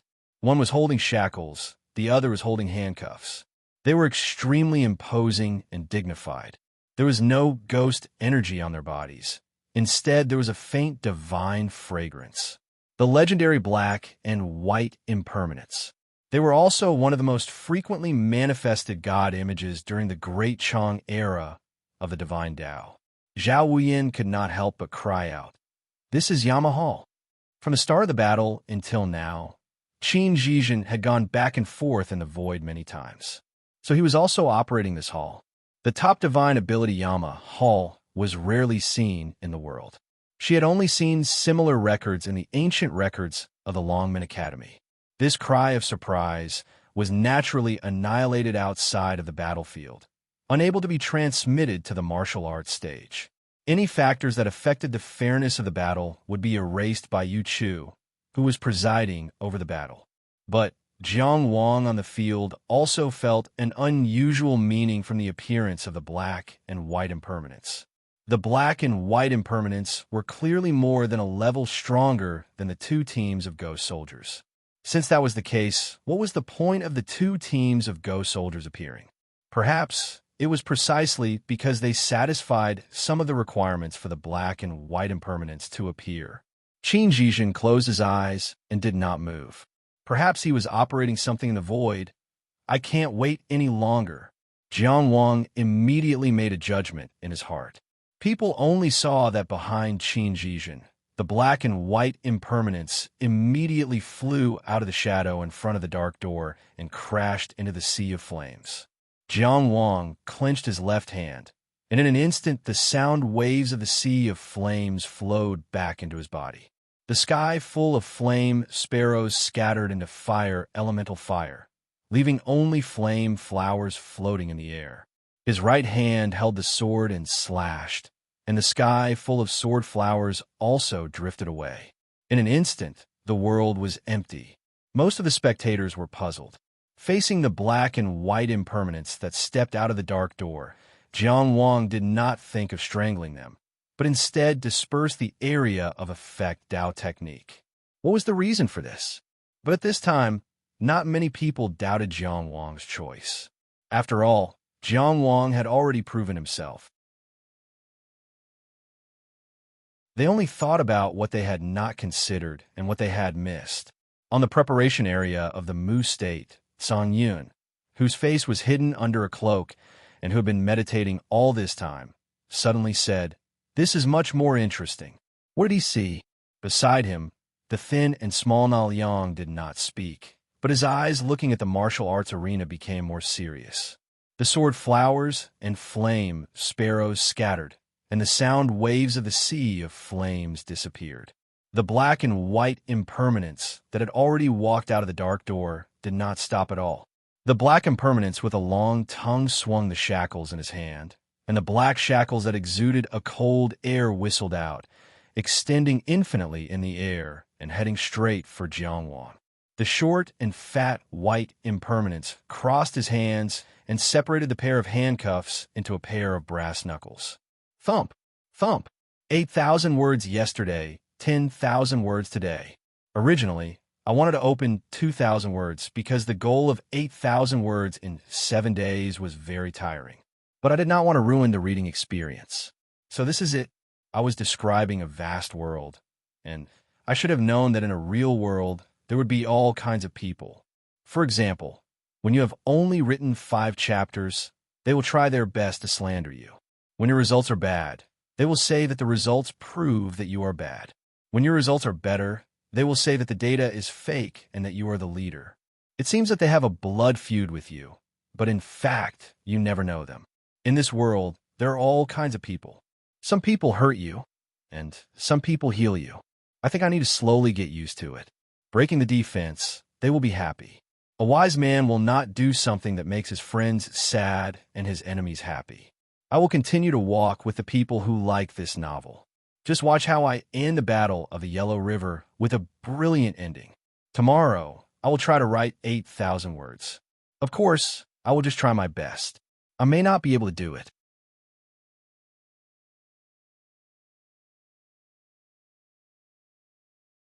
Chapter 1172. The sudden appearance of the pitch-black shackles was like a two-headed snake. The pitch-black chains were the snake's body. The 2 anklets were the 2 snake heads. One was in the hands of the black impermanents, and the other was about to bite Jiang Wang. The momentum was fierce, and the wind whistled. However, Jiang Wang, who was wearing a green robe and carrying a sword, leaped and somehow stepped on the snake's head. This kind of movement was truly rare, and his feet stepped on the pitch-black shackles. The long snake body seemed to become a chain bridge that spanned the distance between the two sides. His path was a smooth path, and his destination was the road ahead. Upon closer inspection, one could see that he wasn't directly stepping on shackles. Beneath his feet, there were indistinct blue cloud marks. One step shattered a blue cloud. The snake head of the shackles turned around to bite, but it couldn't catch up. The snake body twisted and shook, but it couldn't break free. His speed was so fast, but he looked so calm. Stepping on the fierce, pitch-black shackles, it was as if he was walking on a fragrant path. Undisciplined, relaxed, and natural. It was a sharp contrast to Qin Jijin, whose eyes were tightly shut and as firm as a cold reef. Boom! The sound of the wind was broken. The white impermanence, holding the cuffed brass knuckles, rose up, and its short and fat body seemed to contain infinite power. The fist exploded the air, making an explosion that shook the eardrums. It faced Jiang Wang head-on. Jiang Wang, who was strolling, instantly floated in the air like duckweed, helplessly wandering in the air, avoiding the fist with his sword. Then he stepped on the blue cloud and turned behind the white impermanence, slashing out with his sword. This series of movements was unpredictable and extremely elegant, with an indescribable beauty. Although the white impermanence that stepped out of the dark door was much stronger than the ghost soldiers, in front of Jiang Wang, it was like a 3-year-old child, without the power to resist. It couldn't turn around at all, nor could it dodge. But halfway through, Sauvignon yearning retracted. Jiang Wang retracted his sword and pressed his palm on the back of the white impermanence's neck. Because the white impermanence was short and fat, he even bent his body. He didn't hesitate to interrupt the rhythm of the battle to retract his sword and switch to his palm. Why? People soon saw the answer. In front of the white impermanence, a long black nail with a frosty white tip pierced through its chest and shot diagonally towards the ground. The white impermanence, who had been so aggressive just a moment ago, instantly shriveled up and dispersed like smoke. That terrifying long nail turned into a frosty white wind in the air, gently blowing towards the black impermanence. Qin Jijin, who had been standing in front of the dark door with his eyes closed, as if he wanted to remain silent forever, suddenly opened his eyes at this moment. The black impermanence in front of him even directly released the shackles on his feet, turned around, and far away from the attack range of Buzhou Wind, and returned to the front of Qin Jijin. Shua. On the other hand, Qin Jijin slashed out with his saber and directly slashed He Wuchang into two at the waist, annihilating him on the spot. Of course, he didn't want to do this, but he had no choice now. That Xianqian was right. Jiang Wang's talent in fighting was indeed top-notch. In such a short period of time, with only 2 encounters, he had already seen through the workings of his Yin Luo Dian Abhijna. Yin Luo Dian wasn't a killing Abhijna in the conventional sense. It looked like an Abhijna that summoned the power of ghosts and gods, but in fact, it focused on strengthening oneself. But as a strengthening Abhijna, it was different from the vast majority of strengthening Abhijna. In reality, Yin Luo Jian was an Abhijna that, after materializing, constantly changed the environment, constantly exerted influence, and had complicated functions. First, it manifested externally, building a connection with the real world and summoning the power of ghosts and gods to fight for oneself. When the underworld's ghost soldiers died in battle, the dissipated power of ghosts and gods would return to Yin Luo Dian along with the killing power exerted by the opponent, and the stronger black and white impermanence would take over. After the black and white impermanence died in battle, Oxhead and Horseface would take over. When Oxhead and Horseface died in battle, the Judge of Life and Death would appear. At the final step, when the Judge of Life and Death died in battle, all power would be added to the body, and the entire Yin Luo Jian would enter its peak state. He would personally become the Emperor of Hell and sweep away all enemies. And Jiang Wang only understood this power cycle after the underworld's ghost soldiers died in battle and the black and white impermanence appeared. He immediately restrained the area of effect Dao techniques and even deceived Qin Jijin with his swordsmanship during the confrontation, and suddenly nailed out the killing nail, catching Qin Jijin off guard. The white impermanence that was nailed to death was directly annihilated, and not even half of its power returned. Qin Jijin had no choice but to kill the black impermanence and complete the power cycle of Yin Luo Jian with himself. A large portion of the spectators outside the field only saw the clues at this time. There were even many who didn't understand at this moment.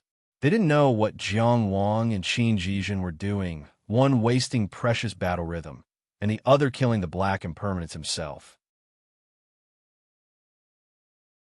Of course, there were also experts who recognized Yin Luo Jian at a glance. Those with extremely strong backgrounds, even if they didn't recognize it, could still ask. On the field, Jiang Wang could only rely on his own analysis and judgment.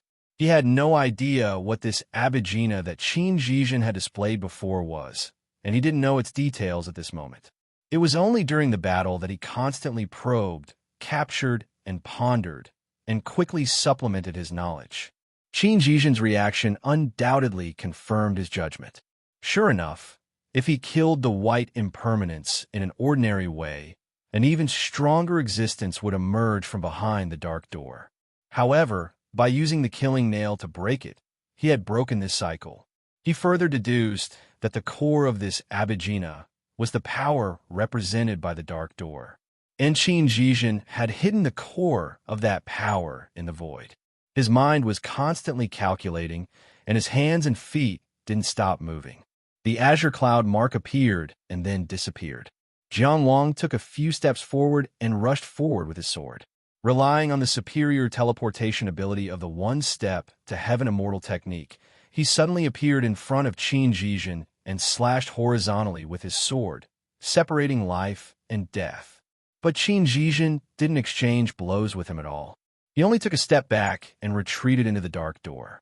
Jiang Wang flipped his hand, and the killing nail turned into a frosty wind that gently blew down. The killing impermanence wind. Whoosh, the soul-chilling impermanence wind blew past, and the dark door shattered on the spot. But Jiang Wang frowned. He didn't feel the annihilation of the power at all. The impermanence wind didn't blow anything just now, but only shattered the air. Sure enough, this dark door was only a projection of some kind of power. The true core of the power was the operation that Qin Jijin had been doing in the void with his eyes closed. Even with the killing power of the impermanence wind, it couldn't destroy it through the distance between the present world and the void. This was difficult. The sword flower flaming sparrow and the 8 notes burning seed disappeared immediately. They must have been guided into the void. And after his impermanence wind blew, it was the projection that disappeared.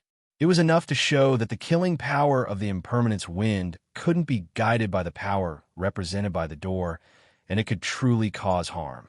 But even so, in a situation where Qin Jijin was completely avoiding the battle, the impermanence wind was just an empty killing power. What should he do? Jiang Wang rapidly thought of a solution. In another corner of the martial arts arena, another dark door just happened to appear, casting a fan-shaped shadow. Qin Jijin's tall and straight figure came out with his saber. This time, behind him followed 2 brand-new, mythical existences. One had the head of an ox and the body of a human, with a majestic figure and a steel fork in his hand.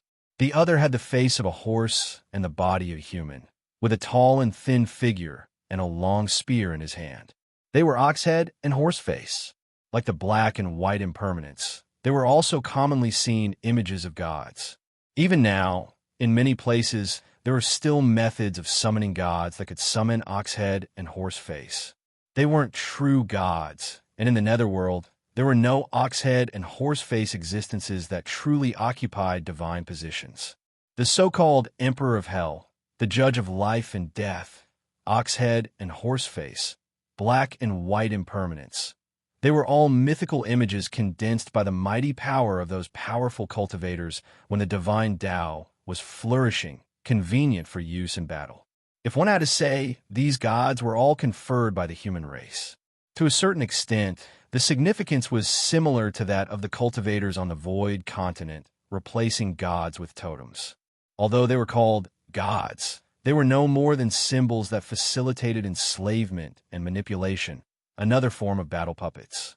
It was just that these mythical images were too deeply rooted in people's hearts, and there were many stories that had been passed down to the present day. Of course, myths were a very complicated domain. There were true histories, half-true and half-false legends, information that referred to ancient times, and also complete fabrications. Experts who hadn't lived for a long time wouldn't be able to fully understand. Most of the time, it was just a matter of listening. Jiang Wang had once vaguely seen the black and white impermanence before his death. That was a deep-rooted impression left behind by myths and legends, a kind of illusion. After cultivating to his current level, he had long since understood the truth of the black and white impermanence, and had no fear of ox head and horse face. Divine Tao? It was just a cultivation method that had already been eliminated by the times. As soon as Qin Jijin appeared with ox head and horse face, Jiang Wang immediately arrived on the green clouds. However, Qin Jijin was just as decisive and directly turned around and slashed twice. The blade was peerlessly sharp and killed Oxhead and Horseface on the spot. Oxhead tumbled down and Horsehead flew high.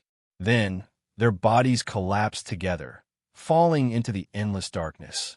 The aura of Oxhead and Horseface was indeed stronger than that of the black and white impermanence, but it wasn't as exaggerated as that of the ghost soldiers of the underworld.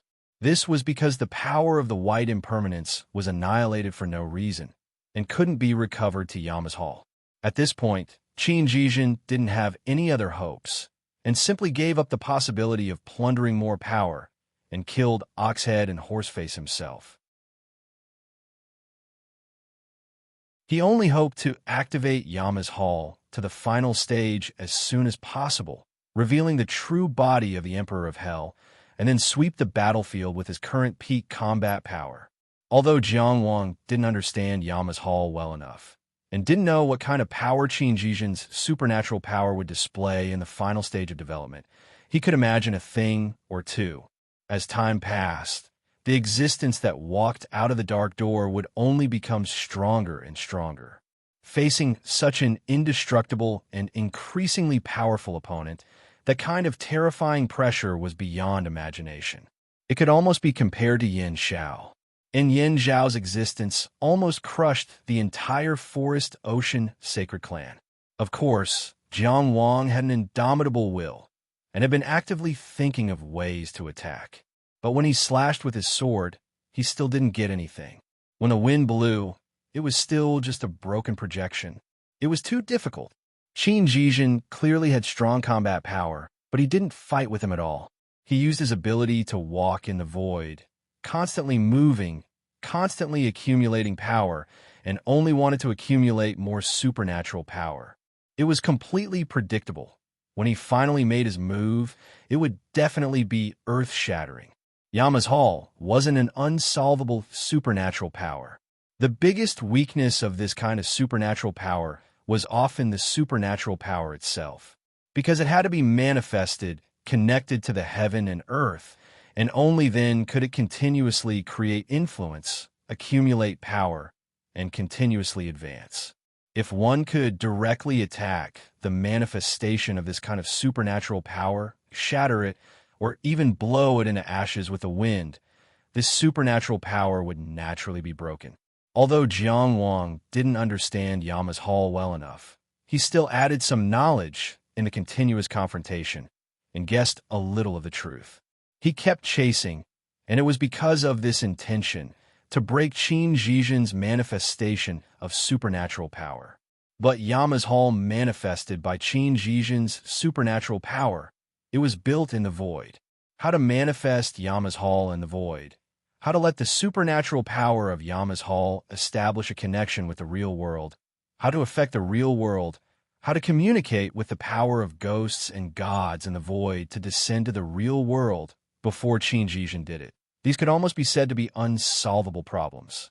After Qin Jijin did it, it was very difficult for a second person to imitate. Because not everyone had a void refinement realm supernatural power and could walk freely in the void, and not everyone could develop a void refinement realm supernatural power to such a terrifying extent. It was almost as if the mysterious void was their own backyard. And when Qin Jijin did this, he had already made up for Yama's Hall's biggest weakness. After Yama's Hall manifested, it hid in the void. It created an influence in the real world through the void. How could ordinary cultivators have the ability to enter the void? Even if they could enter, where could they go to find it in the vast void? Taking a step back, even if they found it through the connection in the real world, who would dare to walk in the void in front of a void refinement realm supernatural power possessor? In the real world, Jiang Wang could fight so fiercely with Qin Jijin, but in the void, he probably couldn't last more than 10 breaths. Because the void was Qin Jijin's home ground. Difficult, difficult, difficult. The audience racked their brains, but they couldn't think of how Jiang Wang could break out of the situation. On the field, Oxhead was already dead, and Horseface had disappeared. They watched as Qin Jijin appeared on the martial arts stage once again, together with the projection of the Dark Door. And behind him, a mythical figure with a serious expression and wearing an official's robe walked out in large strides. In his left hand was the Book of Life and Death, and in his right hand was the soul-hooking brush. It was the judge of life and death. In myths and legends, he was an existence that rewarded good and punished evil and took away lives. A powerful aura spread out in all directions, and just from momentum, it was unknown how much stronger it was than Oxhead and Horseface. What made people despair was not just the strength of this judge of life and death. People couldn't help but think, when such a powerful judge of life and death returned to Yama's Hall and descended into the real world again, what kind of terrifying existence would it be? And on the martial arts stage, that green robe was the same as before. His face was the same as before. His eyes were the same as before.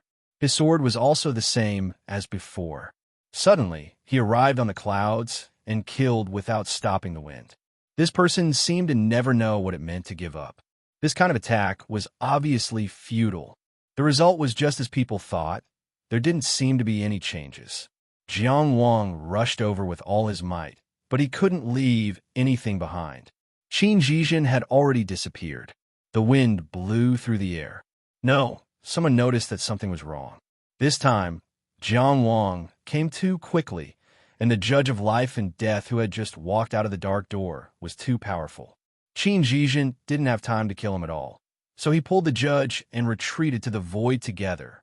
On the surface, Jiang Wang did indeed return without any success, but he had clearly delayed Qin Jijin's evolution to the final stage of the divine ability. The Yama's Hall hiding in the void had indeed solved the greatest weakness of this divine ability. But another problem was that the Yama's Hall hidden in the void must consume the power of the void refinement realm divine ability. In other words, it had a time limit. Its time limit was the time that Qin Jijin's void refinement realm divine ability could still support it. This was the problem. In this way, Jiang Wang's pressing step by step became another form of consumption. If Qin Jijin still couldn't successfully kill the judge of life and death and enter the final stage of the Yama's Hall by the time he reached the limit of his void refinement realm divine ability, then Jiang Wang's battle intent at this stage would have been completed. On the spectator's stand, Yi Qingyu's eyes shone with extraordinary splendor. She had amazing cultivation talent, but she had always known that Jiang Wang's battle talent was hard to find in the world. From their first encounter at Zhuang Country's three-mountain city to Qi Yunshan and today's Riverview platform. That lonely figure who walked down the cloud ascension stairs alone, how was that walking down? It was clear that step by step, he walked to a higher place. He also walked to the front of her eyes. Beside her, Yi Lingxiao didn't say anything and didn't show any emotions. But she couldn't help but sigh in her heart. This Jiang Wang really didn't let go of any opportunity in battle, and he really had excellent battle talent. He could often create possibilities in the impossible and create opportunities when there were no opportunities. This was very precious. He didn't know how much Jiang Anan could bear from him in the future. Even someone as proud as him had to admit that this guy, who he disliked no matter how he looked at him, had some of his style when he was young. As for how much, for Jiang Anan's sake, he would consider it 30%, not to mention how the outsiders saw it. On the field, the figures of Qin Zhizhen and the judge of life and death suddenly appeared and disappeared. Jiang Wang directly opened the second inner palace secret treasure, Chasing Wind, and used the instant clear sky immortal technique to chase after him again and again, but missed again and again. Both sides launched a crazy chase on this martial arts practice platform. For a time, the entire martial arts practice platform was full of the black-clothed swordsman, the dark door, and the judge of life and death. And the green robe was like a bolt of green lightning, connecting these afterimages one by one. Actually, without the support of the immortal state, Jiang Wang's swordsmanship couldn't be compared to Qin Zhizhen's saber skills. But not only did he not pull away, but he also kept closing in, showing the momentum of wanting to cut down his opponent under his sword. Instead, he wanted to force Qin Zhizhen to choose to pull away. He first broke the 3-world Azura saber, then broke the Void Refinement 8 Extreme saber. How could it not prove that his swordsmanship was stronger than Qin Zhizhen's saber skills? He relied on the wrong path and the immortal state, which the other party didn't know. At this time, his aggressive posture seemed to be even more fearless. It was like he had a pinch in his hand, so he dared to go on a rampage. Even if Qin Zhizhen saw through his flaws, he couldn't help but wonder if this was a trap. Things didn't happen more than 3 times, and he had already suffered twice in the confrontation of saber and sword skills. Avoiding the sharp edge didn't mean that he had lost his edge. Could it be that under the circumstances of knowing the power of the 7 styles of Dojiao and Dojan, he still wanted to take the initiative to fight to the death?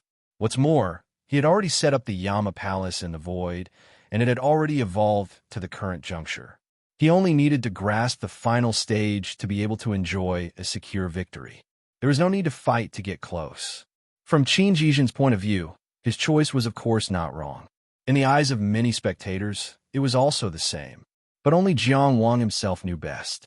Compared to Qin Zhizhen, who had opened 5 prefectures at once and grasped the ultimate saber skills, his sword skills should have been his weakness. In reality, it was indeed so. Whether it was in terms of strength or technique, he was inferior. But in actual combat, he had instead made close combat become Qin Zhizhen's shortcoming. A wrong consensus was still a consensus. So he could close in step by step, and Qin Zhizhen could only continuously dodge and do his best to avoid getting close. On one hand, of course, it was because he was operating the Yama Palace in order to move towards a more secure victory. On the other hand, didn't it also mean that he was no longer confident in facing Jiang Wang's sword? That Qin Zhizhen who had said, "My fist is at the peak of this realm, and my saber is even more superior to my fist skills," had already admitted that Jiang Wang's sword might be stronger after the 3-world Azure saber had been broken and the Void Refinement 8 Extreme saber had failed. The words of the heir of Gu Feijian by the Wei River, the so-called number 1 in the Inner Palace, "I only recognize Jiang Qingyang of Qi." At that time, accompanied by that sword that illuminated the world, it had already left a deep impression in his heart. And in today's battle, it had been carved even deeper by sword after sword, engraved in his heart. Of course, Qin Zhizhen wasn't someone who couldn't face reality. It wasn't completely unacceptable that there was someone in this world whose sword skills were stronger than his saber skills. This also couldn't determine victory or defeat. Of course, he couldn't agree to Jiang Wang's endless battle. Since he couldn't escape, then he had to accept a slightly inferior result. When Qin Zhizhen walked out of the dark door again, he didn't hesitate to cut down the body of the judge beside him. The blade was as black as the night. The horizontal and vertical blade smoothly cut off the judge's left arm. As the book of life and death collapsed, It cut into the judge's body from the left, intending to cut him in two. But with this pause, Jiang Wang had already arrived. Halfway through Qin Jizhen's blade, he saw a cold, long nail fly over and pierce into the judge's right arm. The right arm that held the soul-hooking brush completely disappeared. Before the true body of the Emperor of Hell descended, most of the attacks against the Yama Palace would be absorbed by the Yama Palace. However, it just so happened that Zhou Feng slaughtered gods and ghosts and killed people. It couldn't be tolerated by the Yama Palace. Qin Jizhen already had a deep impression of Jiang Wang's wind. He didn't have time to completely kill the judge, so he used this horizontal and vertical blade to lift the judge and immediately took a step back, disappearing into the void again.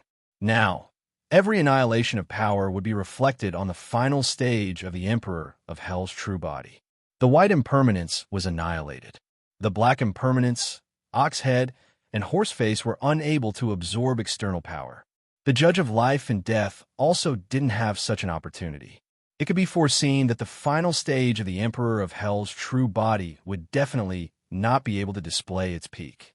Qin Jizhen had naturally sensed Jiang Wang's battle intent long ago. He knew that Jiang Wang wanted to exhaust him. However, he still wanted to try again. He wanted to be as perfect as possible. Now, he had to face reality. He would rather suffer some loss of power so that the Yama Palace could smoothly evolve to the final stage. Of course, he would also try his best to reduce this loss as much as possible. Unfortunately, the Yama Palace ultimately had to be used in the modern world. The death of the judge also had to happen in the modern world. Otherwise, it wouldn't be so troublesome. Qin Jizhen carried the judge in one hand and walked in the void. He opened a crack in the void to observe the modern world. Just as he was about to step out, he suddenly saw a green robe coming over on clouds. A wisp of frost wind swirled slightly between his fingers. Of course, he didn't care about the distance between the void and the modern world. However, if he still walked out from here, at such a close distance, a layer of flesh would inevitably be cut off from the judge in his hand. It would greatly affect the final state of the Emperor of Hell's true body. He suddenly turned around and had already walked to the other side. Just as he was about to step out, he suddenly discovered that the green robe had arrived again. Zhou Feng circled in the air. If it happened once, it would be an accident. If it happened twice, it would be expected. Qin Jizhen's eyes were as deep as water. He carried the judge of life and death and moved again. Sure enough, before he stepped into the modern world, the green robe had arrived first, and the Zhou Feng had also arrived. Without a doubt, Jiang Wang already knew where he was going to come out. That was why he could block the door in advance. The person's intention was also very obvious. They wanted to keep him trapped in the void until the power of the divine ability was exhausted. They wanted to trap him in the void until he died. But the problem was, how could the other party be able to see through the void and the modern world and spy on his traces? Qin Jizhen immediately thought of Jiang Wang's terrifying divine soul power. After thinking about everything, this was the only possibility. Did he use some kind of imperceptible divine soul method to leave a mark? Could it be that the soul robe was not completely taken off? This also seemed to explain why his saber could be easily blocked earlier. Standing in the void, Qin Jizhen didn't step out. His gaze was heavy, as if he was looking at Jiang Wang across the boundary between the void and the modern world. The light of the 5 residences' supernatural powers mixed together and instantly cleansed his entire body. His muscles and bones could be seen, illuminating the 5 residences and 2 seas. His entire body shone brightly, but nothing could be found. There was no strange divine soul power in his body. What kind of divine soul power could escape the illumination of the divine palace's light? Qin Jizhen was sure that his divine soul power was inferior to his opponent's, so he couldn't be sure whether he had really seen clearly or not. Opponents like North Xiang and Jiang Wang, who had exceptionally powerful divine souls, might have divine soul methods that were beyond his knowledge. In the vast void, Qin Jizhen sighed softly. This sigh could not be heard in the void at all. He didn't want to admit it. But he had to admit that facing Jiang Wang, he really didn't have any leeway to hold back. That Gufagian successor might not be an exaggeration. Jiang Wang was definitely one of the top intermansion experts in the world, but he wasn't the strongest. There was only one strongest intermansion expert. What was his name? What was his name? In the eyes of the spectators, they only saw that Qin Zhizhen didn't show up on the huge martial arts stage. And Jiang Wang, alone with his sword, stirred up the wind, stepped on the clouds, and came and went suddenly. It looked indescribably cool, but it inevitably made people puzzled. What was he doing? One was hiding in the void motionless, the other was flying all over the field. What were they doing? Only a small number of people could make the corresponding conjectures, and even fewer people could see clearly that at this moment, Jiang Wang was blocking Qin Zhizhen in the void and was forcefully exhausting the power of Qin Zhizhen's divine ability. The stronger the expert, the more frightened they were. And for Jiang Wang, his method was actually very simple. He just imitated Lin Yuxi's Nian Shun and left a little bit of divine soul power.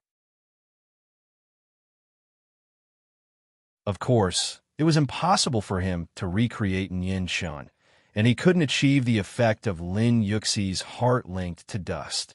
Even if Lin Yuxi personally came to set up Nian Shun, it would be impossible to escape the light of the five-mansion glorious light.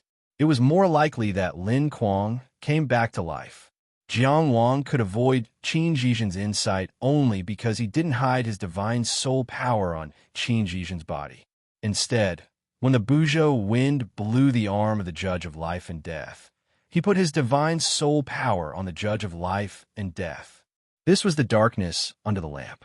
For Qin Zhizhen, it was very hard for him to imagine that Jiang Wang, while trying to annihilate the Judge of Life and Death with all his strength, would actually put in the effort to leave some kind of mark. Because if he didn't use all his strength to annihilate the Buzhou wind, it would be impossible to stop him in time, let alone cause any damage to the judge before he killed him. And if he really did go all out, since he wanted to use the Buzhou wind to completely annihilate the Judge of Life and Death, what was the point of leaving a mark? Qin Zhizhen still didn't realize that he had been constantly raising Jiang Wang's strength. Starting from those words left by the Wei River, all the way to this battle, Jiang Wang kept bringing surprises. In his heart, Jiang Wang's strength was constantly rising. It was precisely because of his mistaken understanding of Jiang Wang's level of swordsmanship that he gave up the possibility of close combat. And also because he overestimated Jiang Wang's divine soul power, he gave up on continuing to search. He didn't think that he could find Jiang Wang's hidden divine soul power. He wasn't prepared to look for it again. The next battle, the next one, he would think about it again. At this moment, he was wholeheartedly immersed in this battle. He wanted to win this battle that brought him extreme enjoyment and pick the sweetest fruits of victory. People only saw. On the ancient martial arts platform, the projection of the Yama Palace appeared again, and Qin Zhizhen suddenly stepped out with the judge in hand. This was a new choice. Jiang Wang, who had rushed over in advance, flicked his finger, and 3 killing nails shot out in a triangular formation. Boom, boom, boom, boom. Suddenly, a pitch-black iron wall rose from the ground around Qin Zhizhen. In an instant, he was surrounded on all sides. It was as if the rules of heaven and earth had blocked Jiang Wang, who had rushed over outside. It was the supernatural power, Iron Wall. This was a relatively ordinary supernatural power, but in Qin Zhizhen's hands, it was anything but ordinary. In other words, there were no ordinary supernatural powers in the world. There were only ordinary people who were lucky enough to pick the seeds of supernatural powers. This was a defensive supernatural power in the absolute sense of the word. It wasn't like the Star Wheel, which blocked fatal damage within range. It wasn't like the Thunder Tower, which followed the user of the supernatural power. While defending against the opponent's attack, it also didn't affect the user's attack. The Iron Wall separated friend and foe. At the same time that it gave up the possibility of attacking, it also increased its defensive ability in all aspects.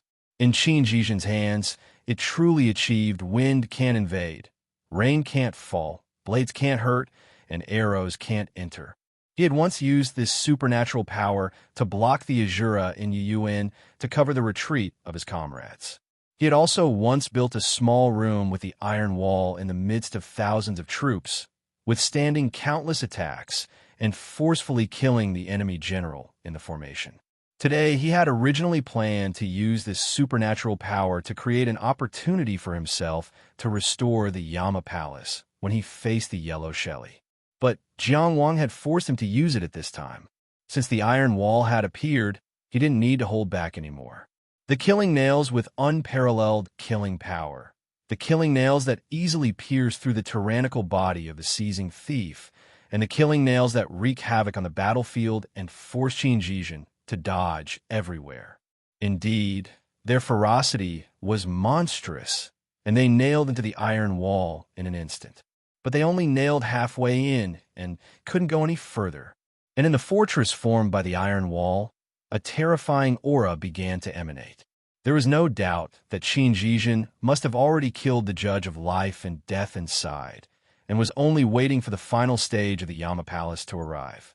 When the iron wall retreated, the Emperor of Yama would descend into the world and sweep through the world. Number 1 is 8,000 words. Number 2 is 10,000 words. Number 3 is 8,000 again. I've worked hard for 3 days. Give me some monthly votes. You're tuning in to the Warrior Lore YouTube channel. Don't forget to subscribe and join us on this journey to catch the most captivating stories.